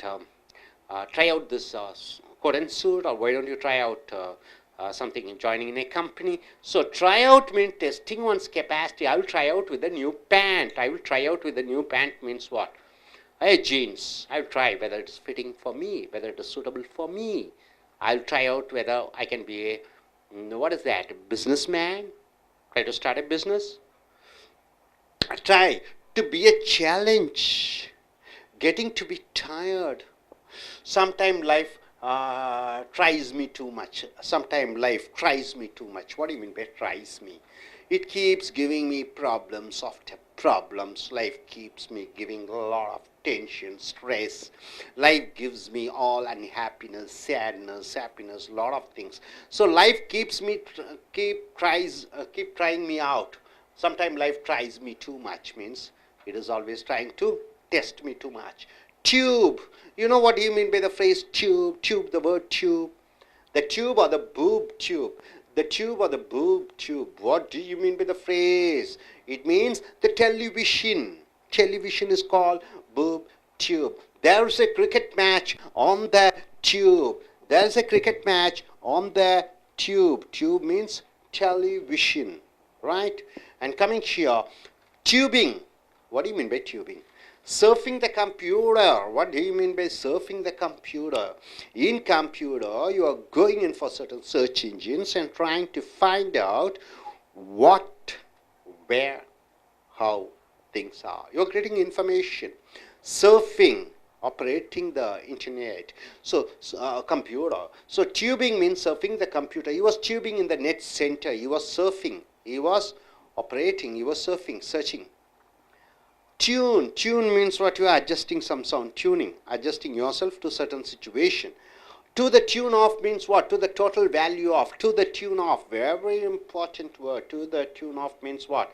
The total value to the tune of. To the tune of means total value. See, he sold his car. He sold his car. To the tune of. To the tune of means worth of 5 lakhs. To the tune of means total value, to the tune of. So he sold his car to the tune of 5 lakhs means he sold his car to the value of 5 lakhs, to the tune of. Hope you are able to get it, sir. Try once and that means what? Trying something first time. Why don't you try your hands at eating non-vegetarian? Maybe you are a vegetarian. Why don't you try your hands at non-vegetarian first time? Why don't you try? Try out means testing one's capacity. You are trying to test your power, your fitness, your health, and whether you are trying to find out whether it's going to be suitable for you or not, whether it is a pant or a shirt or a cap or a coat or a watch, whatever it is. Try to be a challenge, getting to be tired. So life keeps you, life tries you too much. So next, to the tube means it's a television. Tubing means surfing, and to the tune of means to the total value of. Once again, finally, I'm just coming here. you have to note down all the phrases and come here and form the sentences. Okay, true blue means a dedicated, a loyal, and a sincere. It is an adjective. Show one's true color means a what? A person showing his true character. And true to form means what? According to the expectation, something is going to happen. Trump card means what? The power, the reason for the power, the reason for the success, the reason for something. So it is something, the strength, the power, or the hidden secrets which led to success. Trumped up charges means falsely making somebody to make them or feel them or to make the world to understand that he is a criminal or he is convicted of some charges. So trumped up charges, falsely implicating somebody for some charges. Trying time means some testing time, irritating time, something the time when you went through hard problems. Try one's hands at, you are trying something at first time. Try out means you are trying your capacity, trying out something whether it is suitable for you or not. Try to be a challenge and getting to be tired. And tube means it's a television or the boob tube, it's television. And tubing means surfing the computer. And to the tune of means to the total value of. Hope you're able to understand all these phrases. I request one by one to come forward. Use one of the phrases and form sentences. Yes, gentlemen, wait when you come. I'm going to choose the word trumped up charges. Trumped up charges. Trumped up charges, yes. Falsely accusing meaning. Falsely accusing somebody. Could you form a sentence using trumped up charges? In Malegaon bomb blast, the police trumped up charges against the minority. Where is it? Malegaon. Malegaon in Uttar Pradesh. Yes, sir. There was a bomb blast and the police arrested some of them and they trumped up charges against them. They falsely accused them. That's what you want to say. It's good. My name is Pansoli. I'm going to choose the sentence of show one true colors. Show one's true colors. What do you mean by show one's true colors? Showing the real colors. Showing their real characters. Yes, how do you form a sentence? Vijay showed the true colors when they spoke with the public. Mr. Vijay Kant, an actor, politician, he showed his true colors when he spoke with the public in the stage. Okay, next.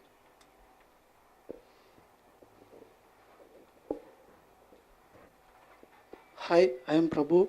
I choose the word to the tune of. What is the verse? To the tune of. To the tune of, to the value of. To the total value of. My monthly salary is to the tune of 30,000. My monthly salary is to the tune of 30,000. Okay, good. Thank you, sir.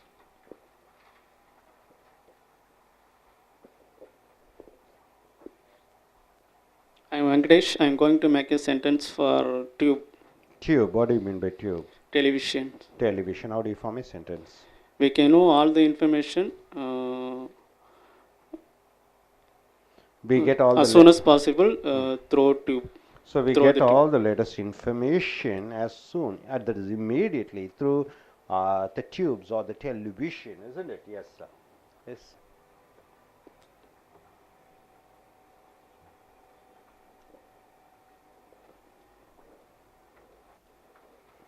Show one's true color. What do you mean by show one's true color?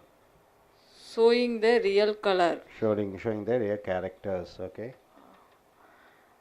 The politician people showing the real color for the duration of election period. Okay, the politicians showing their true colors during the time of elections. Yes.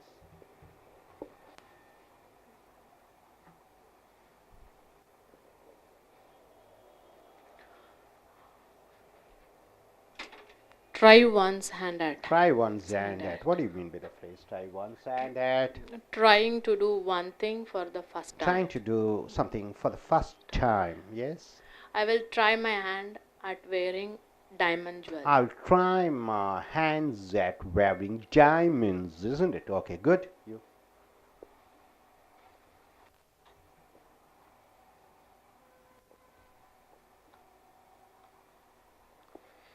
Tune.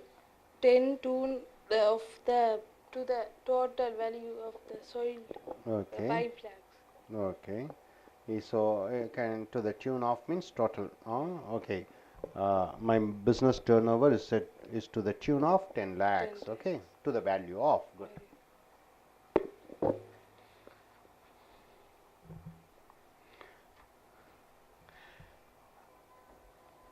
நண்பர்களே, உங்களுடைய corporate ஆங்கில புஸ்தகத்தை எடுத்துக்கொள்ளுங்கள். பக்கம் 345 346 வரைக்கும்.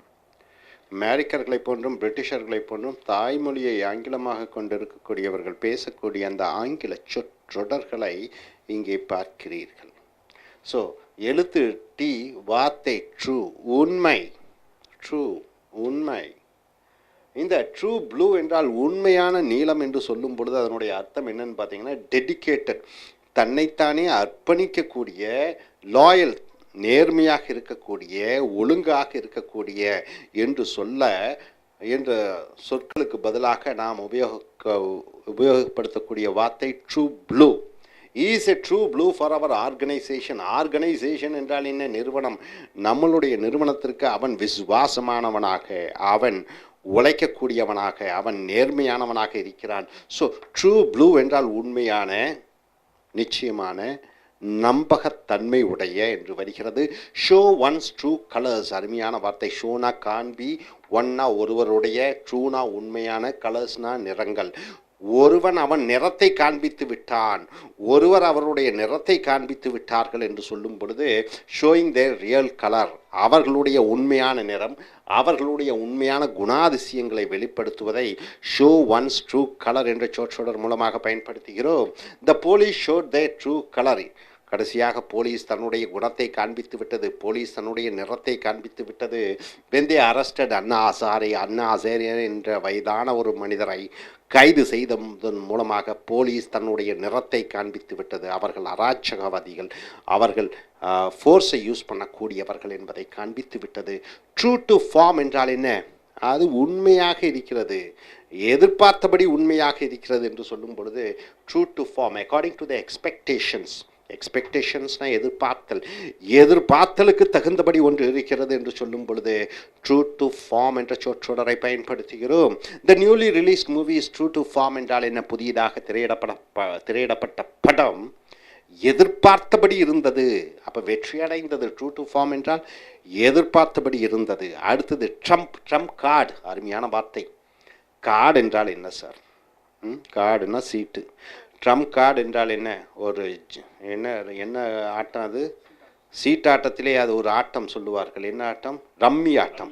அந்த rummy ஆட்டத்திலே அந்த joker முக்கியமானது வந்து அதன் மூலமாக நீ வெற்றி அடைகிறாய் என்றால் அதுதான் ட்ரம்ப் கார்டு. புரிந்ததா? ட்ரம்ப் கார்டு என்றால் வெற்றி அடையக்கூடிய கார்டு என்று சொல்லும் பொழுது ட்ரம்ப் கார்டுனா ஹிடன் ஸ்ட்ரெங்க், ஒளிந்திருக்கக்கூடிய திறன்கள், த கிரேட் ஹிடன் எஃபர்ட், கடுமையான முயற்சி அதிலே இருக்கிறது. வெற்றி அடைவதற்காக உள்ளுக்குள்ளே பார்த்தீங்கன்னா அங்கே உழைப்பு இருக்கிறது. எந்த நிறுவனத்தை எடுத்துக்கொண்டாலும் அதற்கு பின்னாடி இருக்கக்கூடியது உழைப்பு. அது டிசிஎஸ்ஸாக இருக்கட்டும், விப்ரோவாகட்டும், பில்கேட்ஸினுடைய மைக்ரோசாஃப்டாக இருக்கட்டும், அதனுடைய ட்ரம்ப் கார்டு என்ன என்று பார்த்தீங்கன்னா உழைப்பு. நடிகர்களாகட்டும், அரசியல்வாதிகளாகட்டும், வெற்றியடைந்தவர்கள் பின்னாடி மறைந்திருக்கக்கூடிய அந்த விஷயம் உழைப்பு. அதுதான் Trump card. India's Trump card. இந்தியாவினுடைய வெற்றியினுடைய ரகசியம், ஒளிந்திருக்கக்கூடிய ரகசியம், அதனுடைய ஒளிந்திருக்கக்கூடிய முயற்சிகள் என்னென்று பார்த்தீங்கன்னா இட்ஸ் எஜுகேட்டட் யூத். படித்த இளைஞர்கள், அதிகமாக படித்த இளைஞர்கள் 50% பேர் இந்தியாவிலே இருக்கிறார்கள். ஸோ ட்ரம்ப் கார்டு என்றால் ஒளிந்திருக்கக்கூடிய, மறைந்திருக்கக்கூடிய சக்தி, வெற்றியினுடைய ரகசியம். ட்ரம்ப்ட் அப் சார்ஜஸ். அப்படி என்றால் என்ன? சார்ஜஸ் என்றால் என்ன? சார்ஜ்னா பேட்டரியை சார்ஜ் பண்ணுறது, சார்ஜ்னா ஒருவனை தாக்குவதற்கு முற்படுவது, சார்ஜ் என்றால் ஒருவர் மேல் வழக்கு தொடுப்பது. இப்படி 3 அர்த்தங்கள் இருக்கிறது. ட்ரம்ப்ட் அப் சார்ஜஸ் என்றால் என்ன? வேண்டுமென்றே பொய்யான வழக்குகளை போடுதல், வேண்டுமென்றே பொய்யான குற்றச்சாட்டுகளை சொல்லுதல், அதுதான் trumped up charges. Falsely accusing. ஃபால்ஸ்லினா தவறாக, அக்யூசிங்னா குற்றம் சுமத்துவது. தவறாக குற்றம் சுமத்துவதை ட்ரம்ப்ட் அப் சார்ஜஸ் என்று சொல்கிறோம். He was arrested on trumped up charges by the police. அவன் போலீஸ் மூலமாக வேண்டுமென்றே வழக்கிலே அவன் குற்றவாளி என்று அவன் அவன் அவன் அவன் மேல் வழக்கு தொடுத்தார்கள். ட்ரை என்றால் முயற்சி. ட்ரையிங் டைம் என்றால் என்ன? கடுமையான முயற்சி செய்து கொண்டிருக்கக்கூடிய காலகட்டங்கள், கடுமையாக உழைத்து கொண்டிருக்கக்கூடிய காலகட்டங்கள், கடுமையான சோதனையால் நான் ஈடுபட்டிருந்த காலகட்டங்களை ட்ரையிங் டைம் என்று சொல்கிறோம். இரிட்டேட்டிங், எரிச்சல் அடையக்கூடிய டைம். வெரி ஸ்ட்ரெஸ்ஸிங், அந்த இடத்துல மன அழுத்தம் அதிகமாக குடிக்கிறது. வெரி அனாயிங், ஒரே எரிச்சலாக இருக்கக்கூடிய நேர காலங்கள். It is a trying time for me to get a job. நான் வேலை இல்லாமல் இருக்கிறேன். அந்த வேலை இல்லாத காலகட்டங்கள் பார்த்தீங்கன்னா அது எரிச்சலுடைய காலகட்டங்கள், கோபதாபம் கொடுக்கக்கூடிய காலகட்டங்கள், மன அழுத்தத்தை கொடுக்கக்கூடிய காலகட்டங்கள். அதை ட்ரையிங் டைம் என்று சொல்வீர்கள். ஸோ நண்பர்களே, ட்ரூ ப்ளூ என்றால் உண்மையான நேர்மையான, ஷோ ஒன்ஸ் ட்ரூ கலர் என்றால் ஒருவர் உண்மையான தன்னுடைய குணாதிசயங்களை வெளிப்படுத்துதல், ட்ரூ டு ஃபார்ம் என்றால் எதிர்பார்த்தபடி ஒன்று நடைபெறுதல், ட்ரம்ப் கார்டு என்றால் என்ன? வெற்றியின் ரகசியமாக ஒன்று இருத்தல், ட்ரம்ப் அப் சார்ஜஸ் என்றால் என்ன? தவறாக வழக்கு தொடுத்தல் ஒருவர் மேல். ட்ரையிங் டைம் என்றால் என்ன? கஷ்டமான காலகட்டங்கள், சோதனையான காலகட்டங்கள், மன அழுத்தம் அளிக்கக்கூடிய காலகட்டங்களை ட்ரையிங் டைம்ஸ் என்று சொல்கிறோம். அடுத்ததாக ட்ரை ஒன்ஸ் ஹேண்ட் ஆட் என்றால் என்ன? ஒருவர் தன்னுடைய கையை முயற்சி செய்து பார்ப்பது, ஒன்றை முதலாக முயற்சி செய்து பார்ப்பது. Trying to do one thing for the first time, முதலாக எப்படி இருக்கிறது என்று அனுபவப்பட்டு பார்ப்பதை ட்ரை ஒன்ஸ் ஹேண்ட் ஆட் என்ற சொற்றொடர் மூலமாக பயன்படுத்துகிறோம். I will try my hand at wearing coat and suit. இதுவரைக்கும் நான் கோட் அண்ட் சூட்டை போட்டதில்லை. இதுதான் இனி முதல் முறையாக நான் முயற்சி செய்ய போகிறேன் கோட் அண்ட் சூட் அணிவதற்கு. முதலாக ஒன்றை முயற்சி செய்வதை ட்ரை ஒன்ஸ் ஹேண்ட் ஆட். ஒன்றுக்கு பதிலாக மை, அவர், இவர் எது வேணால் போட்டுக்கலாம், அந்த நபருடைய பெயரை போட்டுக்கொள்ளலாம். ட்ரை அவுட் என்றால் உன்னுடைய திறனை சோதித்தல். கெப்பாசிட்டினா திறன். ஒருவர் தன்னுடைய திறமையை சோதித்தல். ஹெல்த், ஒருவர் தன்னுடைய ஆரோக்கியத்தை சோதித்தல். ஃபிட்னஸ், ஒருவர் தன்னுடைய உடல் எப்படி அமைப்பாக இருக்கிறது என்பதை சோதித்தல். ஒருவர் தன்னுடைய finding out weather something is suitable, ஒன்று தனக்கு பொருத்தமாக இருக்கிறதா இல்லையா என்ற சோதித்தலை ட்ரை அவுட் என்ற சொற்றொடர் மூலமாக பயன்படுத்துகிறோம். I will try out with a new pant. நான் புதிய பேண்ட் அணிந்து அது சரியாக இருக்கிறதா இல்லையா என்பதை நான் முயற்சி செய்ய போகிறேன். அடுத்ததாக ட்ரை என்றால் டு பி எ சேலஞ்ச், சவாலாக இருக்கிறது. கெட்டிங் டு பி டயர்ட், சோர்வடைய வைப்பது. Sometime life tries me too much. சில நேரங்களில் வாழ்க்கை என்னை அதிகமாக சோதிக்கிறது, அதிகமாக என்னை சோதிக்கிறது என்று சொல்லும் பொழுது ட்ரை என்று சொல்கிறோம். ட்ரைனா முயற்சி, இங்கே ட்ரைனா சோதிக்கிறது என்ற அர்த்தத்திலே வருகிறது. டியூப்னா என்னன்னு உங்களுக்கு தெரியும்.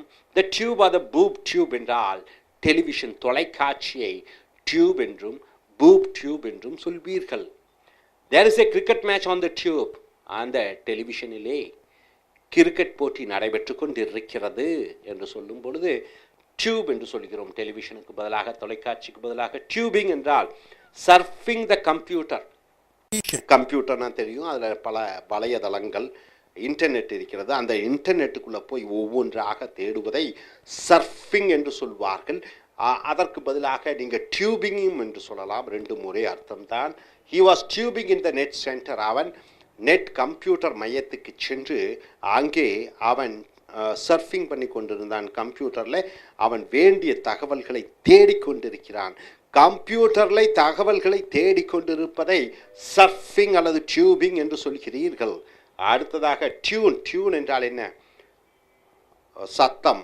நம்ம காதுகளுக்கு ஏற்ப அந்த இசை தன் காதுகளுக்கு ஏற்ப அதிக சத்தமும் இல்லாமல் சத்தம் மிக கம்மியாகவும் இல்லாமல் அதை அனுசரித்து அட்ஜஸ்ட் பண்ணுவதை டியூன் என்று சொல்கிறோம்.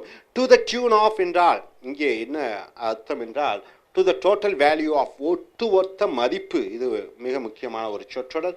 ஈ சோல்ட் இஸ் கார், அவன் தன்னுடைய காரை விற்றான். டு த டியூன் ஆஃப் என்றால் என்ன? மதிப்பு. என்ன மதிப்புக்கு? 5 லட்சம் ரூபாய் மதிப்புக்கு தன்னுடைய காரை விற்றான். ஸோ த டியூன் ஆஃப் என்றால் மதிப்பு. ஸோ நண்பர்களே, ட்ரை ஒன்ஸ் ஹேண்ட் ஆட் என்றால் ஒன்றை முதலாக முயற்சி செய்வது, முயற்சி செய்து அனுபவித்து பார்ப்பது. ட்ரை அவுட் என்றால் ஒருவர் தன்னுடைய திறமையை சோதித்தல், தன்னுடைய உடல் ஆரோக்கியத்தை சோதித்து பார்த்தல், ஒன்று பொருத்தமாக இருக்கிறதா இல்லையா என்று சோதித்து பார்த்தல். ட்ரை என்றால் to be a challenge, ஒரு சவாலாக உனக்கு அதிக சோதனைகள் வரக்கூடிய. டியூப் என்றால் தொலைக்காட்சி, டியூபிங் என்றால் கம்ப்யூட்டரிலே தேடுவது, டியூன் என்றால் ஒட்டுமொத்த மதிப்பு. ஸோ நண்பர்களை இறுதியாக பார்த்துக்கொள்ளுங்கள். ட்ரூ ப்ளூ என்றால் உண்மையான, நேர்மையான, விசுவாசமான. ஷோ ஒன்ஸ் ட்ரூ கலர், ஒருவர் தன்னுடைய உண்மையான குணாதிசயங்களை காண்பிக்கிறார். True form and true to form என்றால் எதிர்பார்த்தபடி ஒன்று நடைபெறுகிறது. ட்ரம்ப் கார்டு என்றால் என்ன? ஒரு வெற்றியின் ரகசியமாக அது என்ன, அந்த வலிமை என்ன? அடுத்தது ட்ரம்ப் அப் சார்ஜஸ், தவறாக வேண்டுமென்றே ஒருவர் மேல் பொய்யான வழக்குகளை தொடுத்தல். ட்ரையிங் டைம் என்றால் சோதனையான அந்த காலகட்டங்கள். அடுத்ததாக ட்ரை ஒன்ஸ் அண்ட் அட், முதல் முறையாக ஒன்றுக்கு முயற்சி செய்வது. ட்ரை அவுட், ஒருவர் தன்னுடைய திறமை, உடல் ஆரோக்கியம் அல்லது ஏதோ ஒன்று தனக்கு பொருத்தமாக இருக்கிறதா என்று முயற்சி செய்து பார்த்தல். ட்ரை என்றால் சோதனைகள் வரக்கூடிய. டியூப் என்றால் தொலைக்காட்சி. டியூபிங் என்றால் கம்ப்யூட்டரிலே, இணையதளங்களிலே தகவல்களை சேகரிப்பது. டு த டியூன் ஆஃப் என்றால் ஒட்டுமொத்த மதிப்பு. ஸோ நண்பர்களே, இங்கே அமெரிக்கன் ஸ்போக்கன் இங்கிலீஷில் மிக முக்கியமாக தாய்மொழியை ஆங்கிலமாக கொண்டிருக்கக்கூடியவர்கள் பேசுவது போன்று, அமெரிக்கர்களும் பிரிட்டிஷர்களும் பேசுவது போன்று இந்த கடுமையான பயிற்சிகளை அன்றாடம் நாங்கள் கொடுத்து கொண்டிருக்கிறோம். இந்த சொற்றொடர்களை உங்களுடைய பேச்சாங்கிலத்திலும் எழுத்தாங்கிலத்திலும் பயன்படுத்தி மிகச்சிறந்த பேச்சாளர்களாக, மிகச்சிறந்த எழுத்தாளர்களாக ஆக எங்களுடைய வாழ்த்துக்கள். Thank you very much. Dear friends, welcome to AS American English. Take your corporate English book. It's in page number 346 to 347. We in American Spoken English Center in Chennai, this is in Tamil Nadu, in South India and in India. Our motto, our aim is to make the students who come here to speak in like a native English speakers, or simply like speak like an American and a Britisher, or speak like a corporate people. So we give a training over here.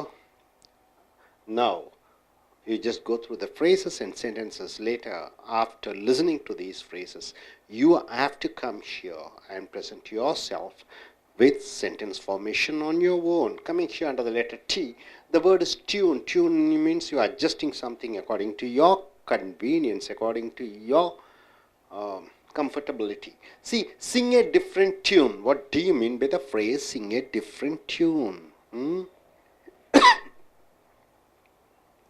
Sing a different tune means you are acting differently because of the change in your attitude. So, acting differently because of the change in a person's attitude.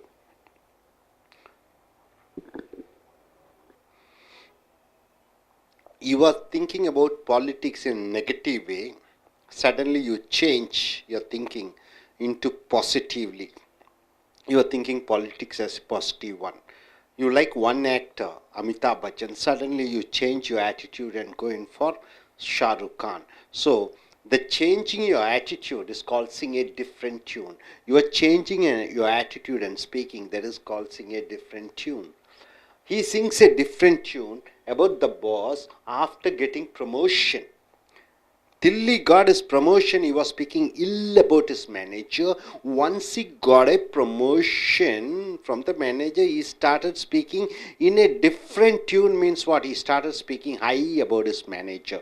So, sing a different tune means you are saying something with a different attitude, changing your things, acting differently because of the change in your attitude. Coming here, change one's tune. This is also almost same phrase like earlier one. The meaning also same. Having different opinion on something or somebody. He changed his tune means what? He changed his opinion. He changed his attitude about engineering studies after he saw the demands for the software engineers. So far he was telling software engineering job is bad. Now when he saw the demand, he changed his tune means he changed his opinion that software engineering job and studies are good. Turn. Out of turn means not in proper order. Out of turn means something which is not in proper order. Then you are using the phrase out of turn. Everybody should stand in the queue. Everybody should stand in the queue, or else you will be out of turn. then it won't be in a proper order if you don't stand in the queue. So out of turn means it won't be in order. Out of turn. So everybody should stand in the queue, and if you don't stand in the queue, you'll be out of turn means you'll be out of order. And coming here, in turn, what do you mean by the phrase in turn? In the proper order, in exact order, then you're using the phrase in turn. You should do your duties in turn means you should do your duties in the proper order. You should do your duties in proper order. And coming here, hairpin turn. Hairpin, you know hairpin turn. Have you seen the hairpin? It will be in 180 degrees. The hairpin, the bend of the hairpin, it will be in 180 degrees. So, an 180 degree turn. Ooty Hill Station has many hairpin turns, hairpin bends they call, isn't it? You just change, go to hill station, you have to change, go from one road to other road, you can find a lot of hairpin bends. So hairpin turns means you are turning in a 180 degree way. Ooty Hill Station has many hairpin turns. Turn over a new leaf. Wonderful phrase. Turn over a new leaf. It simply means in past doing bad things. In the past, maybe I'm an alcoholic. I used to drink a lot of brandy, whiskey, but in the present doing very good. But now I have changed. So my past was bad. Now I am good. So changed over a new leaf. Turn over a new leaf means you have changed your habits, right? You have changed into a good human being. You have changed your style. You have changed for a betterment. From worse to better. You're doing something good. Something you have changed your personality for the betterment. So turn over a new leaf means you have changed to a new character. So my dear friend, sing a different tune means what? Acting differently because of the change in your attitude. Because your attitude has changed, you started acting differently. Then you are using the phrase, sing a different tune. Change one's tune. This also, you started doing something, saying something, thinking about something differently after you came to know something else. Out of turn means something which is not in order. In turn means in the proper order. Hairpin turn means something you are turning in 180 degree, and turn over a new leaf means you are changed from bad to a good personality. And coming here, turn on the heat means, heat means using the needed force. You are using the force. Turn on the heat means you are using force, compulsion. You are using the physical force, or whatever it is. Anna Hazare and his team. Anna Hazare, a social reformer in India, and his team members turned on the heat means what? Used force, compelled the government for passing the anti-corruption law. Anti-corruption law means what? Against corruption, they wanted a law to be passed.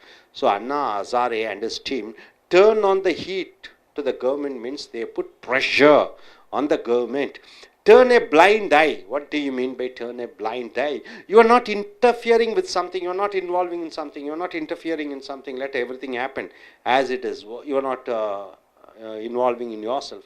Purposefully looking the other way to avoid something. To avoid something, you are not looking at it.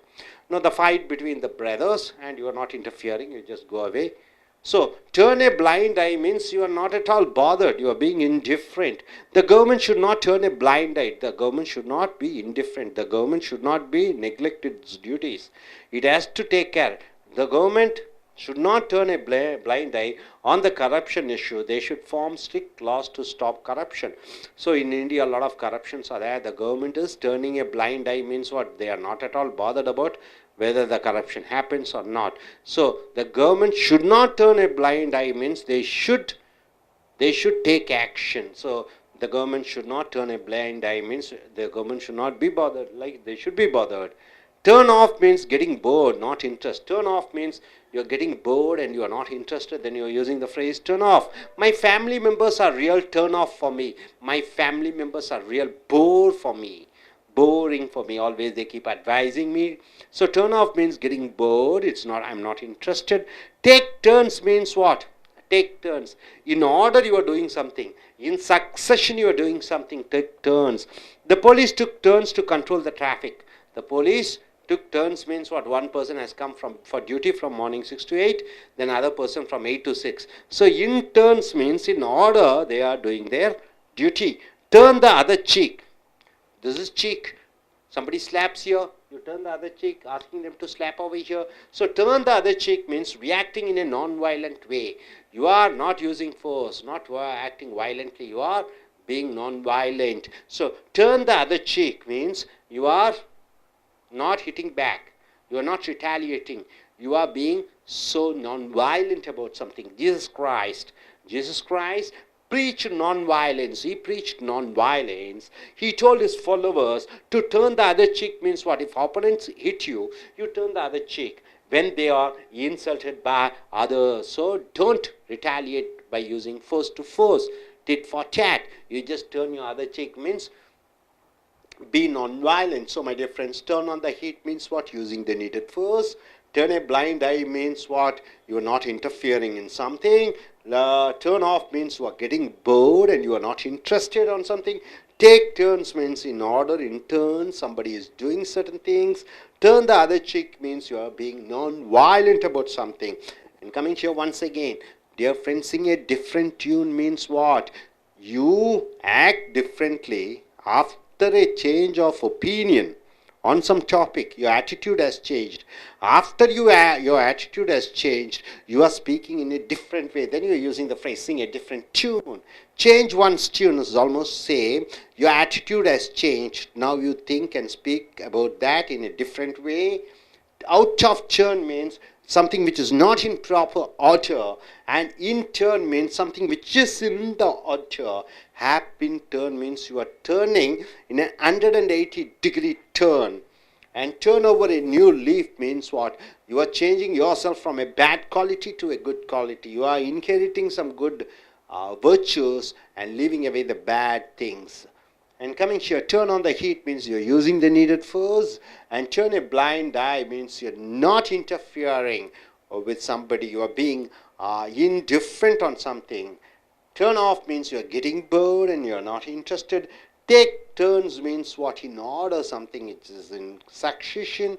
Turn the other cheek means you are reacting in a non-violent way. Hope you're able to understand. I request young ladies to come forward and present yourself with a use your phrase and form a sentence.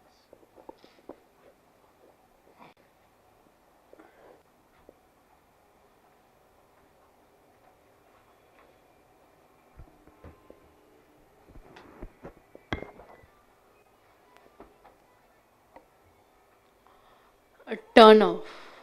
What do you mean by turn off? Getting bored. Getting bored. Not interested. Not interested. Some of the films are really turn off for me. Some of the films nowadays released are real turn off for me. For something me. real bore for me, isn't it? Yeah. Okay, fine. Yes.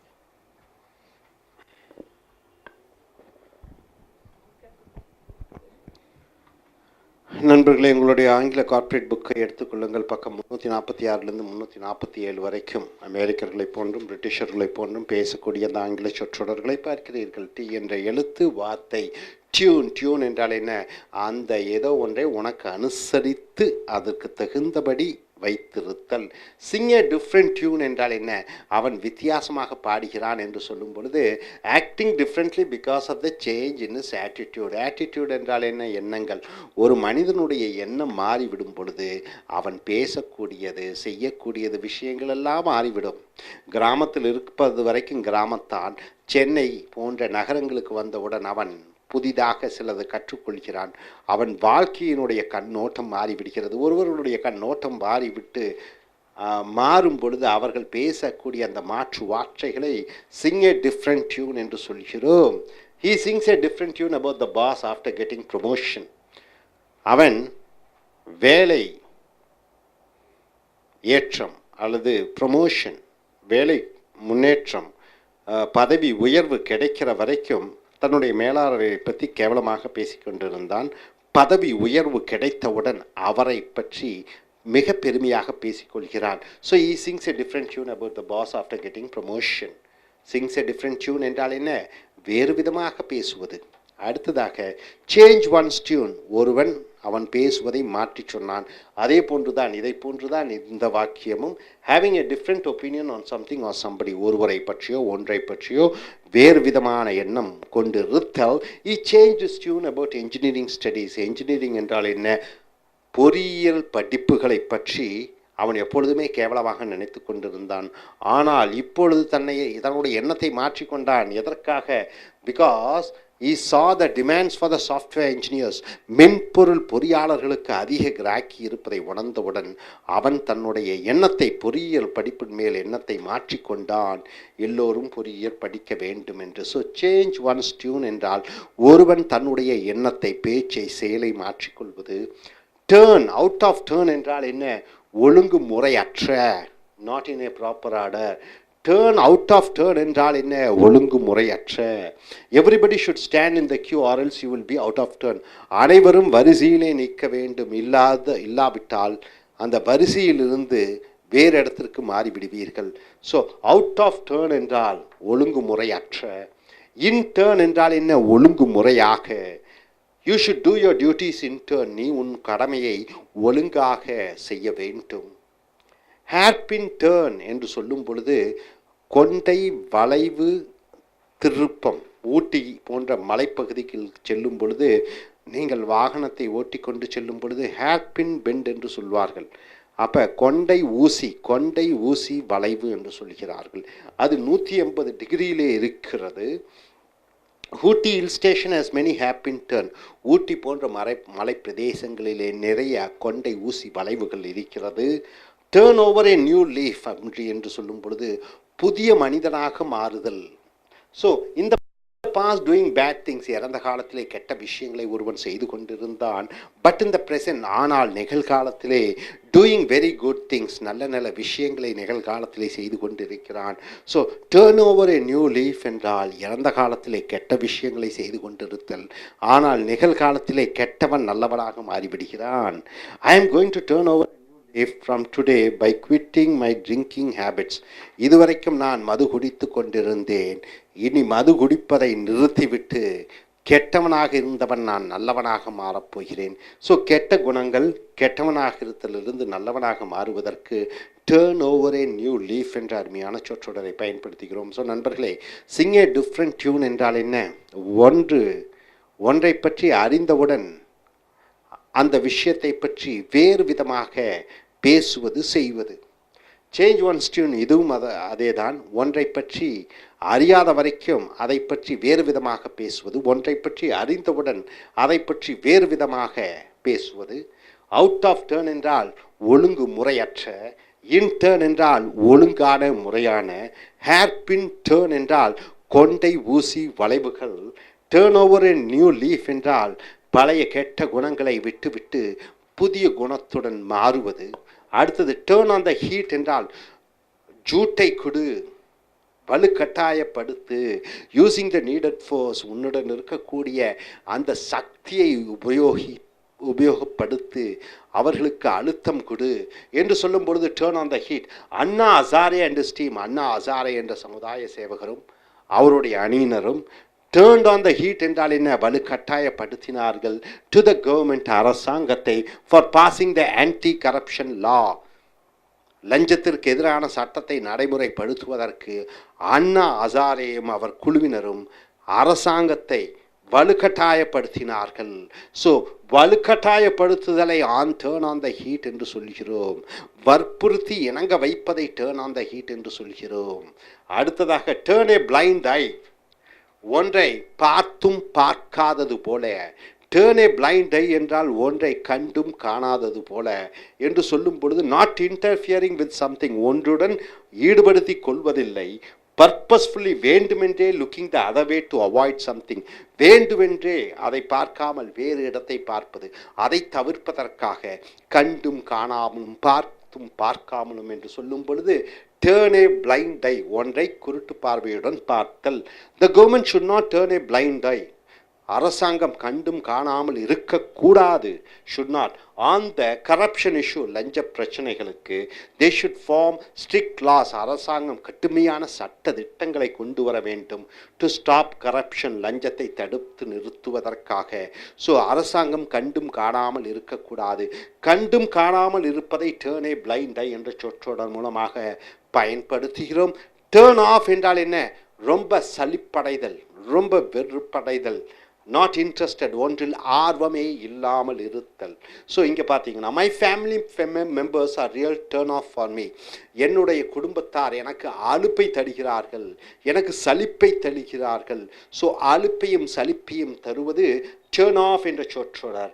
Take turns என்றால் முறையாக, ஒன்று இன்சக்ஷன் என்றால் ஒன்று முடிந்து அடுத்ததாக, ஒன்று முடிந்து அடுத்ததாக சரியான முறையிலே என்று வரும் பொழுது டேக் டர்ன்ஸ்.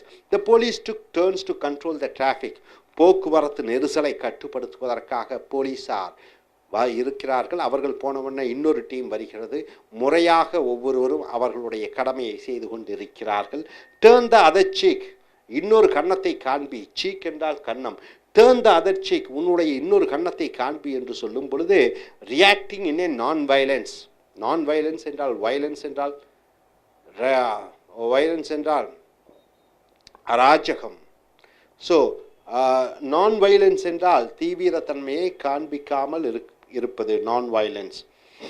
அஹிம்சா, அஹிம்சா சொல்லுவோம். Violence, non violence.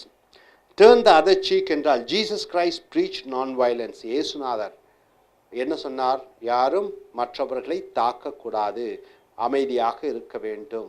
ஸோ அஹிம்சை வழியிலே நடந்து கொள்ள வேண்டும். இம்சை என்பது வயலன்ஸ், அஹிம்சை என்பது non violence.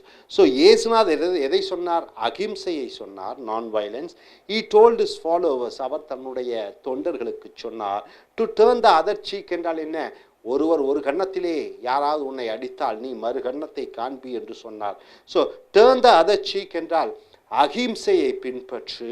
when they are insulted by others, அவர்கள் மற்றவர்களால் அவமானப்படுத்தப்பட்ட பொழுது அஹிம்சையை பின்பற்று என்று சொன்னார் இயேசுநாதர். So turn the other cheek என்றால் அஹிம்சையாக இரு. ஸோ நண்பர்களே, டேர்ன் ஆன் த ஹீட் என்றால் வலு கட்டாயப்படுத்துதல். உன்னுடைய முழு கம்பல்ஷன்ஸை யூஸ் பண்ணுகிறாய். டேர்ன் ஏ பிளைண்ட் ஐ என்றால் கண்டும் காணாமல் பார்த்தும் பார்க்காமல் ஒரு விஷயத்தை பார்த்து இருப்பது. டேர்ன் ஆஃப் என்றால் உனக்கு அலுப்பு ஏற்படுகிறது, சலிப்பு ஏற்படுகிறது. டேக் டேர்ன்ஸ் என்றால் முறையாக, ஒன்று முடிந்தவுடன் இன்னொன்று. டேர்ன் த அதர் சீக் என்றால் அகிம்சாவாதியாக, சண்டைக்கெல்லாம் செல்லாமல் மற்றவர்களின் திருப்திக்காக நீ உழைக்கிறாய். ஸோ நண்பர்களே, இறுதியாக பார்த்துக்கொள்ளுங்கள். சிங் ஏ டிஃப்ரெண்ட் டியூன் என்றால் என்ன? ஒன்றை பற்றி அறிந்தவுடன் ஒன்றை பற்றி வேறு விதமாக எண்ணம் கொண்டிருந்தாய், மறுபடியும் அதை பற்றி ஒரு அறிவு ஞானம் வந்தவுடன் அதை பற்றி வேறு விதமாக நினைக்கிறாய். Sing a different tune. Change one's tune. அதை போன்றுதான் ஒன்றை பற்றி வேறு விதமாக நினைத்து கொண்டிருந்தாய், ஒன்றை பற்றி அறிந்தவுடன் அதனுடைய பற்றி வேறு விதமாக நினைக்கிறாய். அவுட் ஆஃப் டேர்ன் என்றால் முறையற்ற, இன் டேர்ன் முறையாக, ஹேர்பின் டேர்ன் வளைவுகள், ஹேர்பின் 180 டிகிரி வளைவுகள், கொண்டையூசி வளைவுகள் என்று சொல்வாய். Turn over a new leaf என்றால் கெட்டவனாக இருந்தவன் நல்லவனாக, கெட்ட பர்சனாலிட்டியாக இருந்தவர் நல்ல பர்சனாலிட்டியாக மாறுதல். அடுத்து டேர்ன் ஆன் த ஹீட் என்றால் வலுக்கட்டாயப்படுத்துகிறாய், வற்புறுத்துகிறாய். டேர்ன் ஏ பிளைண்ட் ஐ என்றால் கண்டும் காணாமல் இருப்பது, பார்த்தும் பார்க்காமல் இருப்பது. டேர்ன் ஆஃப் என்றால் உனக்கு அலிப்பு ஏற்படுகிறது, சலிப்பு ஏற்படுகிறது. டேக் டேர்ன்ஸ் என்றால் முறையாக, தொடர்ச்சியாக. டேர்ன் த அதர் சீக் என்றால் அகிம்சாவாதியாக, ஒரு கன்னத்தில் ஒருவர் அறைந்தால் மறு கன்னத்தை நீ காண்பிக்கிறாய். ஸோ நண்பர்களே, இந்த அருமையான ஆங்கில சொற்றொடர்களை பயன்படுத்தி அமெரிக்கர்களையும் பிரிட்டிஷர்களை போன்றும் தாய்மொழியை ஆங்கிலமாக கொண்டு இருக்கக்கூடியவர்கள் பேசுவது போல உன்னுடைய ஆங்கில புலமையை வளர்த்திக்கொள். வாழ்த்துக்கள். Thank you very much. Dear friends, welcome to AIS American English. Our American Center is in Chennai. It's a spoken English center, personality development center, corporate training, and IELTS and TOEFL center. And it is in Tamil Nadu, in South India, in India. Take your corporate books. See, we here in American Center, it is our motto, it is our aim for everybody to speak like native English speakers. Just like mother tongue is English, even though it's your second language is English, we want you to speak like native English speakers. Take the page number 347 to 348 in your corporate English books. Under the letter T, the word is turn. Turn tail. What do you mean by the phrase tail? Turn tail. It simply means escaping after getting a sign of trouble. If you find a trouble, if you're involved in a trouble, you want to escape from the trouble, then you are using the phrase turn tail. Turn tail means what? When you get a problem, you want to escape from the problem, then you are using the phrase turn tail. The thief turned tail means the thief tried to escape after he saw the watchman in the building. Actually, the thief has come to steal something, to rob something. When he found the watchman having a look at him, he tried to escape because he don't want to get inside get in trouble. So turn tail means when trouble comes, you are trying to escape from the trouble. You got it, sir? Next coming, turn the corner. What do you mean by the phrase turn the corner? An important point to get recovered. An important point to get recovered, turn the corner. The education loan by the banks, nowadays banks are giving a lot of educational loans. The education loan by the banks, turn the corner for many poor students means it is an important point, turning point in their life, something which turns you, something which develops you, something which improves you. Then you're using the phrase turn the corner, something which develops you, something which makes you better. So the education loan by the banks turn the corner for many poor students. For many poor students, it is the bank loan which helped them to turn the corner, means to improve in their life, to recover something which they have lost, which others are having. So my dear friends, turncoat means a cheater, a traitor. Somebody cheats you, you call him as turncoat. He's a turncoat means he's a cheater. So he's a turncoat means he's a traitor or a cheater. He has cheated you. Turn a deaf ear. What do you mean by the phrase turn a deaf ear? It simply means having no interest to listen. You're not interested in listening on something. Then you're using the phrase turn a deaf ear. See here, he turned a deaf ear on his father's advice. On his father's advice, his father was giving a lot of advice. He turned a deaf ear means what? He was not interested in hearing. He's not interested in hearing or accepting his father's advice. Turns on means what? You are getting attracted to somebody. If you're a boy, you are attracted towards a girl. If a girl, you get attracted toward the boy. If the hero, you are getting attracted towards the hero. So getting attracted to somebody, then you're using the phrase turns on. Her dressing turns me on means what? The way she dresses makes me to get attracted towards her. So turns on means you're getting attracted towards somebody. Maybe either your opposite sex or anybody. Turn one's back. Turn one's back means what? Somebody is speaking, you just turn your back means you are ignoring somebody or something. You are ignoring somebody or something. Then you are using the phrase turn one's back. Instead of one's, you can use any person's name or any other pronoun. See here, he turned his back. He turned his back means what? On his brother when they asked his help. He turned his back on his brothers when they asked his help. See, I'm the eldest brother. I have 2 brothers or 3 brothers. They come and ask me for a help. I turn my back means what? I'm not ready to give any help to them. So turn one's back means you are just ignoring somebody. You are ignoring something. And coming here, tweak. What do you mean by the word tweak? Tweak means to do some changes to develop on something. You are doing some changes to make something look better. Tweak. Tweak means what? You are doing something to make one better. See here, we should tweak chairs and tables so that they look good. See, in this classroom, a lot of chairs are there which are arranged in a disorderly manner. You change it, you tweak it, then everything will be good. Tweak means what? To change. Tweak means to change. Change the position, change the dress, change some order, so change the method. So tweak means to change. It's a verb. So my dear friends, turn tail means what? Whenever you find some trouble coming, you are trying to escape from the trouble, then you are using the phrase turn tail. Turn the corner means what? An important point where you become better. Turncoat is a cheater, a traitor. Then you're using the phrase turncoat. Turn a deaf ear means what? You are not having any interest on anything, on particular thing. You are not interested in music, you are not interested in dance or movie or cricket match. Then you turn a deaf ear means you are not ready to listen. Turns on, you are getting attracted to somebody. Turn one's back means you are ignoring something or somebody. And here, tweak means to change something. Hope you're able to get all these phrases. Next, coming here, twist. Twist means what? Twisting, changing, twisting. Twist someone's arm. Which is arm? This part is called arm. The hand is called arm. So, twist someone's arm means what? Twisting somebody's arm means you're forcing somebody to do something. You're forcing somebody, do it.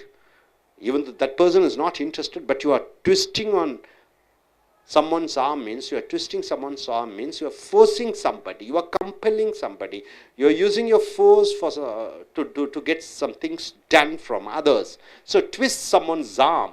So instead of someone, you can use any other pronoun or any other name, proper noun. The company is arm twisting. The company is arm twisting. See here, the company is arm twisting means what?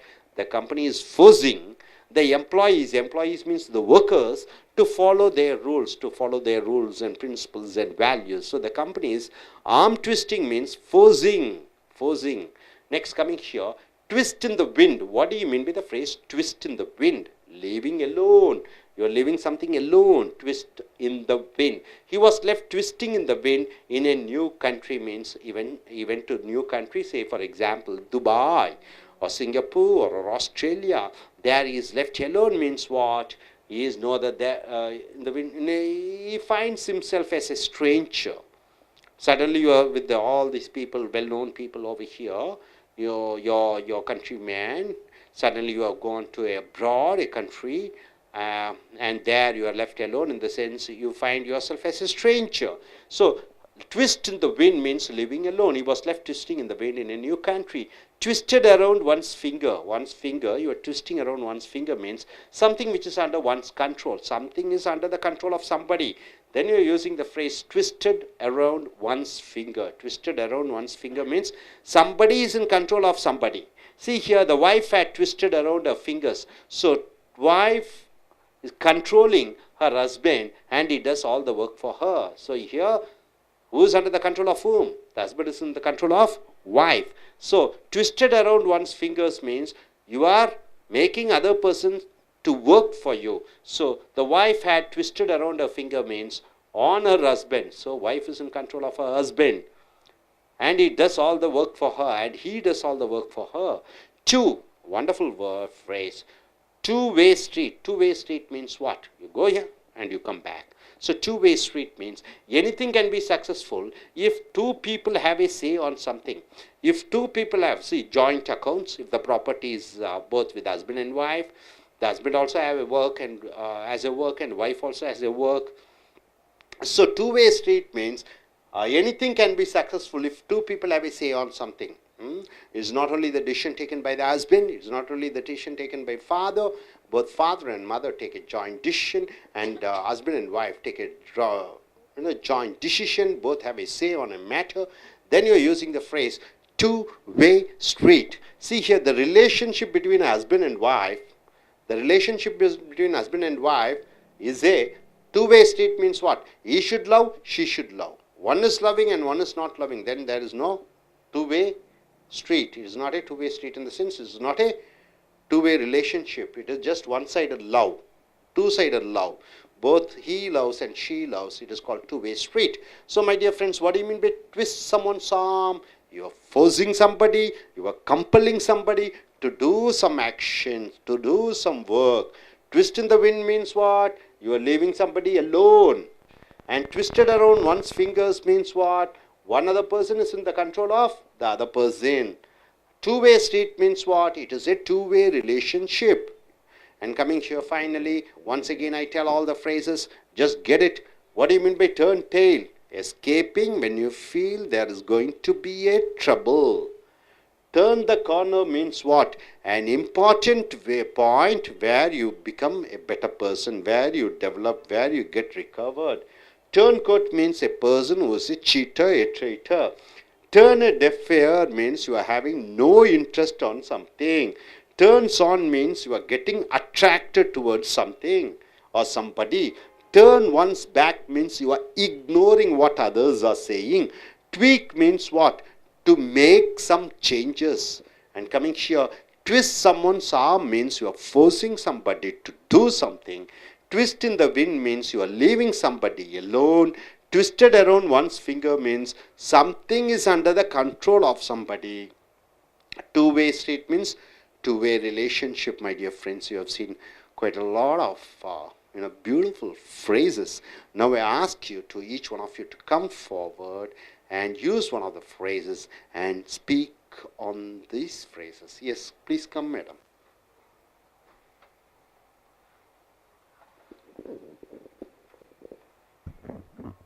Yes, what's your name? My name is Usha. What's your qualification, Ms. Usha? I have finished my degree MSc B.Ed. Are you married? Yes, I got married. Okay. Well, where's your husband? My husband lives in London. He lives in London. So what's your qualification? Catering technology. What's your qualification? MSc B.Ed. MSc B.Ed. So you're going to UK, United Kingdom. Yes. So what is the phrase you wish to select over here?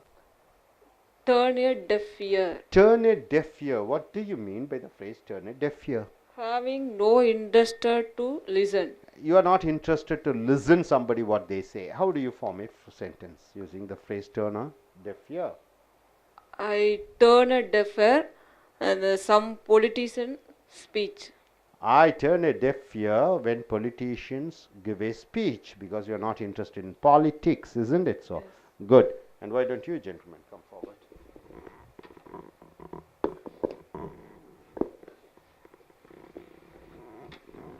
Now what's your name? Sheikh Bardullah, sir. Sheikh? Bardullah. Sheikh Bardullah. What's your qualification, Sheikh Bardullah? So I finished BEC, sir. BEC. What do you do now, Mr. Sheikh? I'm doing customer care. Keep your mic closer. You are a customer care. Yes, sir. So what's your aim and ambition in life in future? Turn that side. Look at the camera. Now what's your ambition? What do you want to be? What are your dreams? Some things. Okay. Now what's the phrase you wish to select over here? Some selected ones. Turns one's back, sir. Turn one's back. Okay. What do you mean by turn one's back? I got something. Okay. Look at the camera. Don't turn your back on the camera. Now look at the camera and speak. What is the phrase what is the sentence you want to select? So somebody asking, or somebody told for that. So never leave it. Okay, somebody says something, you just leave it, you ignore it, Yes, right? yes, sir. What is the phrase you want to select? What is the phrase what is the sentence you want to use with the turn one's back? So my teacher said anything else for once I'm. When my teacher advises me, I turn my back. Okay, Yes, be sir. clear in that. Increase your volume and speak. Yes, come, sir. Thank you. Good evening, friends. What's your name? Jay Prasant. Jay Prashant. What's your qualification? I'm BE Mechanical Engineering final year. You're doing your final year BE Mechanical, isn't it? What's the phrase you want to select? I choose the turncoat. Turncoat. Turncoat. What do you mean by turncoat? A person shorter. A person who's a cheater. Okay. How do you form a sentence using turncoat? I do not keep friendship with turncoat. You don't keep friendship with turncoats, isn't it? Cheaters. Yes, Good. Thank you. Okay, why don't you come forward?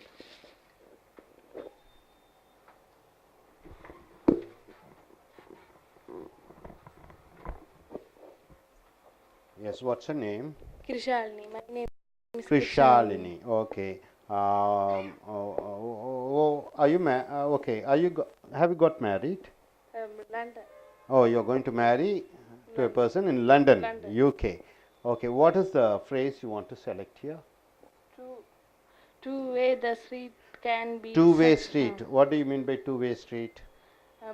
my husband. I and my husband. Okay, you and your husband. Okay. We are relationship. The happy. Oh, our relationship is a two-way street. You and your husband, your relationship is in a two-way street. So you are happy now. Good, good. Okay, gentlemen, the youngster, please come forward.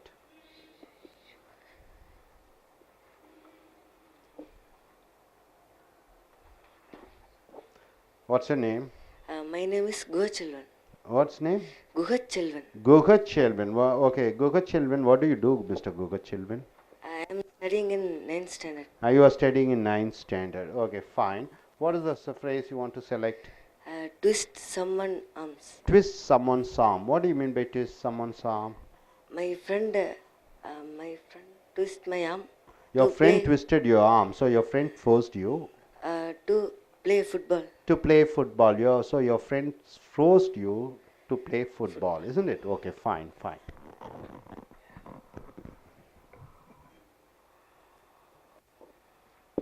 Corporate 48 வரைக்கும் அமெரிக்கர்களை போன்றும் பிரிட்டிஷர்களை போன்றும் பேசக்கூடிய அந்த ஆங்கில சொற்றொடர்களை பார்க்கிறீர்கள். Turn tail, வாழ சுருட்டு என்று தமிழிலே சொல்வார்கள். வாளை சுருட்டி கொண்டு அமைதியாக இரு தமிழிலே சொல்வார்கள். ஸோ வாளை சுருட்டுவது என்பது என்ன? Escaping after getting a sign of trouble. பிரச்சனைன்னு ஒன்று வரப்போகிறது என்று தெரிந்தவுடன் உன் வாளை சுருட்டி கொண்டு அமைதியாக இருக்கிறாய். So the thief turn tail, திருடன் வாளை சுருட்டி கொண்டான். After he saw the watchman in the building, ஒரு கட்டிடத்திலே திருடலாம், கொள்ளையடிக்கலாம் என்று ஒரு திருடன் வருகிறான். அங்கே காவலாளியை பார்க்கிறான். உடனே அவன் பயந்து தன் வாளை சுருட்டி கொண்டான். என்றால் என்ன? பிரச்சனையிலிருந்து தப்ப முயற்சித்தான். ஸோ பிரச்சனைகள் வருகிற பொழுது அதிலிருந்து தப்ப முயற்சிப்பதை டேர்ன் டெயில் என்று சொல்கிறோம். அடுத்ததாக டேர்ன் த கார்னர். அப்படி என்றால் டேர்ன் த கார்னர் என்றால் மூளையிலே இருத்தல் என்று சொல்லும் பொழுது எஜுகேஷன் லோன், கல்வி கடன், பை த பேங்க்ஸ், வங்கிகள் இப்பொழுது தாராளமாக வங்கி கடன்களை அள்ளி குடித்து கொண்டிருக்கிறது. டேர்ன் த கார்னர் என்றால் என்ன? அது ஒரு முக்கியமான விஷயம். அவர்கள் வாழ்க்கையை மாற்றியது. யார் வாழ்க்கையை மாற்றியது? ஃபார் மெனி புவர் ஸ்டூடெண்ட்ஸ், பல ஏழை மாணவர்களுடைய வாழ்க்கையை உயர்த்தியது இந்த வங்கி கல்வி கடன். ஸோ டேர்ன் த கார்னர் என்றால் ஒரு முக்கியமான விஷயம், ஒருவனுடைய வாழ்க்கையை மாற்றி அமைத்தது. அடுத்தது டேர்ன் கோட். அப்படி என்றால் சட்டையை மாற்றுவது போல, சட்டையை மாற்றுவது போல டேர்ன் கோட் என்று சொல்லும் பொழுது சீட்டர், ஏமாற்று பேல்வரி, ட்ரெய்டர், துரோகி. ஈஸ் எ டேர்ன் கோட் என்றால் என்ன? அவன் ஒரு ஏமாற்று பேர்வழி, அவன் ஒரு துரோகி.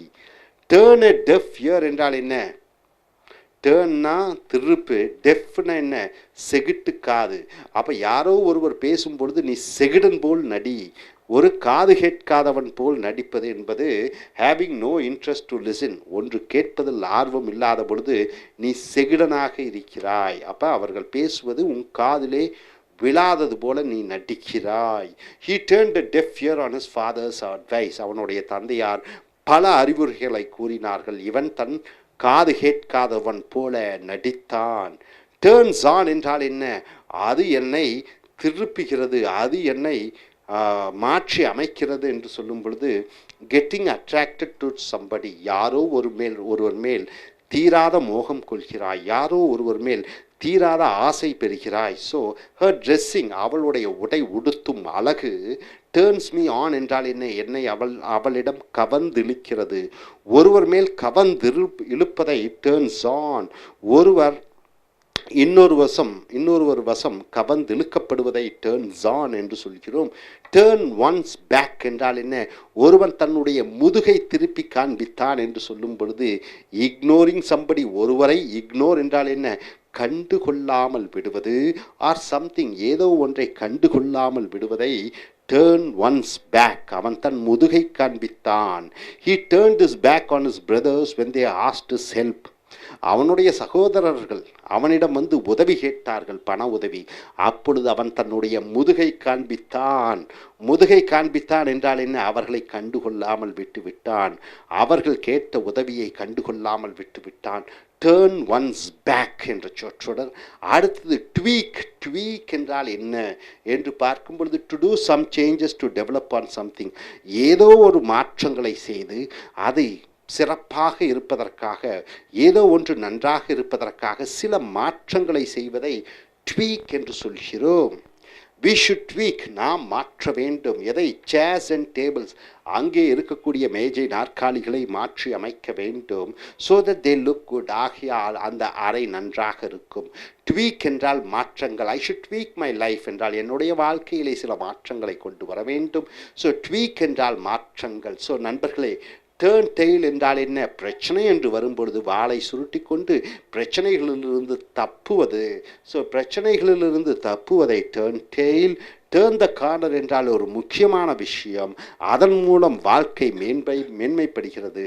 டேர்ன் கோட் என்றால் என்ன? ஒரு ஏமாற்று பேர்வழி, ஒரு துரோகி. டேர்ன் எ டெஃப் இயர் என்றால் என்ன? காது கேட்காதது போல நடிப்பது, அதில் ஒன்றின் மேல் ஆர்வம் இல்லாத பொழுது டேர்ன் எ டெஃப் இயர் என்ற சொற்றொடரை பயன்படுத்துகிறீர்கள். டேர்ன்ஸ் ஆன் என்றால் என்ன? ஏதோ ஒன்று ஒருவரை கவர்ந்திழுக்கிறது, கவர்ச்சியாக கவர்ந்திழுக்கிறது. டேர்ன் ஒன்ஸ் பேக் என்றால் ஒருவன் தன்னுடைய முதுகை காண்பித்தான் என்றால் யாரோ ஒன்று அல்லது எதுவோ ஒன்று அவர்களை கண்டுகொள்ளாமல் விடுவது டேர்ன் ஒன்ஸ் பேக். ட்வீக் என்றால் மாற்றங்கள். ஸோ நண்பர்களே, இந்த பக்கத்தில் இருக்கக்கூடிய சொற்றொடர்களை புரிந்திருப்பீர்கள் என்று நினைக்கிறேன். அடுத்ததாக ட்விஸ்ட் என்றால் திருகுவது. ட்விஸ்ட் சம்மன்ஸ் ஆர்ம் என்றால் என்ன? ஒருவன் கையை திருகுவது. ஆம் என்றால் கைகளை, ஒருவன் கைகளை திருகுவது என்பது to force somebody to do something, ஒருவரை நன்றாக கட்டாயப்படுத்தி ஒன்று செய்வதற்காக அவர்களை கட்டாயப்படுத்துவது, கம்பல் பண்ணுவது, அது ட்விஸ்ட் சம்மன்ஸ் ஆர்ம் என்று சொல்கிறோம். இங்கே சம்மன் பதிலாக அவருடைய பெயரை போட்டுக்கலாம். த கம்பெனிஸ் ஆர்ம் ட்விஸ்டிங், இந்த ஆர்ம் ட்விஸ்டிங்னு போட்டுக்கலாம். ஆமை முன்னாடி போட்டு ட்விஸ்டிங்னு போட்டால் வினைச்சொல்லாக வழிவிடுகிறது. அந்த நிறுவனம் வற்புறுத்துகிறது, வலியுறுத்துகிறது, கண்டிப்பாக சொல்கிறது. யாரிடம்? த எம்ப்ளாயீஸ் என்றால் வேலைக்காரர்களிடம். டு ஃபாலோ தேர் ரூல்ஸ், அந்த கம்பெனியினுடைய சட்ட திட்டத்தை நீங்கள் பின்பற்ற வேண்டும் என்று அங்கே வேலை செய்து கொண்டிருக்கக்கூடியவர்களை வலுக்கட்டாயப்படுத்துகிறது. So twist in the wind என்றால் காற்றிலே ஒரு மாற்றம் என்று சொல்லும் பொழுது லீவிங் எலோன், தனிமையிலே விட்டு செல்வது. he was left twisting in the wind in a new country. இங்கே அனைவரும் தெரிந்தவர்களாக இருக்கிறார்கள். தமிழ்நாட்டில் இருக்கிறோம், தமிழ் பேசக்கூடியவர்கள் இருக்கிறார்கள், தெரிந்த முகங்களாக இருக்கிறது.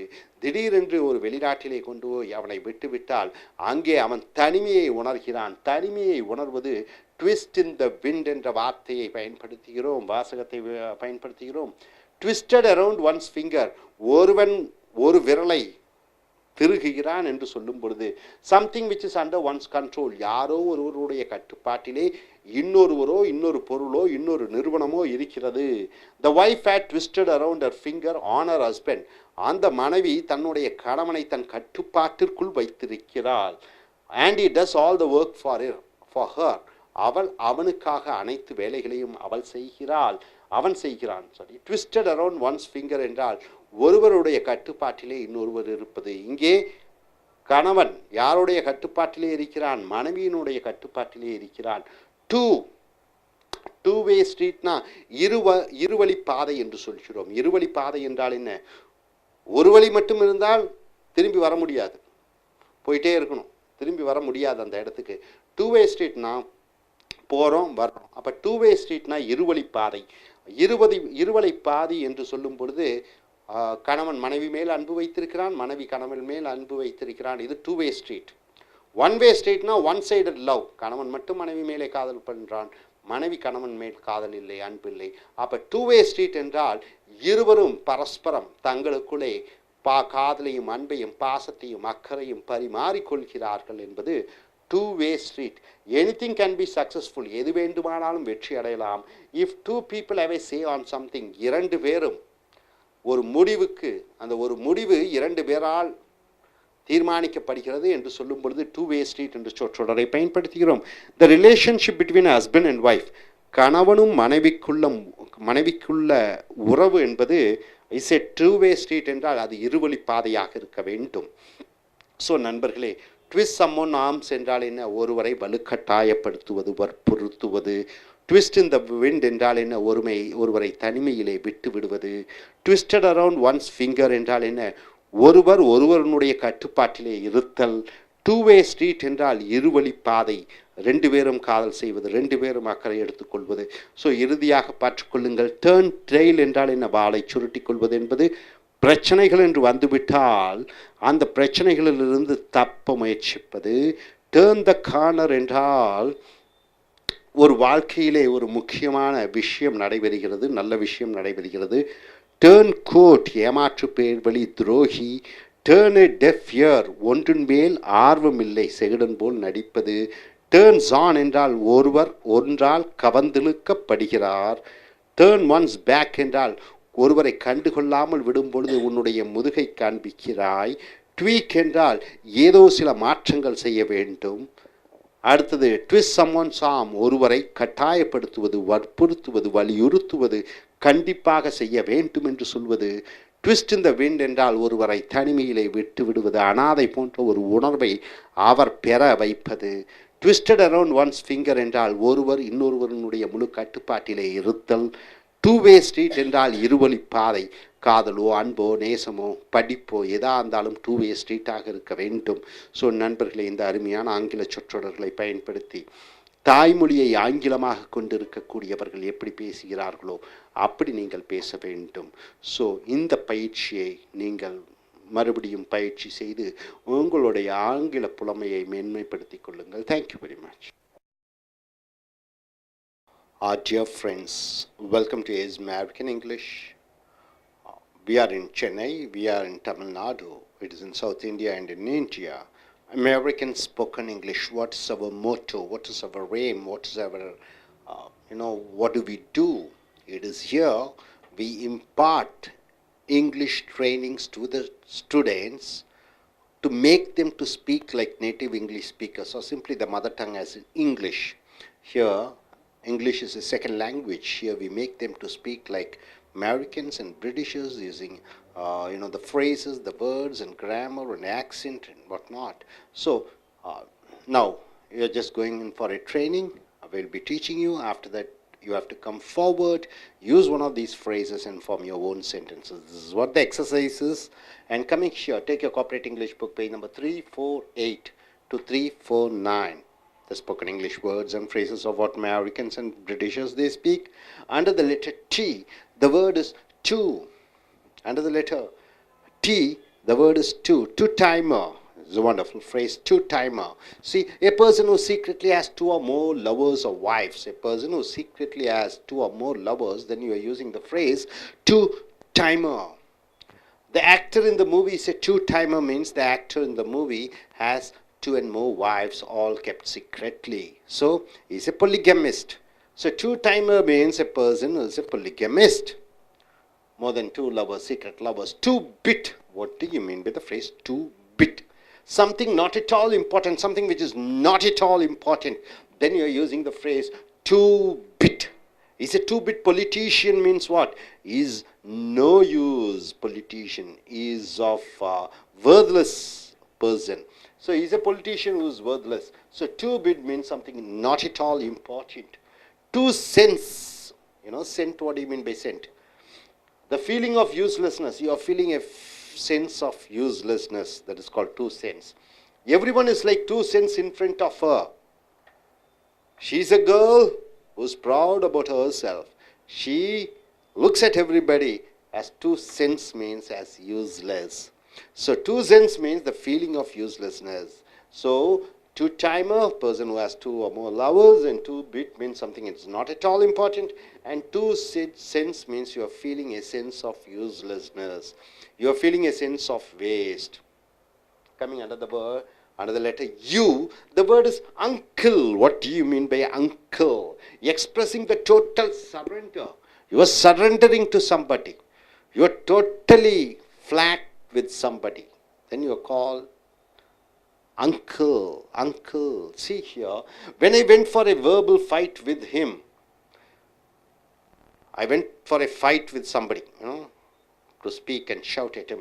He shouted, uncle, and I left him. Uncle means what? I am surrendering you. Whatever you say is correct. I am sorry. So, when you use the word uncle, then what does it mean? It means that you are in total surrender. You are ready to agree whatever. You are not ready for fight. You are ready for compromise. You are waving a white flag. So, uncle means it's an expression of surrender. Uncle Sam, what do you mean by the phrase Uncle Sam? See, a beard man, a man who's having a beard, a patriotic who symbolizes the American government. A man with a beard is a symbol of American government who's highly patriotic. What do you mean by that? A man who's a symbol of America.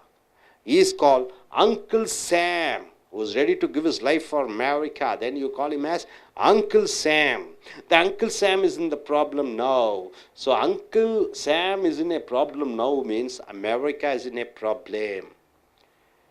Under the radar. What do you mean by radar, sir? Radar is used to find out where the helicopters are coming. The enemy helicopters are coming, enemy aeroplanes are coming. The radar will find out where the enemy aeroplane is coming. So, under the radar means hiding without seen or heard by others. You are under the radar. So, radar is not able to trace where you are. So, under the radar means you are hiding and you are not seen by others. You are secretly living. So, my dear friends, two-timer means a person who has two or more secret lovers. 2-bit means something which is not at all important. 2 cents means you find yourself, you are worthless, useless. And uncle means expressing that you are in total surrender. Uncle Sam means a beard man who symbolizes what? American government. And under the radar means you are hiding somewhere, nobody can see you. See here, the lovers went under the radar. The lovers went somewhere secretly and got married. They got married to avoid problems from their relatives. So, the lovers went secretly, ran away. They got married. They were hiding because they want to escape from the relation. So, under the radar means they are in a hiding. Nobody can trace them. Under one's skin. What do you mean by under one's skin? Able to feel. I am able to feel. I am able to think about someone. It may be affection. I am thinking about somebody. It may be affection. It may be love. It may be any other emotion. Any other emotion means what? I can feel the love of you. I can feel the affection of you. I can feel the caring of you. I can feel the lust for you. So, under one's skin means you are able to feel or think about someone. The teacher showed caring on me. The teacher was showing care on me. She is caring for me. She has got under my skin and I want to be with him. So, the teacher showed love and caring towards me and her. And she has got under my skin means I was impressed, I was attracted towards her. So, under one's skin means you are getting attracted towards somebody. It may be love, caring, affection or whatever it is. Under the table, under the counter, under the table means what? Usually bribes are got under the table. Illegal things, secret things done. Under the table, secret things are done. So, under the table means illegal things. So, most of the government contracts are under the table means what? All secretly done or secretly contracted. So, under the table means illegal things. Under one's thumb. What do you mean by under one's thumb? Living under one's control. You are living on somebody's control. You are not independent. You are dependent. You are depending on somebody. So, you are under control of somebody. We are living under our brother's thumb. Means we are living under our brother's control. Because he is only earning member in our family. In our family, he is the only person who is earning money. So, we are living under our brother's control. So, under our brother's control means you are living under one's control. Under one's belt. What do you mean by under one's belt?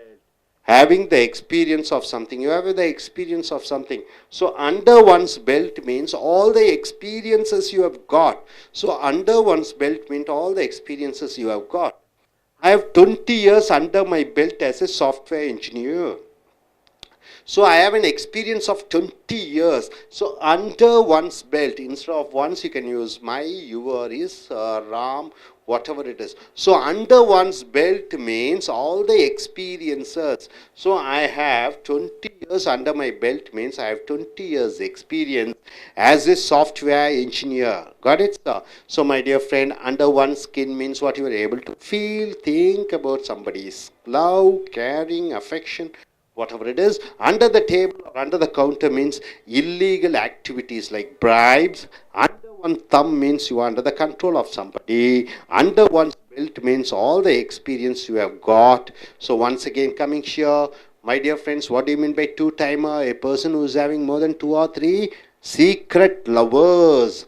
2-bit means you are feeling you are waste, useless. 2 cents means what?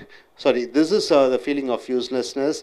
2-bit means something not at all important, something which is waste. 2 cents means you are feeling that you are useless. Under the letter U, the word is uncle. When you want to surrender to somebody, then you are using the word uncle. Uncle Sam means what? A man with beard. He represents American government. He is a patriotic. He is a true American. Then you call him as Uncle Sam. America is called Uncle Sam. And under the radar means you are hiding. Nobody is able to trace you. Under one's skin means you are able to feel the love and affection and caring. Under the table or under the counter means illegal activities is going on. And under one's thumb means you are under the control of somebody. Under one's belt means all the experiences you have. I have 20 years. See, I have 20 years under my belt as a teacher means, as a teaching experience, I have 20 years experience. So, under one's belt means all the experiences. Hope you are able to get it. Yes, my dear friend, why don't you come forward and form a phrase, sentence? Yes.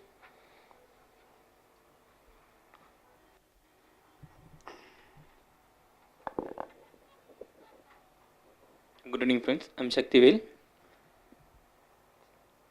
I'm going to use the phrase under one's belt. Under one's belt. Okay, That what means- do you mean by under one's belt? That means having the experience of something. Okay, having all the experiences. Fine. Mr. Karnari has the 73 years experience under his belt as a politician. See, one Mr. Karunanidhi is in India, a state called Tamil Nadu, and Karunanidhi is the chief minister, was the chief minister of Tamil Nadu For five times. 5 times. He's almost 90 years old. So what do you want to say? What is his experience as what? He has the 73 years. 73 years of experience Under his belt. So 73 years as politician. It is under his belt means it is his experience as politician. As a politician. Good. Okay, you gentlemen, why don't you come? Okay, you gentlemen.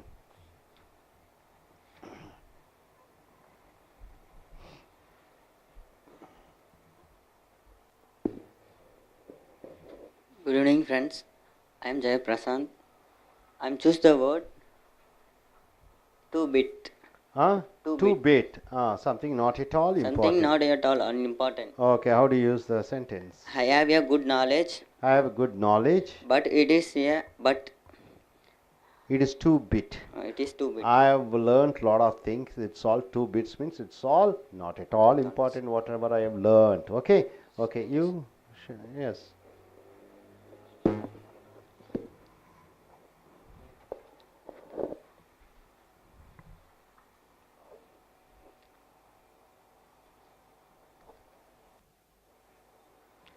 Under one thumb. Under one's One's thumb thumb. means. We are living under brother. Oh, we are living under our brother's thumb. Yes, the for family. Oh, 4 or 5 family members are living under our brother's thumb means under our brother's control, right? Okay, fine. You want to say? Come.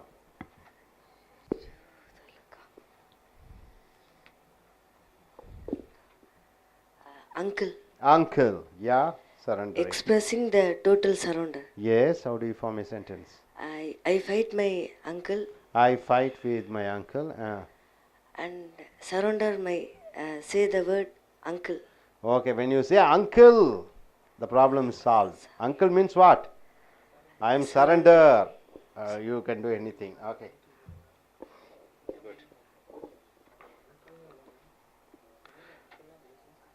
நண்பர்களே, உங்களுடைய corporate ஆங்கில புஸ்தகத்தை எடுத்துக்கொள்ளுங்கள். பக்கம் 348 349 வரைக்கும் அமெரிக்கர்களை போன்றும் பிரிட்டிஷர்களை போன்றும் பேசக்கூடிய அந்த ஆங்கில சொற்றொடர்களை பார்க்கிறீர்கள். எழுத்து டி, வார்த்தை டூ. டூ என்றால் 2, டைமர் என்றால் என்ன? நேரம்.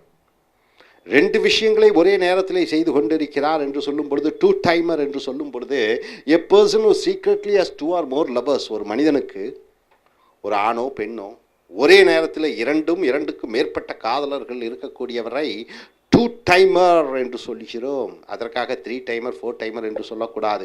2க்கு மேற்பட்டவர்கள் இருந்தாலே அதை டூ டைமர் என்று சொல்கிறோம். த ஆக்டர் இந்த movie is a two timer. அந்த படத்தினுடைய கதாநாயகன், அந்த படத்தினுடைய நடிகர், அவருக்கு 2க்கும் மேற்பட்ட மனைவிகள் இருக்கிறார்கள்.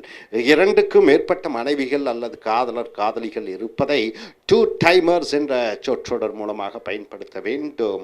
2 பிட், பிட்னா சின்ன, 2னா 2. 2 பிட் என்றால் something not at all important. எது ஒன்று முக்கியமானதாக இல்லையோ அதை 2 பிட் என்று சொல்கிறோம். 2 பிட் என்றால் என்ன? ஒன்று முக்கியமானதாகவே இல்லை.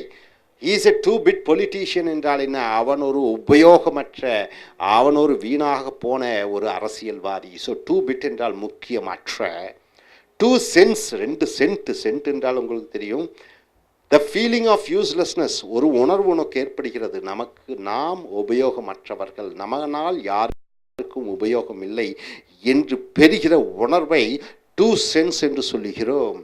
Every one is like 2 cents in front of her. அவளுக்கு முன்னாடி அனைவரையும் அவள் என்னவாக பார்க்கிறாள்? மற்றவர்கள் யாரும் உபயோகமற்றவர்களாக அவள் அனைவரையும் பார்க்கிறாள். மற்றவர்களெல்லாம் தெண்டமாக அவள் பார்க்கிறாள்.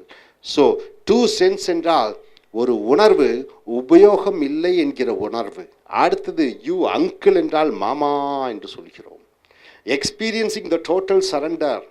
கடவுளே என்று சொல்கிறோம், கிருஷ்ணா என்று சொல்கிறோம், சரணாகதி அடைத்து விடுகிறோம். இங்கே அங்கிள் என்று சொல்லிவிட்டாலே சரணாகதி. சண்டைக்கு நான் வரவில்லை, அமைதியாக செல்ல வேண்டும், எனக்கும் உனக்கும் எந்த விதமான வம்பும் வேண்டாம் என்று சொல்லும் பொழுது அங்கிள் என்று சொல்ல வேண்டும். when I went for a verbal fight with him, அவனுடன் வாய்ச்சண்டை இடலாம் என்று சென்ற பொழுது he shouted, அவன் கத்தினான், அங்கிள், மாமா என்று கற்றினான். I left him, நான் விட்டு வந்து விட்டேன். ஸோ அங்கிள் என்று சொல்லும் பொழுது சரணாகதி, நான் சண்டை போடுவதற்கு தயாராக இல்லை. அங்கிள் சாம், அருமையான வார்த்தை. அமெரிக்கர்களை அங்கிள் சாம் என்று சொல்வார்கள்.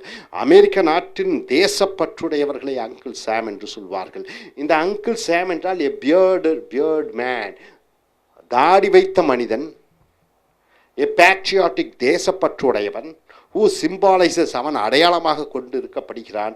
த அமெரிக்கன் கவர்மெண்ட், அமெரிக்க அரசாங்கத்தினுடைய அடையாளமாக இருக்கக்கூடிய ஒரு மனிதனை, தேசப்பற்று உடையவனை அங்கிள் சாம் என்று சொல்கிறோம். The uncle Sam is in a problem now. America ஒரு பிரச்சனையிலே மாட்டிக்கொண்டது. இங்கே அங்கிள் சாம் என்றாலே அமெரிக்கா என்று அர்த்தம். ஸோ அமெரிக்கா ஒரு பிரச்சனையிலே சிக்கிக்கொண்டது என்று சொல்கிறோம். அண்டர்னா கீழே, அண்டர் த ரேடார். ரேடார் என்றால் என்ன? வானிலே விமானம், எதிரியினுடைய விமானம், வானிலே எதிரியினுடைய ஹெலிகாப்டர் வருகிறதா போகிறதா என்று அடையாளம் கண்டுகொள்வதை ரேடார் என்று சொல்கிறோம். அண்டர் த ரேடார் என்றால் என்ன? அந்த ரேடார் கருவிக்கு புலப்படாத வகையிலே மறைந்திருத்தல். அந்த ரேடார் கருவியே கண்டுபிடிக்க முடியாதபடி ஒளிந்திருத்தலை under the radar. Hiding without seen or heard by others. மற்றவர்கள் கண்டுபிடிக்க முடியவில்லை, மற்றவர்கள் கேட்க முடியாத பொழுது அண்டர் த ரேடார் என்று சொல்கிறோம். ஸோ நண்பர்களே, டூ டைமர் என்றால் என்ன? 2க்கும் மேற்பட்ட காதலி உடையவர்கள். 2 பிட் என்றால் ஏதோ ஒன்று உபயோகமற்ற, பிரயோஜனமற்ற, தேவையில்லை. 2 சென்ஸ் என்றால் ஒரு உணர்வு நமக்குள்ளே ஏற்படுகிறது, மற்றவர்கள் மேல் ஏற்படுகிறது. அவர்கள் உபயோகமற்றவர்கள், அவர்கள் வேஸ்ட், நம்மளும் வேஸ்ட் என்ற உணர்வு பெறுகிற பொழுது டூ சென்ஸ் என்று சொல்கிறோம். அங்கிள் மாமா என்று சொல்லும் பொழுது சரணாகதி அடைந்து விடுகிறாய், சண்டையிட நீ தயாரில்லை, சமாதானமாக சென்று விடலாம் என்று சொல்லும் பொழுது அங்கிள் என்று சொல்கிறாய். அங்கிள் சாம் என்றால் என்ன? அமெரிக்க அரசாங்கத்தை சொல்கிறாய். தேசப்பற்று உடையவனை சொல்கிறாய். அமெரிக்க அரசாங்கத்தினுடைய தேசப்பற்று மிக்கவன். அமெரிக்காவிலே தாடி வைத்த ஒரு அடையாள உருவமாக வருகிறது uncle Sam. Under the radar என்றால் என்ன? ஒளிந்து மறைந்து மற்றவர்கள் கண்டுபிடிக்க முடியாதபடி ஒளிந்து மறைந்து இருப்பதை அண்டர் த ரேடார் என்று சொல்கிறாய். So the lovers went under the radar. காதலர்கள் ஒளிந்து கொண்டார்கள், யாராலும் கண்டுபிடிக்கப்பட முடியவில்லை, யாராலும் கண்டுபிடிக்க முடியவில்லை அந்த காதலர்களை. அண்ட் காட் மேரிட், அவர்கள் திருமணம் செய்து கொண்டார்கள். To avoid problems from the relatives, சொந்தக்காரர்கள் வந்து சண்டையிடுவார்களோ என்று பயந்து அவர்கள் ஓடி ஒளிந்து கொண்டார்கள், மற்றவர்கள் கண்டுபிடிக்க முடியவில்லை. ஸோ அண்டர் த ரேடார் என்றால் யாருனாலும் கண்டுபிடிக்க முடியவில்லை என்று சொல்லும் பொழுது அண்டர் த ரேடார் என்ற சொற்றொடரை பயன்படுத்துகிறீர்கள். அண்டர் ஒன் ஸ்கின் என்றால் என்ன? தோலுக்குள்ளே என்று வரும் பொழுது ஏபிள் டு ஃபீல், உணர முடிகிறது. திங்க் அபவுட் சம்மன், யாரோ ஒருவரை பற்றி நாம் நினைக்க முடிகிறது. அது அன்பாக இருக்கலாம், அஃபெக்ஷன் பாசமாக இருக்கலாம், லவ் அன்பாக இருக்கலாம், ஹேட் வெறுப்பாக இருக்கலாம், ஆர் எனி அதர் எமோஷன்ஸ் எந்த விதமான உணர்வுகளாக இருக்கலாம், எரிச்சலாக இருக்கலாம், கோபமாக இருக்கலாம், தாபமாக இருக்கலாம், காபமாக இருக்கலாம். ஸோ ஒருவர் மூலமாக பெறக்கூடிய அந்த உணர்வுகளை நாம் அண்டர் ஒன் ஸ்கின் என்று சொல்கிறோம். The teacher showed caring on me. அந்த டீச்சர் ஆசிரியர் என்மேல் அக்கறையை காண்பித்தார். She has got under my skin என்றால் அவர் மேல் எனக்கு ஒரு பாசம் வந்து விட்டது. And I want to be with her. அவருடன் நான் இருக்க வேண்டும் என்று ஆசைப்படுகிறேன். ஸோ ஒரு ஆசிரியர் மேல் இனம் புரியாத ஒரு உணர்வு, அந்த இனம் புரியாத ஒரு உணர்வை அண்டர் ஒன் ஸ்கின் என்று சொற்றொடர் மூலமாக பயன்படுத்துகிறோம். அண்டர் த டேபிள், டேபிளுக்கு அடியிலே. அண்டர் த கவுண்டர், கவுண்டருக்கு அடியிலே என்று சொல்லும் பொழுது இல்லீகல் திங்ஸ், தவறான விஷயங்கள், சீக்ரெட் திங்ஸ் டன், ரகசிய விஷயங்கள் நடப்பதை அண்டர் த டேபிள் என்று சொல்கிறோம். பொதுவாகவே லஞ்சம் வாங்கும் பொழுது டேபிளுக்கு அடியிலே கையை விட்டுத்தான் லஞ்சம் வாங்குவோம். ஸோ அண்டர் த டேபிள் என்றால் லஞ்சங்களை பெறுவது. அண்டர் த டேபிள் என்றால் தவறான காரியங்கள் நடைபெறுகிறது. Most of the government contracts, அநேக அரசியல் ஒப்பந்தங்கள் ஆர் அண்டர் த டேபிள் என்றால் என்ன? அது தவறான வழியிலே நடைபெறுகிறது. ஸோ அண்டர் த டேபிள் என்றால் தவறான வழியிலே ஒரு காரியம் செயல்படுவது. அண்டர் ஒன்ஸ் தம்ப், தம்ப் என்றால் என்ன? இந்த கட்டை விரல். அண்டர் ஒன்ஸ் தம்ப் என்றால் என்ன? ஒருவருடைய கட்டுப்பாட்டிலே இருப்பது, ஒருவருடைய அதிகாரத்திற்கு கீழே வாழ்வது. லிவிங் அண்டர் ஒன்ஸ் கண்ட்ரோல், ஒருவருடைய கட்டுப்பாட்டிலே வாழ்வது. We are living under our brother's thumb. நாங்கள் எங்களுடைய அண்ணன் சகோதரனுடைய கட்டுப்பாட்டில் வாழ்ந்து கொண்டிருக்கிறோம், எங்களுடைய சகோதரனுடைய அதிகாரத்திற்கு கீழே வாழ்ந்து கொண்டிருக்கிறோம். பிகாஸ், ஏனென்றால் he is the only earning member in our family. எங்கள் குடும்பத்திலே சம்பாதிக்கக்கூடிய ஒரே நபர் அவர்தான். ஸோ அண்டர் ஒன்ஸ் தம்ப் என்றால் என்ன? ஒருவருடைய கட்டுப்பாட்டில் கீழ் வாழ்வது. அண்டர் ஒன்ஸ் பெல்ட், பெல்ட் என்றால் உங்களுக்கு தெரியும், இடுப்பிலே துணி அவிழாமல் இருப்பதற்காக அணியக்கூடியது பெல்ட். அண்டர் ஒன்ஸ் பெல்ட் என்று சொல்லும் பொழுது having the experience of something, ஒன்றினுடைய அனுபவம் பெற்றிருக்கிறாய். உதாரணத்திற்கு ஐ ஹவ் 20 years, 20 ஆண்டு காலம் அனுபவம். அண்டர் மை பெல்ட் என்றால் என்ன? எனக்கு அனுபவம் 20 ஆண்டு காலம் இருக்கிறது. சாஃப்ட்வேர் என்ஜினியர் என்றால் என்ன? ஒரு மென்பொருள் என்ஜினியர், பொறியாளனாக 20 ஆண்டு காலம் அனுபவம் இருக்கிறது. ஸோ அண்டர் ஒன்ஸ் பெல்ட் என்றால் என்ன? பெற்ற அனுபவங்கள், செய்த பயிற்சிகள், இதையெல்லாம் அண்டர் ஒன்ஸ் பெல்ட் என்ற சொற்றொடர் மூலமாக பயன்படுத்துகிறோம். ஸோ நண்பர்களே, அண்டர் ஒன் ஸ்கின் என்றால் ஒரு இனம் புரியாத உணர்வு ஒருவர் மேல் ஏற்படுகிறது. Under table or under the counter என்றால் என்ன? தவறான வழியிலே லஞ்சங்களையும் தவறான செய்கைகளையும் செய்வது. அண்டர் ஒன்ஸ் தம்ப் என்றால் ஒருவருடைய அதிகாரத்திலே, ஒருவருடைய கட்டளையிலே வாழ்வது. அண்டர் ஒன்ஸ் பெல்ட் என்றால் என்ன? பெற்ற அனுபவங்கள். ஸோ மறுபடியும் பார்த்துக்கொள்ளுங்கள். டூ டைமர் என்றால் என்ன? 2க்கும் மேற்பட்ட காதலர்கள் இருக்கக்கூடிய நபரை டூ டைமர் என்று சொல்கிறோம். டூ பிட் என்றால் என்ன? ஒன்று முக்கியமே அல்ல, ஒன்று தேவையே இல்லை, ஒன்று பிரயோஜனமே இல்லை என்று சொல்லும் பொழுது டூ பிட். டூ சென்ஸ் என்றால் என்ன? மற்றவர்கள் உபயோகமற்றவர்களாக நீ எண்ணுகிறாய். சில சமயம் நீயே உபயோகமற்றவனாக நீ உணர்கிறாய். அங்கிள் என்றால் மாமா என்று சொல்லும் பொழுது உன்னை நீயே சமாதானத்திற்கு தயாராக இருக்கிறாய் என்று அர்த்தம். அங்கிள் சாம் என்றால் ஒரு தாடி வைத்த மனிதன். அவன் அமெரிக்க அரசாங்கத்தினுடைய தேசப்பற்று மிகுந்தவனாக இருக்கிறான். ஸோ அமெரிக்காவினுடைய தேசப்பற்று மிகுந்தவர்களை அடையாளம் கொள்வது அங்கிள் சாம். அடுத்ததாக அண்டர் த ரேடார் என்றால் ஓடி ஒளிந்து கொள்வது, யாரும் கண்டுபிடிக்க முடியாதவாறு. அடுத்ததாக அண்டர் ஒன் ஸ்கின் என்றால் இனம் புரியாத ஒரு உணர்வை பெறுதல். Under the table or under the counter என்றால் தவறான வழிகளிலே சில காரியங்களை செய்வது. அண்டர் ஒன்ஸ் தம் ஒருவருடைய முழு கட்டுப்பாட்டிலே ஒருவர் இருத்தல். அண்டர் ஒன்ஸ் பெல்ட் என்றால் என்ன? அனுபவங்கள், பெற்ற அனுபவங்கள். ஸோ நண்பர்களே, இந்த அருமையான ஆங்கில சொற்றொடர்களை பயன்படுத்தி சிறந்த பேச்சாளர்களாக எழுத்தாளர்களாக ஆக வேண்டும். நிறைய சொற்றொடர்களை நாம் பார்த்திருக்கிறோம். இனி வரக்கூடிய வீடியோஸ்லையும் இனி இதுவரைக்கும் பார்த்த வீடியோக்களையும் பார்த்து உங்கள் ஆங்கில புலமையை நன்காக மேன்மைப்படுத்திக் கொள்ளுங்கள். Thank you very much. Dear friends, welcome to ace American English. It's American Spoken English Center in Chennai, in Tamil Nadu, in South India, in India. Here, our motto, our aim, our goal is to make our students to speak like a native English speakers. Here, most of the people who come here, the English is their second language. So we give them training on American phrases and British phrases or native English speakers phrases, and we train them to speak like a native English speaker. So my dear friends, I'll be taking classes on all these phrases. Then after that, you have to come to the stage and use these phrases and form sentences. This is the exercise what we are going to give you.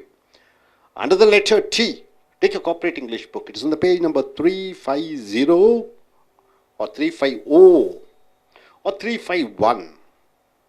The spoken English words and phrases of what Americans and Britishers, they speak under the letter T. Not T, it is under the letter U. We have finished T. Now we have come to U. U. Under the letter U, the word is under. Under one's nose. Under one's nose means what? You see the phrase under one's nose means something easily seen. Something is very clear. Something is very visible. Something you can just be, everything is noticeable. Under one's nose means something easily seen. Most of the corruption means what? In India, you find a lot of corruption. 2G spectrum. Commonwealth Games are a corruption. Anna, what is that? That Adarsh housing scheme corruption. ISRO's corruption. Tollgate corruption. All the corruption, most of the were done under the Prime Minister's nose means what? Our great Prime Minister, Mr. Manmohan Singh. Everything are done under his nose means he knows everything. He knows everything. So under one's nose means something easily seen. Next phrase, under one's own steam. What do you mean by steam, sir? Steam engine. The essence, you boil the water, you get the steam coming out. Under one's own steam means with one's strength and power without anybody's help. Under one's own steam means with your own power, with your own strength, with your own hard work. He developed this business under his own steam means what? With his full strength, with his full hard work. He alone developed. He didn't get the help of others. So under his own steam means with his own hard work, with his own strength, with his own power, with his own might. Under one's own steam means without asking the help from others. You have done certain things with your own strength. Under the gun, badly in need of time. Under the gun means what? Gun is there on top of your head. Under the gun means what? You need to do the thing fast. I am under the gun to finish my project means what? Next week I have to submit my project, right? I have just 1 week time. I have to finish my project. So I need time. So you need time to do certain things fast. Under the gun means you are badly in need of time. You have to do it quickly. So under the gun means you are in need of time to do some things. Under wraps, what do you mean by the phrase under wraps? To keep something secret. You are keeping something secretly, then you are using the phrase under wraps. Wrap means what? Wrapping, closing. Under wraps means secretly you are doing something. The fight between the army soldiers were kept under wraps. Just like politicians fight, just like cine actor and actors fight, army men also fight, but it is kept secretly because they have their own code. It is not left out. Nobody knows what's happening. So under wraps means something kept secretly. Underdog, what do you mean by the phrase underdog? Not favored by many, not famous. Something is not famous. A person who is not popular, a thing which is not popular, a person who is not famous. Then you are using the phrase underdog. He was an underdog but selected as Prime Minister by the party chief. Manmohan Singh was not famous. He didn't win any election, Lok Sabha election. He was an underdog means what? He is not popular among people, but he was selected as the Prime Minister by the Chief of Congress Committee. Who is that? Sonia Gandhi. So underdog means who is not popular, who is not famous. Under the weather, what do you mean by weather, sir? The daily climatic conditions is called weather. Under the weather means not feeling well. You are not feeling well under the weather.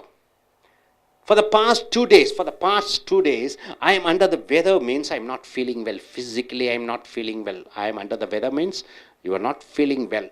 My dear friends, under one's nose means what? Something which is easily seen, which is easily to be seen. Under one's own steam means with your full power, with your full vigor, with your full strength. Under one's own steam. Under the gun means what? You are badly in need of time. You have to do something within a particular span of time. So you need time. Under wraps means you are keeping something secretly. Underdog means somebody who is not famous, something which is not famous. Under the weather means what? You are not feeling well. Physically you are not feeling well. You got it, sir? Or mentally also you are not feeling well. Then you are using the phrase under the weather. Coming here, under consideration. What do you mean by the word consider? Think about. Consider means what? Thinking about. Consideration means you are telling something. I tell you, I'll consider. I will think about it. So under consideration means under the, you put forward a proposal. I'm just thinking about it. So under consideration, a matter to be taken for studying or analyzing. Analyzing means what? I have to find out whether it's good or bad. So a matter means a matter, a thing to be taken for studying. I have to take it, I have to study, I have to find out whether it is good or bad. So under consideration means I have to think about it. The manager told me, what did he say? That he will take my proposals. Proposals means what? I have told him, I'm going to start a business. That's my proposal. He told it will be under consideration means what? Under this, analyze. He is going to analyze about it. He is going to think about it. So under consideration means to think about it, to analyze about it. Under a cloud of suspicion. You know, suspicion means what? Suddenly I started suspecting him. Under the cloud of suspicion means what? He is under the cloud of suspicion means he is under the suspicious of, under my... See, somebody is watchful on one person. I'm being watchful on him for suspecting a wrongdoing. I think he has done something wrong. So I suspect him. So I have a watch on him. So I have a what? I'm just watching what he's doing. So here, under a cloud of suspicion means somebody is watchful. Somebody is watching on you or one person for suspecting a wrongdoing. He thinks that I think he has done something wrong. So here, under cloud of suspicion, the famous cine actor is under a cloud of suspicion by the CBI officials. CBI officials have a suspicious thing about the actor for possessing black money. The CBI officials think that the actor is having, they suspect that the actor is having black money. So under the cloud of suspicion means you are in doubt, somebody is doubting you. Go under the knife. Go under the knife means doing surgery. What do you mean by surgery? You're cutting the part of the body with a knife, isn't it? Then only they will do the operation. Operation is done by cutting the part, isn't it? So under the surgery, go under the surgery means you are doing surgery. He's going under the knife next week for kidney operation. For kidney operation, what do you need to have? You have to cut the part of the body through a knife. That is called under the surgery, or go under the knife. So kidney operation is going to be held next week. They're going to do the operation. So he has to go under the knife means you have to go under surgical operation. Under fire, others are criticizing being under pressure. See, all of them are criticizing me. I am under pressure. So I say I am under fire means I am under criticism. I am under people shouting at me. So the manager was under fire. The manager was blamed. He was being criticized by the employees, by the workers, for not giving promotion to them. So the employees are saying you are not giving promotion. So the manager is under fire means the manager is being criticized. The manager is being blamed. Next, coming here, under one's breath. Under one's breath means what? Speaking very softly. Under one's breath means what? You are speaking very softly under one's breath. Even the sound of the breath is not heard by outsiders. So in the meeting, he spoke to me. Under his breath means he spoke to me very softly. So under one's breath means you are speaking softly to somebody. So instead of once, you can use any other pronoun. So my dear friends, under consideration means what? A proposal to think about, a proposal to be analyzed about. Under a cloud of suspicion means somebody is suspecting you because of certain things, wrongdoing. Go under the knife means you are getting a surgical operation. And under fire means others are criticizing and blaming you for something. Under one's breath means you are speaking very softly. And coming here once again, my dear friends, note it down, and finally I'll be asking you to come forward and form sentences using the phrase under one's nose means what? Something which is very easily seen and noticed.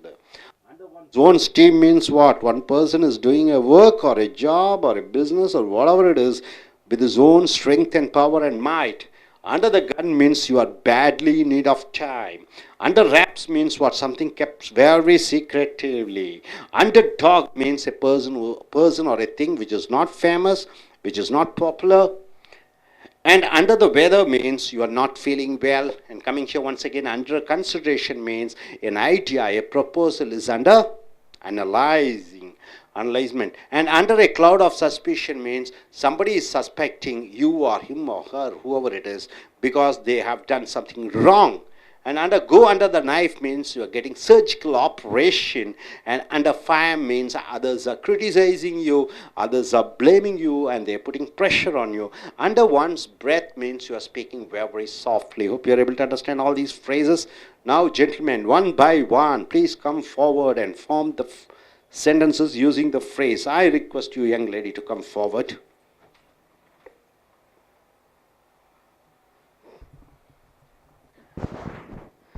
Good evening to everybody. Yes, what's your name? I'm Yashoda. Yasoda, what's your qualification, Yasoda? I'm completed BEC. Okay, what do you do, Yasoda, now? I'm working as a software. You're working as a software engineer. What is the phrase you like to select? I'm going to make a sentence using under fire. Under fire, what do you mean by under fire? Being under some pressure, giving pressure to someone.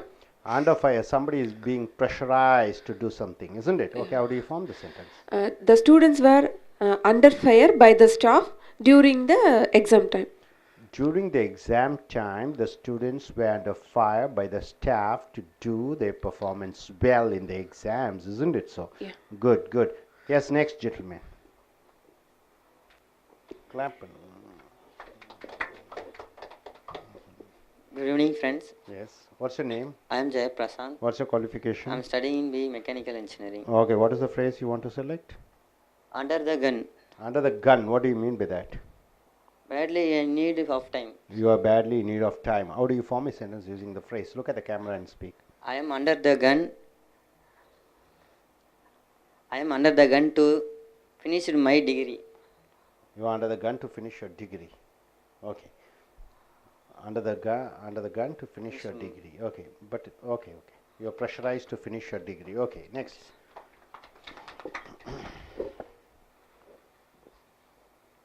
I'm Joshua. Yes, Joshua. What do you do, Joshua? I'm doing MTech. You're doing a MTech. Okay, what is the phrase you want to select? I'm going to choose under verbs. Under? Verbs. Under wraps. Okay, under wraps. Look at the camera and form a sentence. What do you mean by under wraps? To keep something secrets. To keep the secrets. Okay, how do you form a sentence using under wraps? Most of the corruption are done by government employees or under wraps. Most of the corruption done by the government employees are kept under wraps, isn't it? So, very good. Okay, next gentleman.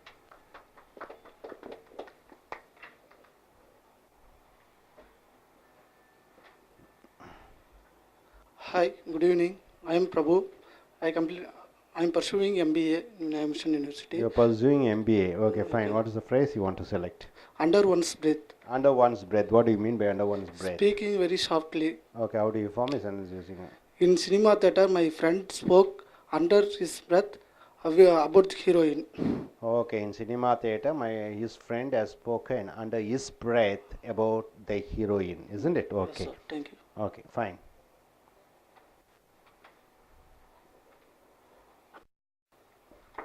Good evening, friend. My name is Dev Vaiswal. I am complete the MBA Finance and Marketing. Now I am working in auditing office assistant. My sentence is under the weather. Under the weather. What do you mean by under the weather? Under the weather. My brother under the weather because God gracie in rain. Okay, your brother is he is under the weather because he has drenched in the rain, isn't it? Okay, fine. You gentlemen.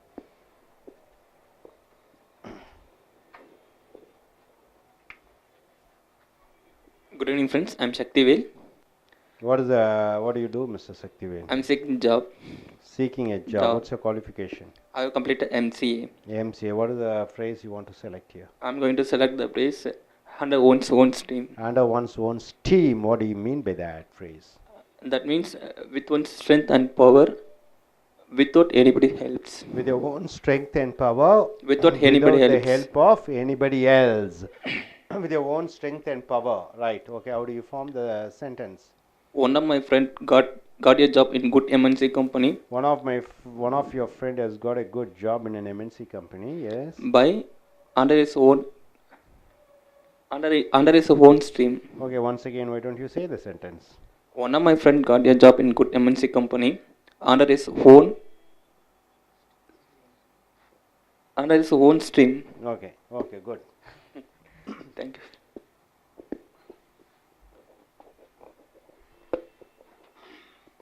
நண்பர்களே, உங்களுடைய corporate ஆங்கில புஸ்தகத்தை எடுத்துக்கொள்ளுங்கள். American spoken இங்கிலீஷ்லே உங்களுடைய corporate புஸ்தகம் பக்கம் 350 351. எழுத்து you, வார்த்தை அண்டர். அண்டர் என்றால் என்ன? கீழே. Under one's nose. இங்கே ஒன்ஸுக்கு பதிலாக எந்த பிரதிபெயர் சொற்களும் வேண்டுமானாலும் யூஸ் பண்ணலாம். அவருடைய மூக்குக்கு கீழே, அவளுடைய மூக்குக்கு கீழே, அவர்களுடைய மூக்குக்கு கீழே என்று எது வேண்டுமானாலும் சொல்லலாம். அண்டர் ஒன்ஸ் நோஸ் என்றால் என்ன? ஒருவருடைய மூக்குக்கு கீழே விஷயம் நடந்தது என்று சொல்லும்போது சம்திங் ஈஸிலி சீன், எளிதாக தெரிந்த, அனைத்தும் தெரிந்த, மூடி மறைப்பதற்கு ஒன்றுமில்லை, தெளிவானது. அப்போ மோஸ்ட் ஆஃப் த கரப்ஷன்ஸ், அநேக லஞ்சங்கள் வேர் டன், அது நடைபெற்றது under the prime minister's nose என்றால் என்ன? பிரதம மந்திரிக்கு தெரிந்தே நடந்திருக்கிறது, ஒருவருக்கு தெரிந்தே நடந்திருக்கிறது என்று சொல்லும் பொழுது under one's nose. Under one's own steam. Steam என்றால் நீராவி. நீராவி ரயிலை தள்ளுவதற்கு பயன்படுத்தப்படுகிறது. நீராவி இட்லி சமைப்பதற்கு பயன்படுத்தப்படுகிறது. நீராவி எது வேண்டுமானாலும் செய்யலாம். So under one's own steam. இங்கே ஓன் பதிலாக அந்த பிரதிபெயர்ச்சொல்லை மாற்றி அமைத்துக் கொள்ளலாம். With one strength and power, ஒருவருடைய வலிமை, ஒருவருடைய சக்தி. விதவுட் எனிபடிஸ் ஹெல்ப், எந்த மாற்று நபருடைய உதவி பெறாமல் தன்னுடைய சொந்த முயற்சியிலே, தன்னுடைய சொந்த சக்தியிலே, தன்னுடைய சொந்த உழைப்பின் மூலமாக என்று சொல்லும் பொழுது அண்டர் ஒன்ஸ் ஓன் ஸ்டீம் என்று சொல்கிறோம். he developed his business. அவன் தன்னுடைய வியாபாரத்தை மேன்மைப்படுத்தினான், அதை முன்னேற்றினான், அந்த வியாபாரத்தை உச்சத்திற்கு கொண்டு வந்தான். அண்டர் his own steam என்றால் என்ன? அவனுடைய சொந்த வலிமை மூலமாக, அவனுடைய சொந்த உழைப்பின் மூலமாக, அவனுடைய சொந்த கடின உழைப்பின் மூலமாக. So under his own steam என்றால் மற்றவர்கள் உதவி இல்லாமல் ஒருவன் தன்னாலேயே தானாக செய்வது அண்டர் his own steam என்று சொல்கிறோம். அண்டர் த கன், துப்பாக்கியின் கீழே இருப்பது போல என்று சொல்லும் பொழுது badly need of a time, நேரம் வேண்டும், நேரம் வேண்டும், துப்பாக்கி தலையிலே இருக்கிறது, செய்துவிடு அல்லது சுட்டு விடுவேன் என்று சொல்ல தயாராக இருக்கிறார்கள் என்று சொல்லும் பொழுது எனக்கு நேர காலம் வேண்டும். I am under the gun to finish my project, நான் என் ஆய்வை முடித்து விட வேண்டும். தலைக்கு மேலே துப்பாக்கி இருக்கிறது என்று சொல்லும் பொழுது பரீட்சை இன்னும் ஒரு வார காலத்திலே இருக்கிறது. பரீட்சை தான் அந்த துப்பாக்கி, நான் செய்ய வேண்டிய வேலை என்னுடைய ஆய்வு. ஸோ அண்டர் த கன் என்றால் வேகமாக ஒரு காரியத்தை முடித்தாக வேண்டும் என்று வருகிறது. அதற்கு தேவை நேரம். அண்டர் ரேப்ஸ், ரேப்ஸ் என்றால் என்ன? சுற்றி முடித்து போட்டு மூடி வைப்பது. அண்டர் ரேப்ஸ் என்றால் டு கீப் சம்திங் சீக்ரெட், ஏதோ ஒன்றை ரகசியமாக வைத்திருத்தல். Under rapes.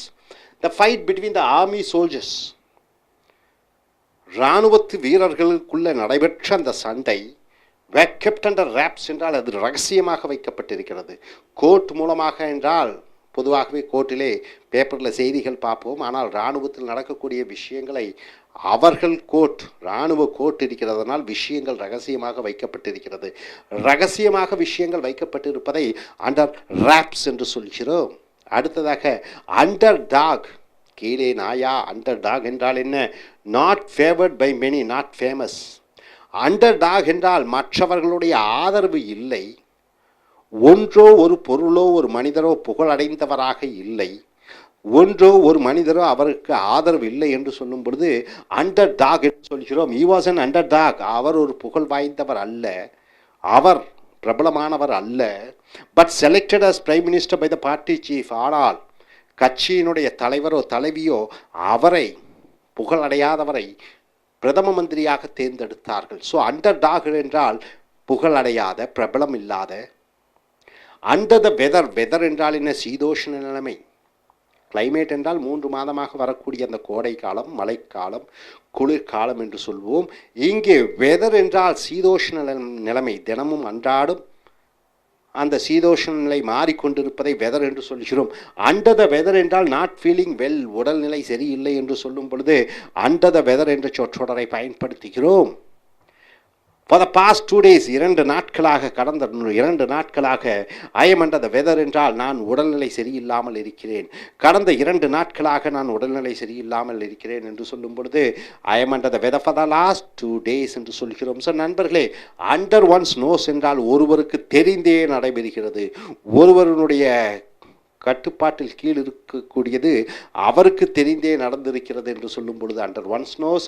Under one's own steam என்றால் என்ன? ஒருவன் தன்னுடைய சொந்த உழைப்பு, தன்னுடைய சொந்த கடினமான உழைப்பின் மூலமாக ஒரு காரியத்தை செய்தல். அண்டர் த கன் என்றால் என்ன? நேர காலம் வேண்டும், வேகமாக ஒரு காரியத்தை செய்து முடித்து விட வேண்டும், அதற்கு நேரம் வேண்டும். அண்டர் ரேப்ஸ் என்றால் என்ன? ஒரு விஷயம் ரகசியமாக வைத்திருத்தல். அண்டர் டாக் என்றால் ஒன்று புகழடையாத ஒரு விஷயம் அல்லது ஒரு மனிதன். அண்டர் த வெதர் என்றால் என்ன? உடல்நிலை சரியில்லாத ஒரு நிலைப்பாட்டை அண்டர் த வெதர் என்று சொல்கிறோம். நண்பர்களே, மறுபடியும் பாருங்கள். அண்டர் கன்சிடரேஷன், கன்சிடரேஷன் என்றால் என்ன? ஆலோசனை செய்வோம். நீ ஒன்று சொல்கிறாய், நான் ஆலோசிக்கிறேன் என்று சொல்கிறேன், அதைத்தான் கன்சிடரேஷன் என்றால் ஆலோசனை செய்கிறேன். அண்டர் கன்சிடரேஷன் என்றால் என்ன? அந்த ஒரு விஷயத்தை நான் ஆலோசிக்க வேண்டும், ஆலோசனையில் இருக்கிறது. Under consideration. A matter to be taken for studying or analysing. Analysing என்றால் என்ன? ஆராய்ச்சி செய்வது. ஒரு விஷயத்தை எடுத்து அதை படிக்க வேண்டும், அதை யோசிக்க வேண்டும், அதை ஆராய வேண்டும். அப்போ ஒரு விஷயத்தை ஆராய்வதை கன்சிடரேஷன், ஒரு விஷயத்தை யோசனை பண்ண வேண்டும் என்று சொல்லும் பொழுது under consideration. The manager told me, மேலாளர் என்னிடம் சொன்னார், that he will take my proposal. Proposals என்றால் என்ன? நான் சொன்ன கருத்துக்கள், நான் சொன்ன திட்டங்கள், அந்த திட்டங்களை நான் ஆலோசிக்கிறேன் என்று. அண்டர் கன்சிடரேஷன், அது ஆலோசனையிலே கிடைக்கிறது, அது தீர்மானிப்போம் என்று சொல்வது. ஸோ அண்டர் கன்சிடரேஷன் என்றால் ஒன்று ஆலோசனையிலே இருக்கிறது. Under a cloud of suspicion என்றால் என்ன? சந்தேகம் என்ற மேகமூட்டம், சந்தேகம் என்ற மேகமூட்டம் என்று சொல்லும் பொழுது somebody is watchful, யாரோ ஒருவர் என்னை கவனித்துக் கொண்டிருக்கிறார்கள். on one person, ஏதோ ஒருத்தரை பற்றி பார்த்து ஒருவர் கவனித்துக் கொண்டிருக்கிறார். for suspecting a wrong doing, அவர் சந்தேகப்படுகிறார் இந்த மனிதர் இந்த தவறான காரியத்தை செய்திருக்கிறார் என்று சந்தேக கண் பார்வையுடன் பார்ப்பதை under a cloud of suspicion என்று சொல்கிறோம். சந்தேக என்ற மேகக்கூட்டம் சூழ்ந்திருக்கிறது என்று சொல்லும் பொழுது மற்றவர் ஒருவரை சந்தேக கண் பார்வையுடன் அவர் தவறாக ஒரு காரியம் செய்திருக்கலாம் என்று சந்தேக பார்வையுடன் பார்ப்பதை சந்தேகங்கள் மேகங்கள் சூழ்ந்திருக்கிறது என்று சொல்லக்கூடிய under a cloud of suspicion என்று சொல்கிறோம். அடுத்ததாக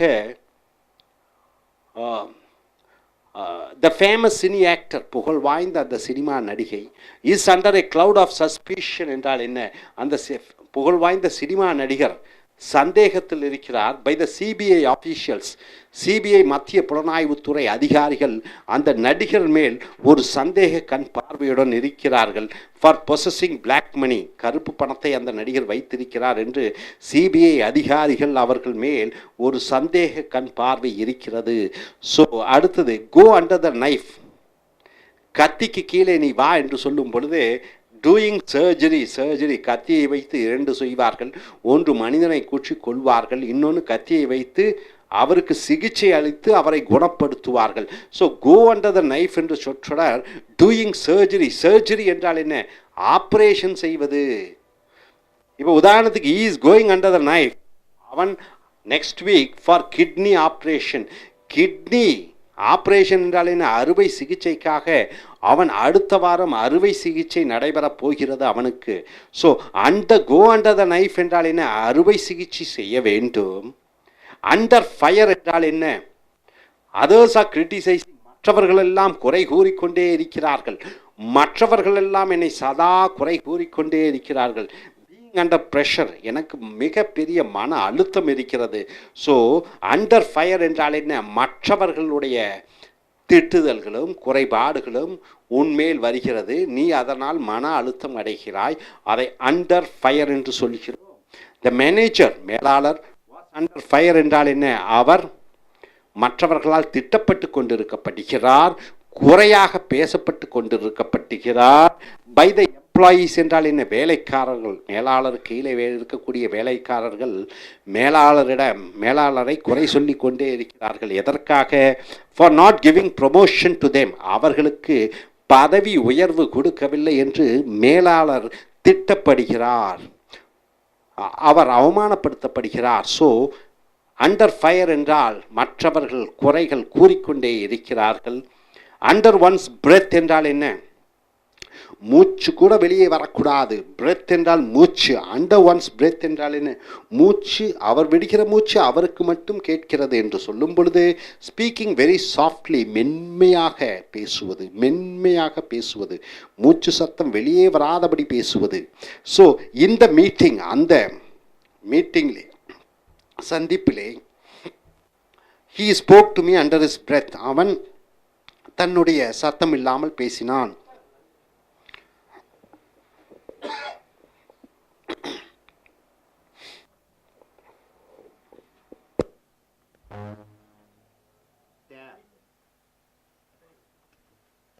Dear friends, once again here, under fire, others are criticizing, being under pressure. You are under the criticism of others and you are being pressurized to do something.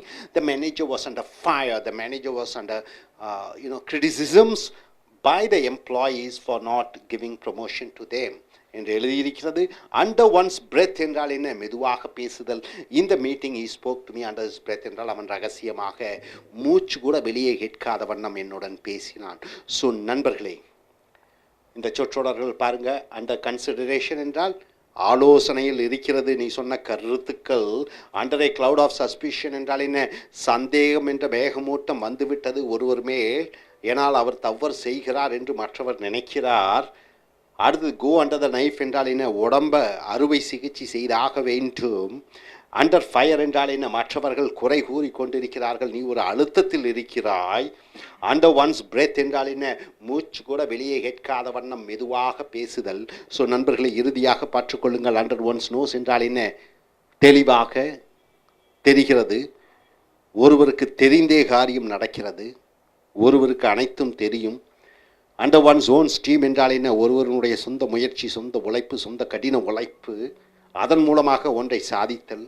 Under the கன் என்றால் என்ன? கத்தி மேலே இருக்கிறது அல்லது துப்பாக்கி தலையிலே இருக்கிறது என்றால் வேகமாக ஒரு காரியத்தை செய்து முடித்தாக வேண்டும், அதற்கு நேர காலம் வேண்டும்.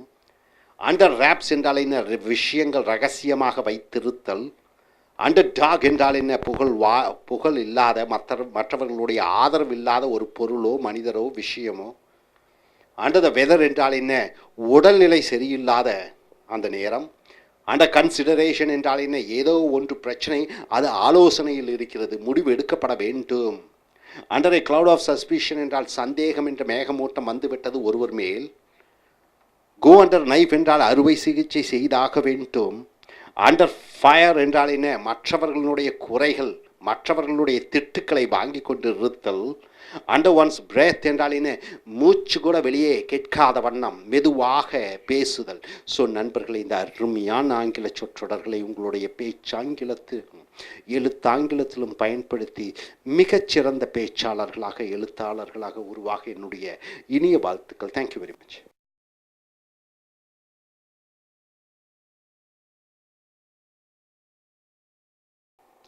Dear friends, welcome to Is American English. Take a corporate English book. It's in the page number 351 to 352. Our American Spoken English Center, it's at Chennai, in Tamil Nadu, South India, India. So our motto is to make you to speak like Americans and Britishers, or simply native English speakers. How do they speak? Exactly like that we want to make you to speak. So I'll be teaching, I'll be taking all these phrases, and after that you have to come forward and present yourself using these phrases, forming your own sentences. And coming here, under the letter U, the word is under. Under the hammer. What do you mean by the hammer?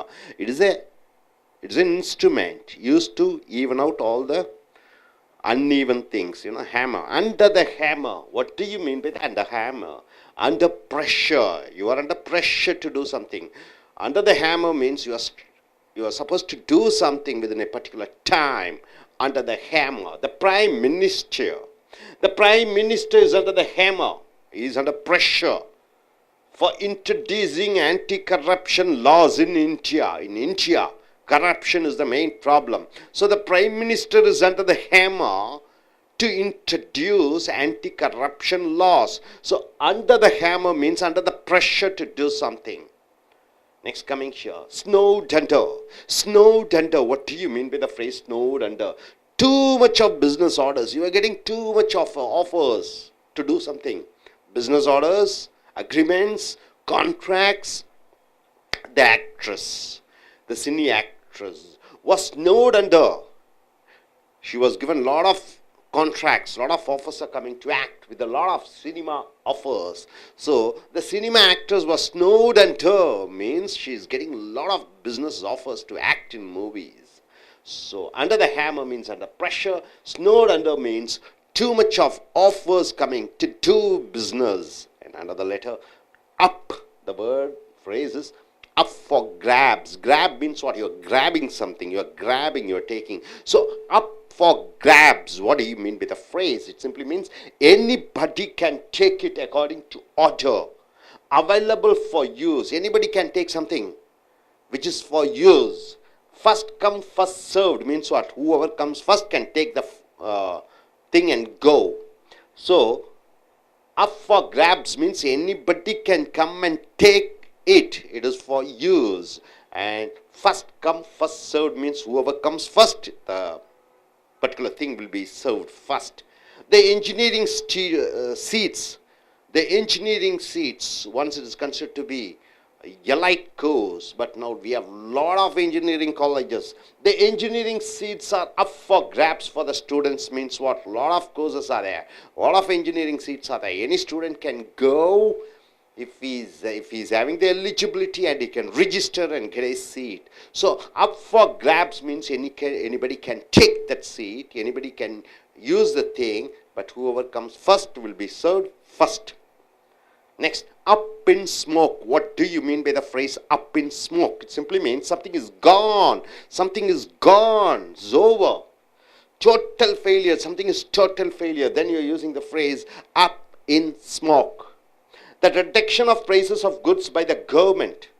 The reduction of prices of goods by the government went up in smoke because of the increase in the price of petroleum products. The government reduced the prices of rice and wheat, but because of the increase of prices of petroleum prices, all the vegetable price has gone up, the fertilizer price has gone up, the cement price has gone up. So, up in smoke means it's a failure. The government tried to reduce the prices of some goods, but the petroleum prices, increase of petroleum prices was not able to, give a good name for the government. Up in smoke. It was a failure for the government to reduce the prices of one particular thing by increasing the other prices. So it was a failure. Up in smoke. It's a total failure. Upfront, in advance. Upfront means what? In advance. I gave a payment. Upfront. Upfront means advance for a new house. I want to buy a new house, so I gave an advance. A total amount of, total token of money, a token amount as an advance for the construction of the house. So upfront means an advance. So my dear friends, under the hammer means you are under pressure. Snowed under means you are getting a lot of business offers. Up for grabs means anything can be taken, but first come, first served basis. A lot of things are there. The utilities are there. You can go and take. Up in smoke means something is a total failure, and upfront means it's in advance, an advance amount. So I'm coming here. Upfront, what do you mean by the second meaning of upfront? It simply means to be honest, to be truthful, to be genuine, to be honest. Our college principal is upfront means he's a honest man. He's honest with the students. So our college principal is upfront with the students means he's a very honest person. He's honest with the students. Up in arms. Up in arms means you become very angry and you become mad. You don't know what you're doing. Up in arms. You become so wild. See, the chief minister was up in arms means the chief minister became angry. The chief minister became wild, up in arms. When the opposition parties conducted a strike, the chief minister, the minister of the government, she was up in arms means she got angry. She became wild. So up in arms means being very angry and being mad. Up. Simply the word up means what? You're feeling great. You're feeling good. You're feeling happy. You're feeling cheerful. Just the word up means you're feeling happy, cheerful, good and wonderful. She is feeling up after marriage. After marriage, she is feeling good. She is feeling nice. She is feeling great. Up means the feeling which goes up. The feeling which you get some positive feelings. Own up to admit. Own up to admit, to agree. The Prime Minister has to own up to all the mistakes of his cabinet members. The Prime Minister has to own up means what? He has to take the responsibilities to all the mistakes of his cabinet members. So own up means you are taking the responsibility, some action of others. Own up means you are taking the responsibilities. Up and coming means the future star or success. Up and coming means the future star, the future success, up and coming. He is an up and coming actor. So he is a super star, successful actor coming up.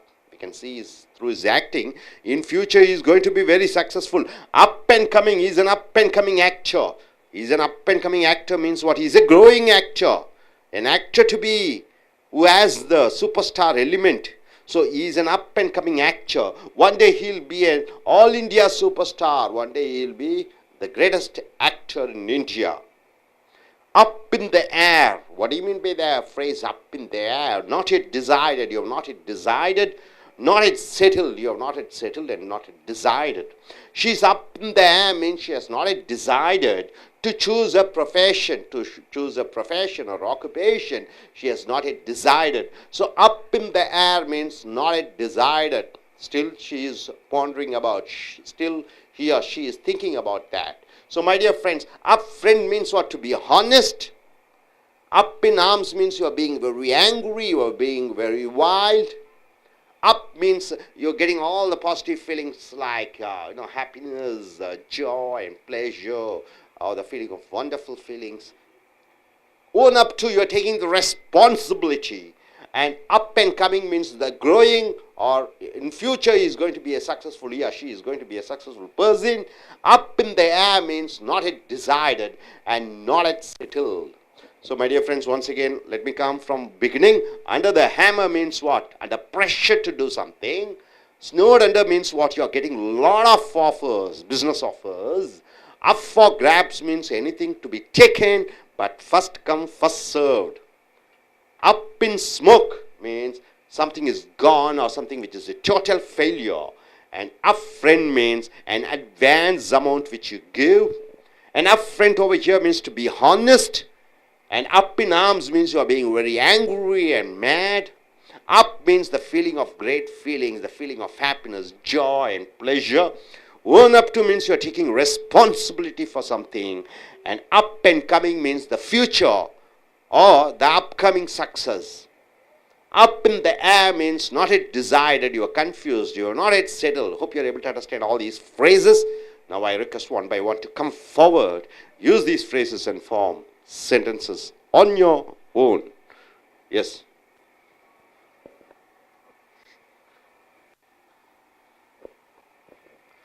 Hi guys, my name is Mansuli. I am going to choose the sentence upfront. Upfront, what do you mean by upfront? To be honest. Upfront means to be honest. You have two meanings of upfront. One is paying an amount in advance and being honest. So upfront, yes.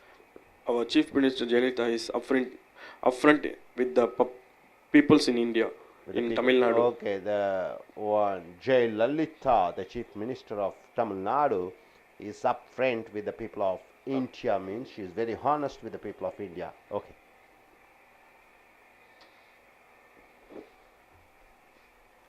Hi friends, I am Sukumaran. I am choose the word up. Up. What do you mean by up? Happy and cheerful. You are feeling happy and feeling cheer. Okay. I am feeling up. I am feeling up after getting my job. You are feeling up after getting a job. Okay, good.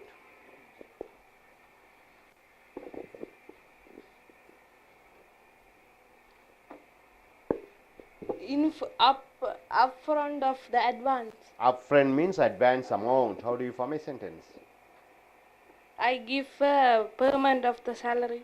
Okay, I give my salary as upfront for my house. Okay, good. நண்பர்களே, எங்களுடைய corporate ஆங்கில புஸ்தகத்தை எடுத்துக்கொள்ளுங்கள். பக்கம் 351, 52. தாய்மொழியை ஆங்கிலமாக கொண்டிருக்கக்கூடியவர்கள் பேசக்கூடிய அந்த ஆங்கில சொற்றொடர்களை நீங்கள் பார்க்கிறீர்கள். இது அமெரிக்கன் ஸ்போக்கன் இங்கிலீஷில் இதை போன்று நீங்கள் பேச வேண்டும் என்பதற்காக கொடுக்கப்படுகிற பயிற்சி. எழுத்து யூ என்ற எழுத்து, வார்த்தை அண்டர் த ஹேமர். ஹேமர் என்றால் என்ன? சுத்தியல் என்று சொல்கிறோம். அண்டர் த ஹேமர் என்றால் சுத்தியலுக்கு கீழே என்று வரும் பொழுது அண்டர் ப்ரெஷர், ரொம்ப அழுத்தம், மன அழுத்தம், ரொம்ப வேலை கொடுக்கிறார்கள், ரொம்ப ஸ்ட்ரெஸ்ஸு. அண்டர் ப்ரெஷர் என்றால் ஒன்று செய்தாக வேண்டும் என்று மேலிடத்திலிருந்து எனக்கு கட்டளை கொடுக்கப்படுகிறது, ஆகையால் நான் மன அழுத்தத்திலே இருக்கிறேன் என்று சொல்லும் பொழுது under the hammer. The prime minister, பிரதம மந்திரி, இஸ் அண்டர் த ஹேமர் என்றால் அவருக்கு அழுத்தம் கொடுக்கப்படுகிறது, அவர் ஒன்று செய்தாக வேண்டும். For introducing anti corruption laws. இந்தியாவிலே லஞ்சங்கள் நிறையாக இருக்கிறது. ஆன்டி என்றால் எதிராக, லஞ்சத்திற்கு எதிராக சட்டத்தை உருவாக்க வேண்டும் என்று அவருக்கு மிக அழுத்தம் கொடுக்கப்படுகிறது, அவர் வற்புறுத்தப்படுகிறார். ஸோ அண்டர் த ஹேமர் என்றால் ஒருவரால் மன அழுத்தத்துக்கு உண்டாக்கப்படுதல். ஸ்னோட் அண்டர். ஸ்னோட் என்றால் பனி, அண்டர் என்றால் பனிக்கு கீழே. பனி பொழிந்து கொண்டு இருக்கிறது, மழை பொழிந்து கொண்டு இருக்கிறது, பனி பொழிந்து கொண்டு இருக்கிறது என்று சொல்லும் பொழுது too much of business orders, நிறைய வாய்ப்புகள் கொடுக்கிறார்கள். நிறைய சந்தர்ப்பங்கள் கொடுக்கிறார்கள், நிறைய ஒப்பந்தங்களை ஏற்படுத்துகிறார்கள் வியாபாரத்திற்காக. ஸ்னோடெண்டர் என்றால் பல வியாபார வாய்ப்புகள், வருமானம் வந்து கொண்டிருக்கிறது. ஸ்னோடெண்டர் த ஆக்ட்ரஸ், அந்த சினிமா நடிகை வாஸ் ஸ்னோட் அண்டர் என்றால் என்ன, அந்த நடிகைக்கு அதிக அளவிலே சினிமா ஒப்பந்தங்கள் வந்து கொண்டிருக்கிறது. With lot of cinema offers, நிறைய சினிமா ஒப்பந்தங்கள் வந்து கொண்டிருக்கிறது. ஆகையால் அவர் நிறைய பணம் சம்பாதித்து கொண்டிருக்கிறார். ஸ்னோட் அண்டர் என்றால் என்ன, நிறைய ஒப்பந்தங்கள் வந்து கொண்டிருக்கிறது. அடுத்தது அப்பு, அப்புனா மேலே, அப் ஃபார் கிராப்ஸ் என்றால் என்ன, எடுத்துக்கொள்ளலாம். கிராப் என்றால் என்ன, பிடுங்குவது, எடுப்பது. அப் ஃபார் கிராப்ஸ் என்றால் எடுத்துக்கொள்வதற்கு நிறையாக இருக்கிறது என்று சொல்லும் பொழுது, anybody can take it according to order, யார் வேண்டுமானால் வந்து அள்ளி கொண்டு போகலாம், ஆனால் யார் முதலில் வருகிறார்களோ அவர்களுக்குத்தான் கிடைக்கும். அப்போ அப் ஃபார் கிராப்ஸ் என்றால் நிறைய இருக்கிறது, யார் வேண்டுமானாலும் வந்து அள்ளி கொண்டு செல்லலாம். Available first come first serve. The engineering seats, தமிழ்நாட்டிலே பொறியியல் இடங்கள் நிறைய இடங்கள் இருக்கிறது. 1,00,000 சீட்ஸ் இருக்கிறது. அப் ஃபார் கிராப்ஸ் என்றால் யார் வேண்டுமானாலும் சேர்ந்து கொள்ளலாம். ஃபார் த ஸ்டூடெண்ட்ஸ், மாணவர்களுக்கு ஏகப்பட்ட சீட் இருக்கிறது, ஏகப்பட்ட பொருட்கள் இருக்கிறது எடுத்துக்கொள்ள என்று சொல்லும் பொழுது அப் ஃபார் கிராப்ஸ் என்ற சொற்றொடரை பயன்படுத்துகிறீர்கள். அடுத்தது அப் இன் ஸ்மோக் என்றால் அது புகைந்து போய்விட்டது, அது காற்றாக மாறிவிட்டது, அது புகையாக போய்விட்டது என்று சொல்லும் பொழுது சம்திங் இஸ் கான், ஏதோ ஒன்று சென்று விட்டது, முடிந்து விட்டது. டோட்டல் ஃபெயிலியர், ஏதோ ஒன்று ஒட்டுமொத்தமாக தோல்வி அடைந்தது என்று சொல்லும் பொழுது அப் இன் ஸ்மோக் என்று சொல்கிறோம். The reduction of prices of goods by the government, அரசாங்கம் ஒரு சில பொருட்களின் விலையை குறைத்தது. வென்ட் அப் இன் ஸ்மோக் என்றால் அது தோல்வியில் முடிந்தது. பிகாஸ், ஏனென்றால் of the increase in the price of petroleum products, அரசாங்கம் மற்ற பொருட்களை எல்லாம் விலையை குறைத்து விட்டு பெட்ரோல் விலையை மட்டும் அதிகப்படுத்தி விட்டது. காரணத்தினாலே என்ன ஆகிவிட்டது, மற்ற பொருட்களின் விலை ஏறிவிட்டது. ஸோ அது தோல்வியிலே முடிந்தது. அரசாங்கம் ஒரு சில பொருட்களை விலை குறைத்து மற்ற பொருட்களை, பெட்ரோல் பொருட்களை விலை ஏற்றிய காரணத்தினாலே இந்த அரசாங்கத்தினுடைய விலை குறைப்பு திட்டம் தோல்வியிலே முடிந்தது. அப் இன் ஸ்மோக் என்றால் தோல்வியிலே முடிவது. அப் ஃப்ரண்ட் என்றால் அட்வான்ஸ் தொகையாக, முன்பணம். அப் ஃப்ரண்ட் என்றால் முன்பணம். ஐ கேவ் ஏ பேமெண்ட், நான் பணம் கொடுத்தேன். அப் ஃப்ரண்ட் என்றால் என்ன, அட்வான்ஸாக. ஃபார் ஏ நியூ ஹவுஸ் என்றால் புதிய வீடு கட்டுவதற்காக அட்வான்ஸாக ஒரு பணம் கொடுத்தேன். ஸோ நண்பர்களே, அண்டர் த ஹேமர் என்றால் என்ன, மன அழுத்தத்துக்கு உண்டாக்கப்படுதல். ஒருவரை வற்புறுத்தி ஒரு காரியத்தை செய்ய சொல்லுவதும் பொழுது அண்டர் த ஹேமர். ஸ்னோட் அண்டர் என்றால் என்ன, பல வியாபார வாய்ப்புகள் வந்து கொண்டிருக்கிறது ஒருவருக்கு. அப் ஃபார் கிராப்ஸ் என்றால் பொருட்கள் நிறையாக இருக்கிறது, யார் வேண்டுமானாலும் வந்து அந்த பொருட்களை எடுத்துக்கொள்ளலாம். முதலாவது வரக்கூடியவர் அந்த பொருட்களுக்கு முதல் உரிமை கொண்டாடலாம். அப் இன் ஸ்மோக் என்றால் ஏதோ ஒன்று போய்விட்டது, ஏதோ ஒன்று நஷ்டத்தில் ஆகிவிட்டது, ஏதோ ஒன்று தோல்வியிலே முடிந்தது. அப் ஃப்ரண்ட் என்றால் முன்பணமாக, அட்வான்ஸாக கொடுப்பது. ஸோ நண்பர்களே, இந்த சைடு பார்க்கலாம். அப் ஃப்ரண்ட் என்றால் இன்னொரு மீனிங் பார்த்தீங்கன்னா நேர்மையாக இருத்தல். Up front. அவர் காலேஜ் பிரின்சிபல், நம்மளுடைய கல்லூரி முதல்வர், is up front with the students என்றால் என்ன, மாணவர்களுடன் நேர்மையாக இருக்கிறார். ஸோ நேர்மையாக இருத்தலை அப் ஃப்ரண்ட் என்று சொல்கிறோம். அடுத்ததாக அப் இன் ஆர்ம்ஸ் என்றால் என்ன, ஆர்ம்ஸ் என்றால் கைகள். அப் இன் ஆர்ம்ஸ் என்றால் ரொம்ப கோபப்படுதல், being very angry, being mad, ரொம்ப பைத்தியக்காரத்தனமான கோபத்தை அடைதலை அப் இன் ஆர்ம்ஸ் என்று சொல்கிறோம். த சீஃப் மினிஸ்டர், முதலமைச்சர், was an up in arms என்றால் மிக கோபப்பட்டார். when the opposition parties, எதிர்கட்சிக்காரர்கள், conducted a strike, எதிர்கட்சிக்காரர்கள் ஒரு போராட்டத்தை ஏற்படுத்தியவுடன் முதலமைச்சர் கடும் கோபத்திற்கு ஆளானார். கடும் கோபம் ஏற்பட்டது அவருக்கு. ஸோ அப் இன் ஆர்ம்ஸ் என்றால் கடும் கோபம். அப், வெறும் வார்த்தை அப்புனா மேலே. இந்த அப்புனா என்ன, ஃபீலிங் கிரேட், ரொம்ப ஒரு உற்சாக உணர்வு. ஃபீலிங் குட், நல்ல உணர்வு, நல்ல சந்தோஷமாக உணர்வு. ஹாப்பி அண்ட் சியர்ஃபுல், உற்சாகமான உணர்வை பெறுதலை வெறும் அப் என்ற வார்த்தை மூலமாக பயன்படுத்துகிறோம். ஷீ இஸ் ஃபீலிங் அப், அவள் உணர்கிறாள். அப் என்றால் என்ன, நல்ல உணர்வை பெறுகிறாள், சந்தோஷ உணர்வை பெறுகிறாள், ஒரு மகிழ்ச்சிகரமான உணர்வை உணர்கிறாள். ஆஃப்டர் அ மேரேஜ், அவள் திருமணத்திற்கு பிறகு அந்த உணர்வை உணர்கிறாள். ஓன் அப் டு என்றால் என்ன, பொறுப்பை ஏற்றுக்கொள். டு அட்மிட், ஏற்றுக்கொள். டு அக்ரி, ஒற்றுக்கொள். ஓன் அப் டு என்றால் ஒற்றுக்கொள், ஏற்றுக்கொள். The Prime Minister, பிரதம மந்திரி, has to own up என்றால் அவர்தான் பொறுப்பேற்றுக் கொள்ள வேண்டும் to all the mistakes of his cabinet members. அவருடைய ராஜாங்க மந்திரிகள் செய்த குறைகள், தவறுகள் அனைத்தையும் பிரதம மந்திரி பொறுப்பேற்றுக் கொள்ள வேண்டும். அவர்கள் செய்த தவறுகளை பிரதம மந்திரி பொறுப்பேற்றுக் கொள்ள வேண்டும் என்று சொல்லும் பொழுது ஓன் அப் டு என்ற சொற்றொடரை பயன்படுத்துகிறீர்கள். அடுத்ததாக அப் அண்ட் கம்மிங், வரப்போகிறது என்று சொல்லும் பொழுது த ஃபியூச்சர் ஸ்டார், எதிர்கால பிரபலமாக இருக்க போகிறவர், எதிர்கால நட்சத்திரம். அது சினிமாவாக இருக்கலாம், கிரிக்கெட்டாக இருக்கலாம், அரசியலாக இருக்கலாம், வியாபாரமாக இருக்கலாம்.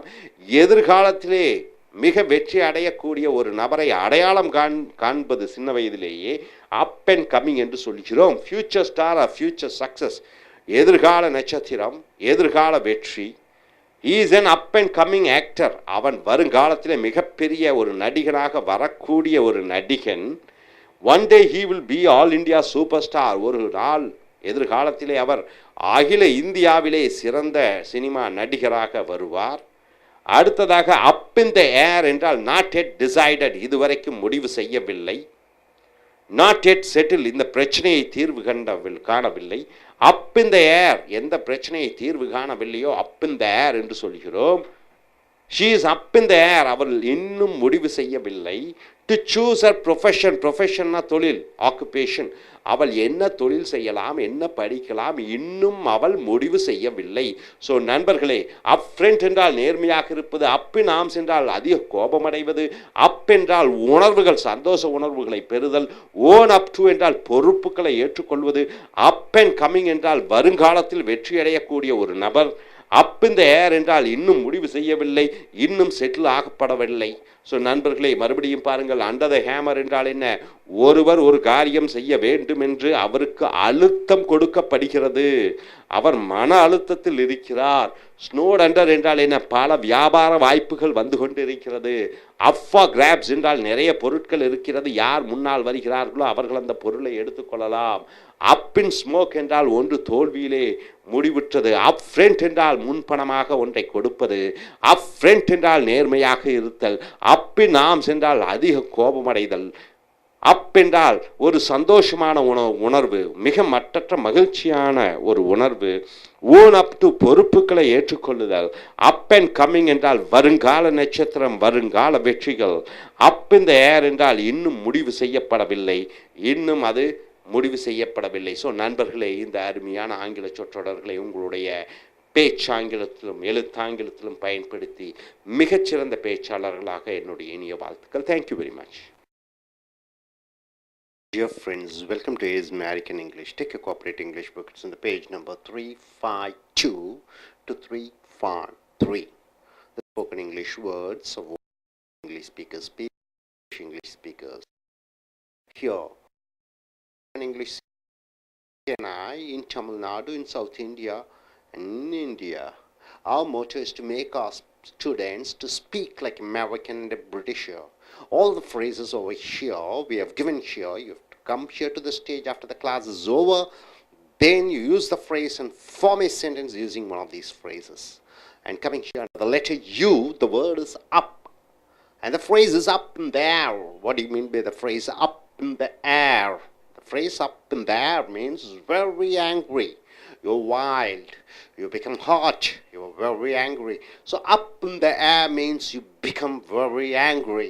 See here, my father was up in the air means my father was angry when I got low marks in my exams.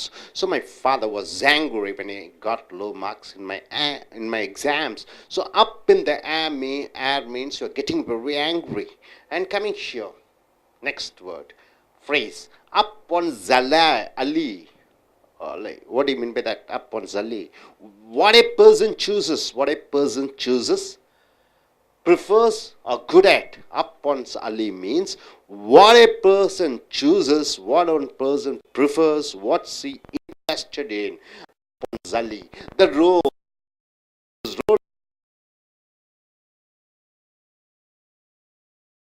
This movie needs a lot of acting skills, which is right up his alley because he is the national best actor. So up on Zali means what a person is interested. There's a movie, characters are to be fixed, and he will be the best choice to act in the role because he is a national best actor award, and it is up Zali means he is involved, he is interested, he is specialist in that profession. So up Zali means one who's best in particular field. What a person chooses, prefers, or good at. One may be good in softwares like C, one may be good at Java, one may be good in HTML, one may be good at all type of marketing or purchase, whatever it is. So up on Zali means what you are interested in, what you are good at, what you have chosen to do. Up in the clouds, what do you mean with the phrase up in the clouds? It simply means a dreaming mind, a person always in a mood of thinking about future or thinking about the past. So always in a dream mood, you call it as the phrase up in the clouds. Wandering mind, the mind is not steady, he is unable to concentrate on what to do, what he is doing, his mind always wandering around here and there. So up in the clouds, a person who always dreams. After meeting him, my head is up in the clouds. After meeting him, my mind started wandering. So my mind is not in a fixed state. I cannot concentrate in my job. I cannot concentrate in my job because my mind is blown. My mind started wandering. My mind is confused. My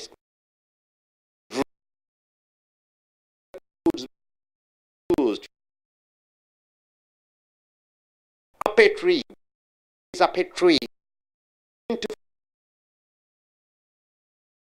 You have a decision which you have to make. It is a tough decision to go abroad or stay in India. You are a married man, you have to go abroad, or for example you have to join in an army, or you want to join in an ordinary profession which is inside the country or in defense. So the choice to make, which is very difficult choice to select, up a tree. She was up a tree to go abroad or not. She was confused whether to choose going abroad or not. So up a tree means the difficulty in choosing to do one or not to do one, to select one or not to select one. So up a tree means the difficulties in choosing whether to do or not to do.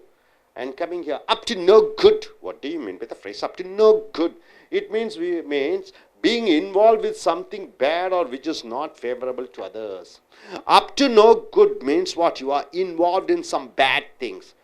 You are involved in bad things which others don't like. You want to do one thing which your father doesn't like. You want to go for acting as a profession your father doesn't like. You are drinking, your father doesn't like, your mother, parents doesn't like. You choose a girl or a boy of other community or other caste, your parents or relatives, they don't like. So that is up to no good means what you choose others don't favor. The postal department, the postal department is up to no good means what? It is no use nowadays. Nowadays everybody starts sending an email, everybody starts sending an SMS. So the postal department duty has gone out. Earlier telegrams they used to send, now no telegram service is there. So up to no good means it is of no use for general public, means the people, because of the advance in telecommunication. Telecommunication, you have a very good advance. Each and everybody are having cell phone. Now the postal department is up to no good means what? There's no use. It has gone waste. Right? So up to no good means there's no use. Upchuck, to vomit. Upchuck means to vomit. The food is not good. The food is not good. So I went to the bathroom. For upchuck means the food is not good. So I went to the bathroom. To upchuck means to vomit. Upchuck means to vomit. So my dear friends, up in the air means you are getting very angry. Up on Zali means what a person is good at, specialist at, what's he interested in. Up in the clouds means your mind start going in a dreamy state, you are confused. Up a tree means a situation which you find it difficulty to choose or not to choose, to select or not to select, to decide or not to decide upon one thing or the other thing. So up a tree means a tough choice. Up to no good means it's useless, it's waste, it's of no importance at all. And upchuck means to vomit. Upchuck means to vomit. Hope you're able to understand all these phrases over here. And coming here, uphill battle. Battle means what? The war, the fight. Uphill battle. You go up to the top of the hill and battle. It's a tough situation. A very difficult struggle. Something uphill battle means something very difficult to do. Uphill battle. Anna Zaure, the social reformer, fights an uphill battle means what? A very tough fight against the government on corruption issues. On corruption issues, Anna Hazare is fighting an uphill battle means a tough situation, a difficult thing, because he is fighting against corruption. Issues means what? The problems. So uphill battle means a difficult situation. And coming here, up one sleeve. Up one sleeve means what? This is the sleeve, the shirt and the, the hand part. It is called up one sleeve. What do you mean by the phrase? The secret plans, the concealed ideas. You have hidden something in your sleeves. So here it is the hidden plans, secret ideas. So concealed ideas. Up one sleeves means you are having some secrets. My father has something up his sleeves for my future. So my father has some good things. He wants to do something for my future. So he is keeping it as a secret. Maybe he may buy and give me a house, or he may send me abroad, or he may start a business for me, or he may put me in further studies, whatever it is. So up on sleeves means the secret plans one has. And coming here, up the ant means raising the bet amount you offer. Up the ant means raising the amount. Raising the amount. See, monthly rent is 5,000. One of the fellow is coming and saying, okay, I am giving 6,000. One other person comes and says, I am ready to give 7,000. So up the ant means raising the offer. The software engineers are getting a heavy pay, isn't it? 50,000, 60,000, 70,000, which 10 years or 20 years back we have never dreamt of, we have never thought of. Here the software engineers, because of their high salary, they get a very high salary in lakhs and lakhs. Up the ant means what? The raise to the real estate industry in India, in the city. Real estate means what? Nowadays you don't get a double bedroom flat for 50 lakhs or 60 lakhs. It all has gone in crores in the heart of the city. In the downtown, you can buy a ground of land, not, it is almost above 2 crores or 3 crores or 4 crores. So who are the reason? It is the software engineers who raised up the ant means what? They raised up the value of the land because of the high salary they get. And coming here, up to par, up to snuff. Up to par means feeling in a normal health condition. You are feeling a normal health condition. Your health condition is normal. Physically you find it comfortable. Then you're using the phrase up to par or up to snuff. Up to par or up to snuff means your health condition is normal. You are in a normal state. You are not bad or you're not so good. It is normal state. So up to par or up to snuff. Here, after 2 days of traveling in the train, I don't feel up to par means I don't feel that I'm normal because I'm feeling uncomfortable. I do not feel up to par. Up to par means normal. I do not feel up to par means I'm not feeling well. So, my dear friends, up to par, up to snuff means about being normal. Your health condition is good. It's an average. And here, up to the hilt. What do you mean by the phrase up to the hilt? It means the best, the most, at the top. So up to the hilt means the best.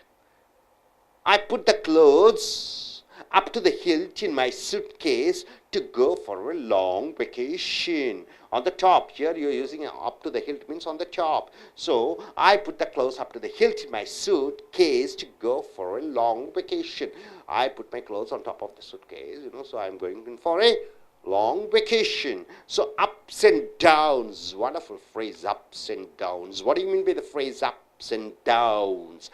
Good times and bad times for everybody. There will be good times and bad times. Sometimes you may get a job in abroad, you may be earning a salary of around 50,000. Suddenly you are unemployed, you don't have a job now, it is a bad time. The time you are happiest That's called good times. The time you are saddest, it is called bad times. So ups and downs. Life is a combination. Life is a combination of ups and downs means true. Life is a combination of success and failure. Life is a combination of happiness and sadness. So my dear friends, over here, uphill battle means what? A very difficult struggle. Up on sleeve means secret plans. Up the ant means you are raising the amount, just like up to par or up to snuff means your health is in a normal condition, average condition, good. Up to the hilt means the best, or you're keeping something on the top. Ups and downs means what? Good and bad, and happy and sadness. Okay, my dear friends, once again, let me see, come here. Up in the air means you're getting very angry. Up on Zali means what one chooses, prefers, and what one is best at. Up in the clouds means a dreaming mind. Your mind gets confused. Up a tree means tough choice to select. You don't know whether to select this or that. Up to no good means it is no use. And upchuck means to vomit. And coming here, uphill battle means a very difficult struggle, a difficult competition, a difficult task, a difficult work. Up on sleeve means secret plans, and up the ante means you are raising the amount. Up to par or up to stuff means average, and up to the hilt means the best, the most, or keeping something on the top. And ups and downs means good times and bad times. Hope you're able to understand all these phrases now.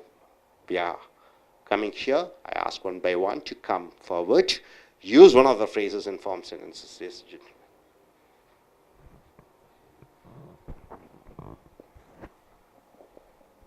Hi friends, I am Sumaran. I choose the word up a tree. Up a tree. What do you mean by up a tree? A situation to face.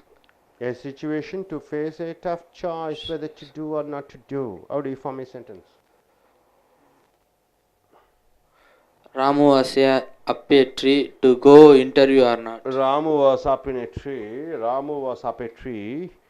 Ramu was in a tree whether to go for interview or not to go to the interview. Good.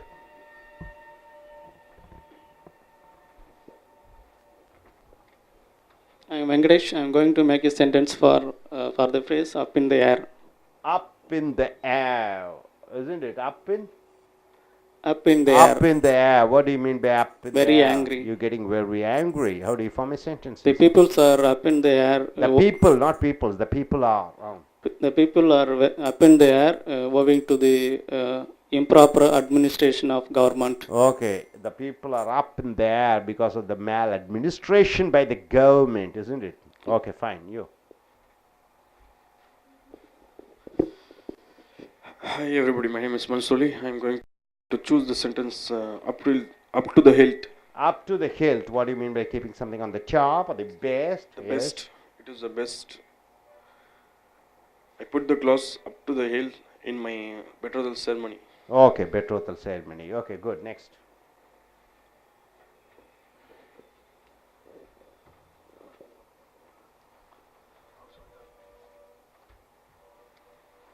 Up in the clouds. Up in the clouds means what? A dreaming mind or wandering mind. Okay, wandering mind or confused about something. Yes. After 1 month, I'll have been flying by the flight because my mind is up in the cloud. After 1 month, I'm going to fly in a plane. I'm going to UK, so my mind is up in the clouds. Means I'm in a dream state. I'm in a wandering state. Good.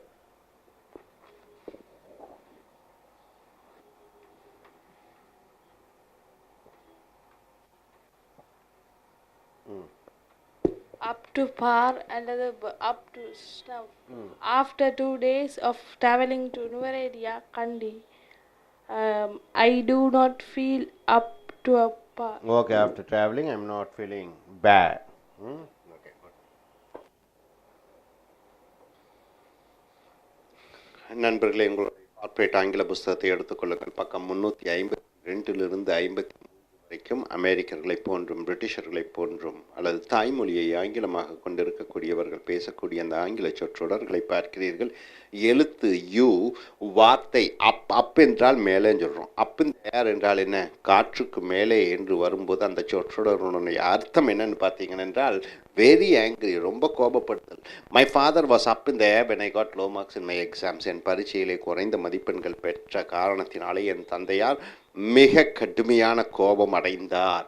Up in the ஏர் என்றால் ரொம்ப கோபம் அடைதல். அடுத்ததாக அப் on jolly என்றால் what a person chooses. Up on jolly என்றால் மனிதன் எதை எடுக்கிறானோ, prefers எதை விரும்புகிறானோ, அது என்ன நல்லதோ அதை தேர்ந்தெடுக்கிறான். அப் ஒன் ஜலி என்று சொல்லும் பொழுது this role in the movie, இந்த படத்தினுடைய அந்த கதாபாத்திரம், அந்த வேடம் needs lot of acting skills. அதற்கு நடிக்கக்கூடிய பல திறன்கள் இருக்க வேண்டும். Which is right up alley என்றால் அவனுக்கு அது பொருத்தமாக இருக்கும், அவனுக்கு அது சரியாக இருக்கும். Because he is the national best actor. அவன் நாட்டிலேயே சிறந்த நடிகனாக இருக்கிற காரணத்தினாலே அந்த கதாபாத்திரத்திற்கு அவர்தான் பொறுப்பாக, அவர்தான் ஒத்து வருவார். அப் ஒன் ஜலி என்றால் எந்த மனிதன் எதை தேர்ந்தெடுக்கிறானோ, எது அவனுக்கு நல்லதாக இருக்கிறதோ. இங்கே ஒன்ஸுக்கு பதிலாக நீங்கள் ஏதோ ஒரு பிரதிபெயர் சொற்கள் பயன்படுத்தலாம். அப் இன் த கிளவுட்ஸ் என்றால் மனம் மேக மூட்டத்துடன் போய்விட்டது என்று சொல்லும் பொழுது எ ட்ரீமிங் மைண்ட், கற்பனை செய்து கொண்டிருக்கக்கூடிய ஒரு சஞ்சரிக்கக்கூடிய ஒரு மைண்டு மனிதன். வாண்டரிங் மைண்ட், மனது இங்கும் அங்கும் அலை பாய்கிறது என்று சொல்லும் பொழுது அப் இன் த கிளவுட்ஸ் என்று சொல்கிறோம். ஆஃப்டர் மீட்டிங் ஹிம், அவனை சந்தித்தவுடன் மை ஹெட், என் தலை, என் மூளை is up in the clouds என்றால் குழம்பி விட்டது, அலை பாய்கிறது. I cannot concentrate in my job, என் வேலையிலே கவனம் செலுத்த முடியவில்லை. நான் அவனை சந்தித்தவுடன் என் மனம் குழம்பி விட்டது, என் மனம் அலை பாய்கிறது, ஆகையால் என்னால் வேலையிலே கவனம் செலுத்த முடியவில்லை. So up in the clouds என்றால் அலை பாய்கிற மனம்.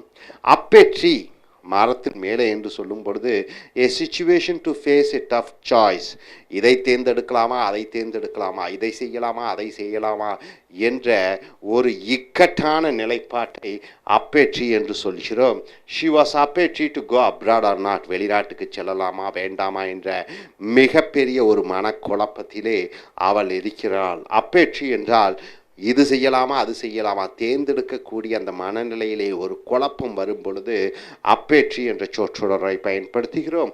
அப் டு நோ குட் என்றால் என்ன? எந்த விதமான பிரயோஜனமும் இல்லை. அப் டு நோ குட் என்றால் எந்த விதமான பிரயோஜனமும் இல்லை. Being involve with something bad, ஏதோ ஒன்று உபயோகமற்றத்திலே ஈடுபட்டு கொண்டிருப்பது. Or which is not favourable to others, மற்றவர்களுக்கு எந்த விதமான உபயோகமும் இல்லாத பொழுது நீ இந்த சொற்றொடரான அப் டு நோ குட், எந்த விதமான பிரயோஜனமும் இல்லை என்ற சொற்றொடரை பயன்படுத்துகிறாய். இந்த போஸ்டல் டிபார்ட்மெண்ட் என்றால் என்ன? இந்த அலுவல் துறை, தபால்களை கொண்டு வரக்கூடியது, டெலிகிராமை கொண்டு வரக்கூடியதை போஸ்டல் டிபார்ட்மெண்ட் என்று சொல்வீர்கள். Is up to no good என்றால் என்ன? எந்த விதமான பிரயோஜனமும் இல்லை. ஃபார் ஜென்ரல் பப்ளிக் என்றால் பொது மக்களுக்கு. Because of the advance in telecommunication தொலைத்தொடர்பு துறையிலே உலகத்திலே மிகப்பெரிய வளர்ச்சியை அடைந்திருக்கிறது. எல்லாம் செல்ஃபோனு, இமெயில், இன்டர்நெட் என்று பலது வந்துவிட்டது. ஆகையால் அஞ்சல் துறை எந்த விதமான பிரயோஜனமும் இல்லாமல் ஆகிவிட்டது. So up to no good என்றால் பொதுமக்களுக்கு எந்த பிரயோஜனமும் இல்லை, எந்த பயன்பாடும் இல்லை. அப் சக் என்றால் டு வாமிட், வாந்தி எடுப்பதை அப் சக் என்று சொல்கிறோம். The food is not good, உணவு சரியில்லை.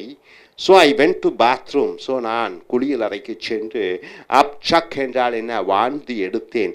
ஸோ நண்பர்களே, அப் இன் த ஏர் என்றால் ரொம்ப கோபப்படுதல். அப் ஆன் ஜலி என்றால் ஒரு மனிதன் எதை தேர்ந்தெடுக்கிறானோ, எது அவனுக்கு சிறப்பாக இருக்கிறதோ, எது அவனுக்கு பொருத்தமாக இருக்கிறதோ. அப் இன் த கிளவுட்ஸ் என்றால் மனம் அலை பாய்கிறது. அப்பேற்றி என்றால் இதை தேர்ந்தெடுக்கலாமா, அதை தேர்ந்தெடுக்கலாமா என்ற குழப்பமான நிலைப்பாடு. அப் டு நோ குட் என்றால் எந்த விதமான பிரயோஜனமும் இல்லை. அப் சக் என்றால் வாந்தி எடுப்பது. அடுத்ததாக அப்பில் பேட்டில் என்றால் என்ன? மலைக்கு மேலே நின்று போர் கொடுப்பது போல, ஒரு பெரிய மலையை அசைப்பது போல என்று சொல்லும் பொழுது வெரி டிஃபிகல்ட் ஸ்ட்ரகிள், மிக அரும்பாடு, கஷ்டம், ரொம்ப கஷ்டத்தை நீங்கள் அப்பில் பேட்டல் என்று சொல்வீர்கள். மிகப்பெரிய ஒரு மிகப்பெரிய ஒரு போராட்டம், கஷ்டம்.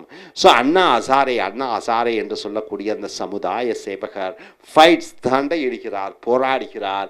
அண்ட் அப்பில் பேட்டில் என்றால் என்ன? கடும் போராட்டம் எகெயின்ஸ்ட் த கவர்மெண்ட், அரசாங்கத்திற்கு எதிராக. ஆன் கரப்ஷன் இஷ்யூஸ் என்றால் என்ன? லஞ்ச பிரச்சனைகளுக்காக மிகப்பெரிய ஒரு போராட்டத்தை அண்ணா ஹசாரே நடத்தி கொண்டிருக்கிறார். ஸோ அப்பில் பேட்டில் என்றால் என்ன? கடுமையான ஒரு போராட்டம். அப் ஒன் ஸ்லீவ் என்றால் என்ன? அவன் ஸ்லீவ் என்றால் நீங்கள் பார்த்தீங்கன்னா கை சட்டை போடுகிறோம், அது ஃபுல் ஸ்லீவ் என்றால் முழு கை சட்டை, ஆஃப் ஸ்லீவ் என்றால் அரை கை சட்டை. அப்போ அப் ஒன் ஸ்லீவ்னா அவன் கை சட்டைக்குள்ளே ஒன்று இருக்கிறது என்று சொல்லும் பொழுது த சீக்ரெட் பிளான்ஸ், த ரகசிய திட்டங்கள், அவன் வைத்திருக்கக்கூடிய ரகசிய திட்டங்கள், த கன்சீல்டு ஐடியா, ஒளித்து வைத்திருக்கக்கூடிய சில கருத்துக்கள். ஸோ அப் ஒன் ஸ்லீவ் என்றால் ஏதோ ரகசியத்தை வைத்திருக்கிறான். அப் ஒன் ஸ்லீவ் இந்த ஒன்ஸுக்கு பதிலாக ஏதாவது ஒரு பிரதிபெயர் சொல்லை பயன்படுத்திக்கலாம். My father has something up sleeves, எங்கள் அப்பாவுக்கு ஏதோ ஒரு ரகசிய திட்டம் இருக்கிறது. மை ஃபாதர் ஹஸ் சம்திங் அப் ஸ்லீவ்ஸ்னால் ஏதோ ஒன்று அவருக்கு ரகசிய திட்டமாக வைத்திருக்கிறார். ஃபார் மை ஃபியூச்சர், என் எதிர்காலத்திற்கு ஒரு நாள் வெளிநாட்டு மாப்பிள்ளையை கல்யாணம் பண்ணி கொடுக்கலாம் எனக்கு, அல்லது எனக்கு வெளிநாட்டுக்கு படிப்புக்கு அனுப்பலாம், அல்லது எனக்கு ஒரு வீடு வாங்கி கொடுக்கலாம், வியாபாரம் ஆரம்பித்து கொடுக்கலாம். அப் ஒன் ஸ்லீவ் என்றால் ரகசியங்கள், வைத்திருக்கக்கூடிய ரகசியங்கள்.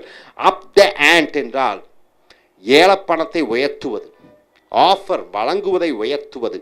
அப் த ஆண்ட். இந்த சாஃப்ட்வேர் இன்ஜினியர்ஸ்னால் மென்பொருள் இன்ஜினியர்கள் இன்றைக்கெல்லாம் 1 லட்சம் 2 லட்சம் என்று சம்பளம் வாங்கி கொண்டிருக்கிறார்கள். Because of their high salary, அதிக அளவிலே அவர்களுக்கு சம்பளம் வரும் காரணத்தினாலே அப்படி த ஆண்ட் என்றால் என்ன? உயர்த்தினார்கள். எதை உயர்த்தினார்கள்? Of the real estate industry in India, இந்தியாவில் இருக்கக்கூடிய இடங்களை வாங்கி விற்கக்கூடிய அந்த தொழிலினுடைய விலையை ஏற்றிவிட்டார்கள். ஸோ அப் த ஆண்ட் என்றால் அந்த தொகையை ஏற்றி விடுவது, தொகையை உயர்த்தி விடுவது, போற்றியை உயர்த்தி விடுவது. ஆகையால் அப் த ஆண்ட் என்றால் ஒன்றை உயர்த்தி விடுவது. அப் டு பார் என்றால் என்ன? சராசரி நிலையிலே இருப்பது. ஆர் அப் டு ஸ்னஃப் என்றால் சராசரி நிலையிலே இருப்பது என்று சொல்லும் பொழுது feeling in a normal health condition, உடம்பு சௌகரியமாக இருக்கிறது, உடம்பு நன்றாக இருக்கிறது என்று சொல்லும் பொழுது up to par, up to snuff என்று சொல்கிறோம். ஆஃப்டர் 2 days ஆஃப் ட்ராவலிங், 2 நாள் பயணம் செய்தேன். I don't feel up to par என்றால் உடல்நிலை சரியில்லாமல் இருக்கிறது. I don't feel up to par என்று வருகிறது. அப்படி வரும் பொழுது உடல்நிலை சரியில்லை என்று வருகிறது. ஸோ அடுத்ததாக அப் டு த ஹில்ட் என்றால் சிறந்த, மிக பிரமாதமான. டு த டாப் என்றால் மேலே வைக்கக்கூடிய. So I put the clothes, நான் துணிகளை வைத்தேன். அப் டு த ஹில்ட் என்றால் மேலே. இன் மை சூட்கேஸ், என் சூட்கேஸிலே to go for a long vacation, நீண்ட கால விடுமுறை செல்வதற்காக என்னுடைய சூட்கேஸிலே மேலாக துணியை வைத்தேன். So up to the hilt என்றால் சிறந்த, சிறப்பான, the best. Ups and downs என்றால் ஏற்றங்கள் இறக்கங்கள். வாழ்க்கையில் ஏற்றங்கள் இருக்கும், இறக்கங்கள் இருக்கும். வெற்றிகள் வரும்பொழுது ஏற்றங்கள், தோல்விகள் வரும்போது இறக்கங்கள். வெற்றிகள் வரும்போது அப்ஸு, தோல்விகள் வரும்போது டவுன்ஸு. ஸோ அப்ஸ் அண்ட் டவுன்ஸ்னால் வாழ்க்கையினுடைய ஏற்றங்கள் இறக்கங்கள். Good times and bad times, நல்ல நேரங்கள் கெட்ட நேரங்கள். So life is a combination, வாழ்க்கை என்பது காம்பினேஷன் என்றால் கலப்படம். ஆஃப் அப்ஸ் அண்ட் டவுன்ஸ் என்றால் என்ன? வெற்றியும் தோல்வியும், சந்தோஷமும் துக்கமும், மகிழ்ச்சியும் சோகமும். ஸோ நண்பர்களே, இந்த அப்பில் பேட்டில் மறுபடியும் பாருங்க, கடுமையான ஒரு போராட்டம். அப் ஒன் ஸ்லீவ் என்றால் ரகசிய திட்டம். அப் த ஆண்டில் என்றால் ஒன்று பொருளின் விலையை உயர்த்துவது. அப் டு பார், உடல் ஆரோக்கியமாக இருக்கிறது. அப் டு த ஹில்ட் என்றால் சிறந்த, மேலாக வைத்திருக்கக்கூடிய. அப்ஸ் அண்ட் டவுன், வாழ்க்கையில் ஏற்படக்கூடிய துக்கங்கள், துயரங்கள், சந்தோஷங்கள், மகிழ்ச்சிகள். ஸோ மறுபடியும் இறுதியாக பார்த்துக்கொள்ளுங்கள். அப் இந்த ஏர் என்றால் ரொம்ப கோபப்படுதல். அப் ஒன் சேலை என்றால் என்ன? ஒரு மனிதன் எதை தேர்ந்தெடுக்கிறானோ, அது எது அவனுக்கு சிறப்பாக இருக்கிறதோ, எது அவனுக்கு பொருத்தமாக இருக்கிறதோ. அப் இன் த கிளவுட்ஸ் என்றால் மனம் அலை பாய்கிறது, மனம் குழம்பி விட்டது. அப் எ ட்ரீ என்றால் இது தேர்ந்தெடுக்கலாமா, அது தேர்ந்தெடுக்கலாமா என்ற கஷ்டமான ஒரு நிலைப்பாடு. அப் டு நோ குட் என்றால் எந்த விதமான பிரயோஜனமும் இல்லை. அடுத்தது அப் சக் என்றால் வாந்தி எடுப்பது. இறுதியாக அப்பில் பேட்டில் கடுமையான ஒரு போராட்டம். அப் ஆன் ஸ்லீவ் என்றால் ரகசிய தீட்டம். அப் த ஆண்டில் என்றால் அந்த பொருளினுடைய விலையை உயர்த்துவது. அப் டு பார் என்றால் உடல் நிலை நடுநிலையோடு ஆரோக்கியமாக இருக்கிறது. அப் டு த ஹில்ட் என்றால் சிறந்த மேலோட்டமாக இருக்கக்கூடிய. அப்ஸ் அண்ட் டவுன்ஸ் என்றால் வாழ்க்கையினுடைய சந்தோஷங்கள் துக்கங்கள் ஏற்றங்கள் இறக்கங்கள். ஸோ நண்பர்களே, ஸ்போக்கன் இங்கிலீஷில் உங்களுக்கு கொடுக்கப்பட்டிருக்கக்கூடிய இந்த பயிற்சிகளை நீங்கள் நன்கு பயிற்சி செய்து தாய்மொழியை ஆங்கிலமாக கொண்டிருக்கக்கூடியவர்கள் பேசுவது போல நீங்கள் பேச வேண்டும். பேசுவதற்கு என்னுடைய இனிய வாழ்த்துக்கள். Thank you very much.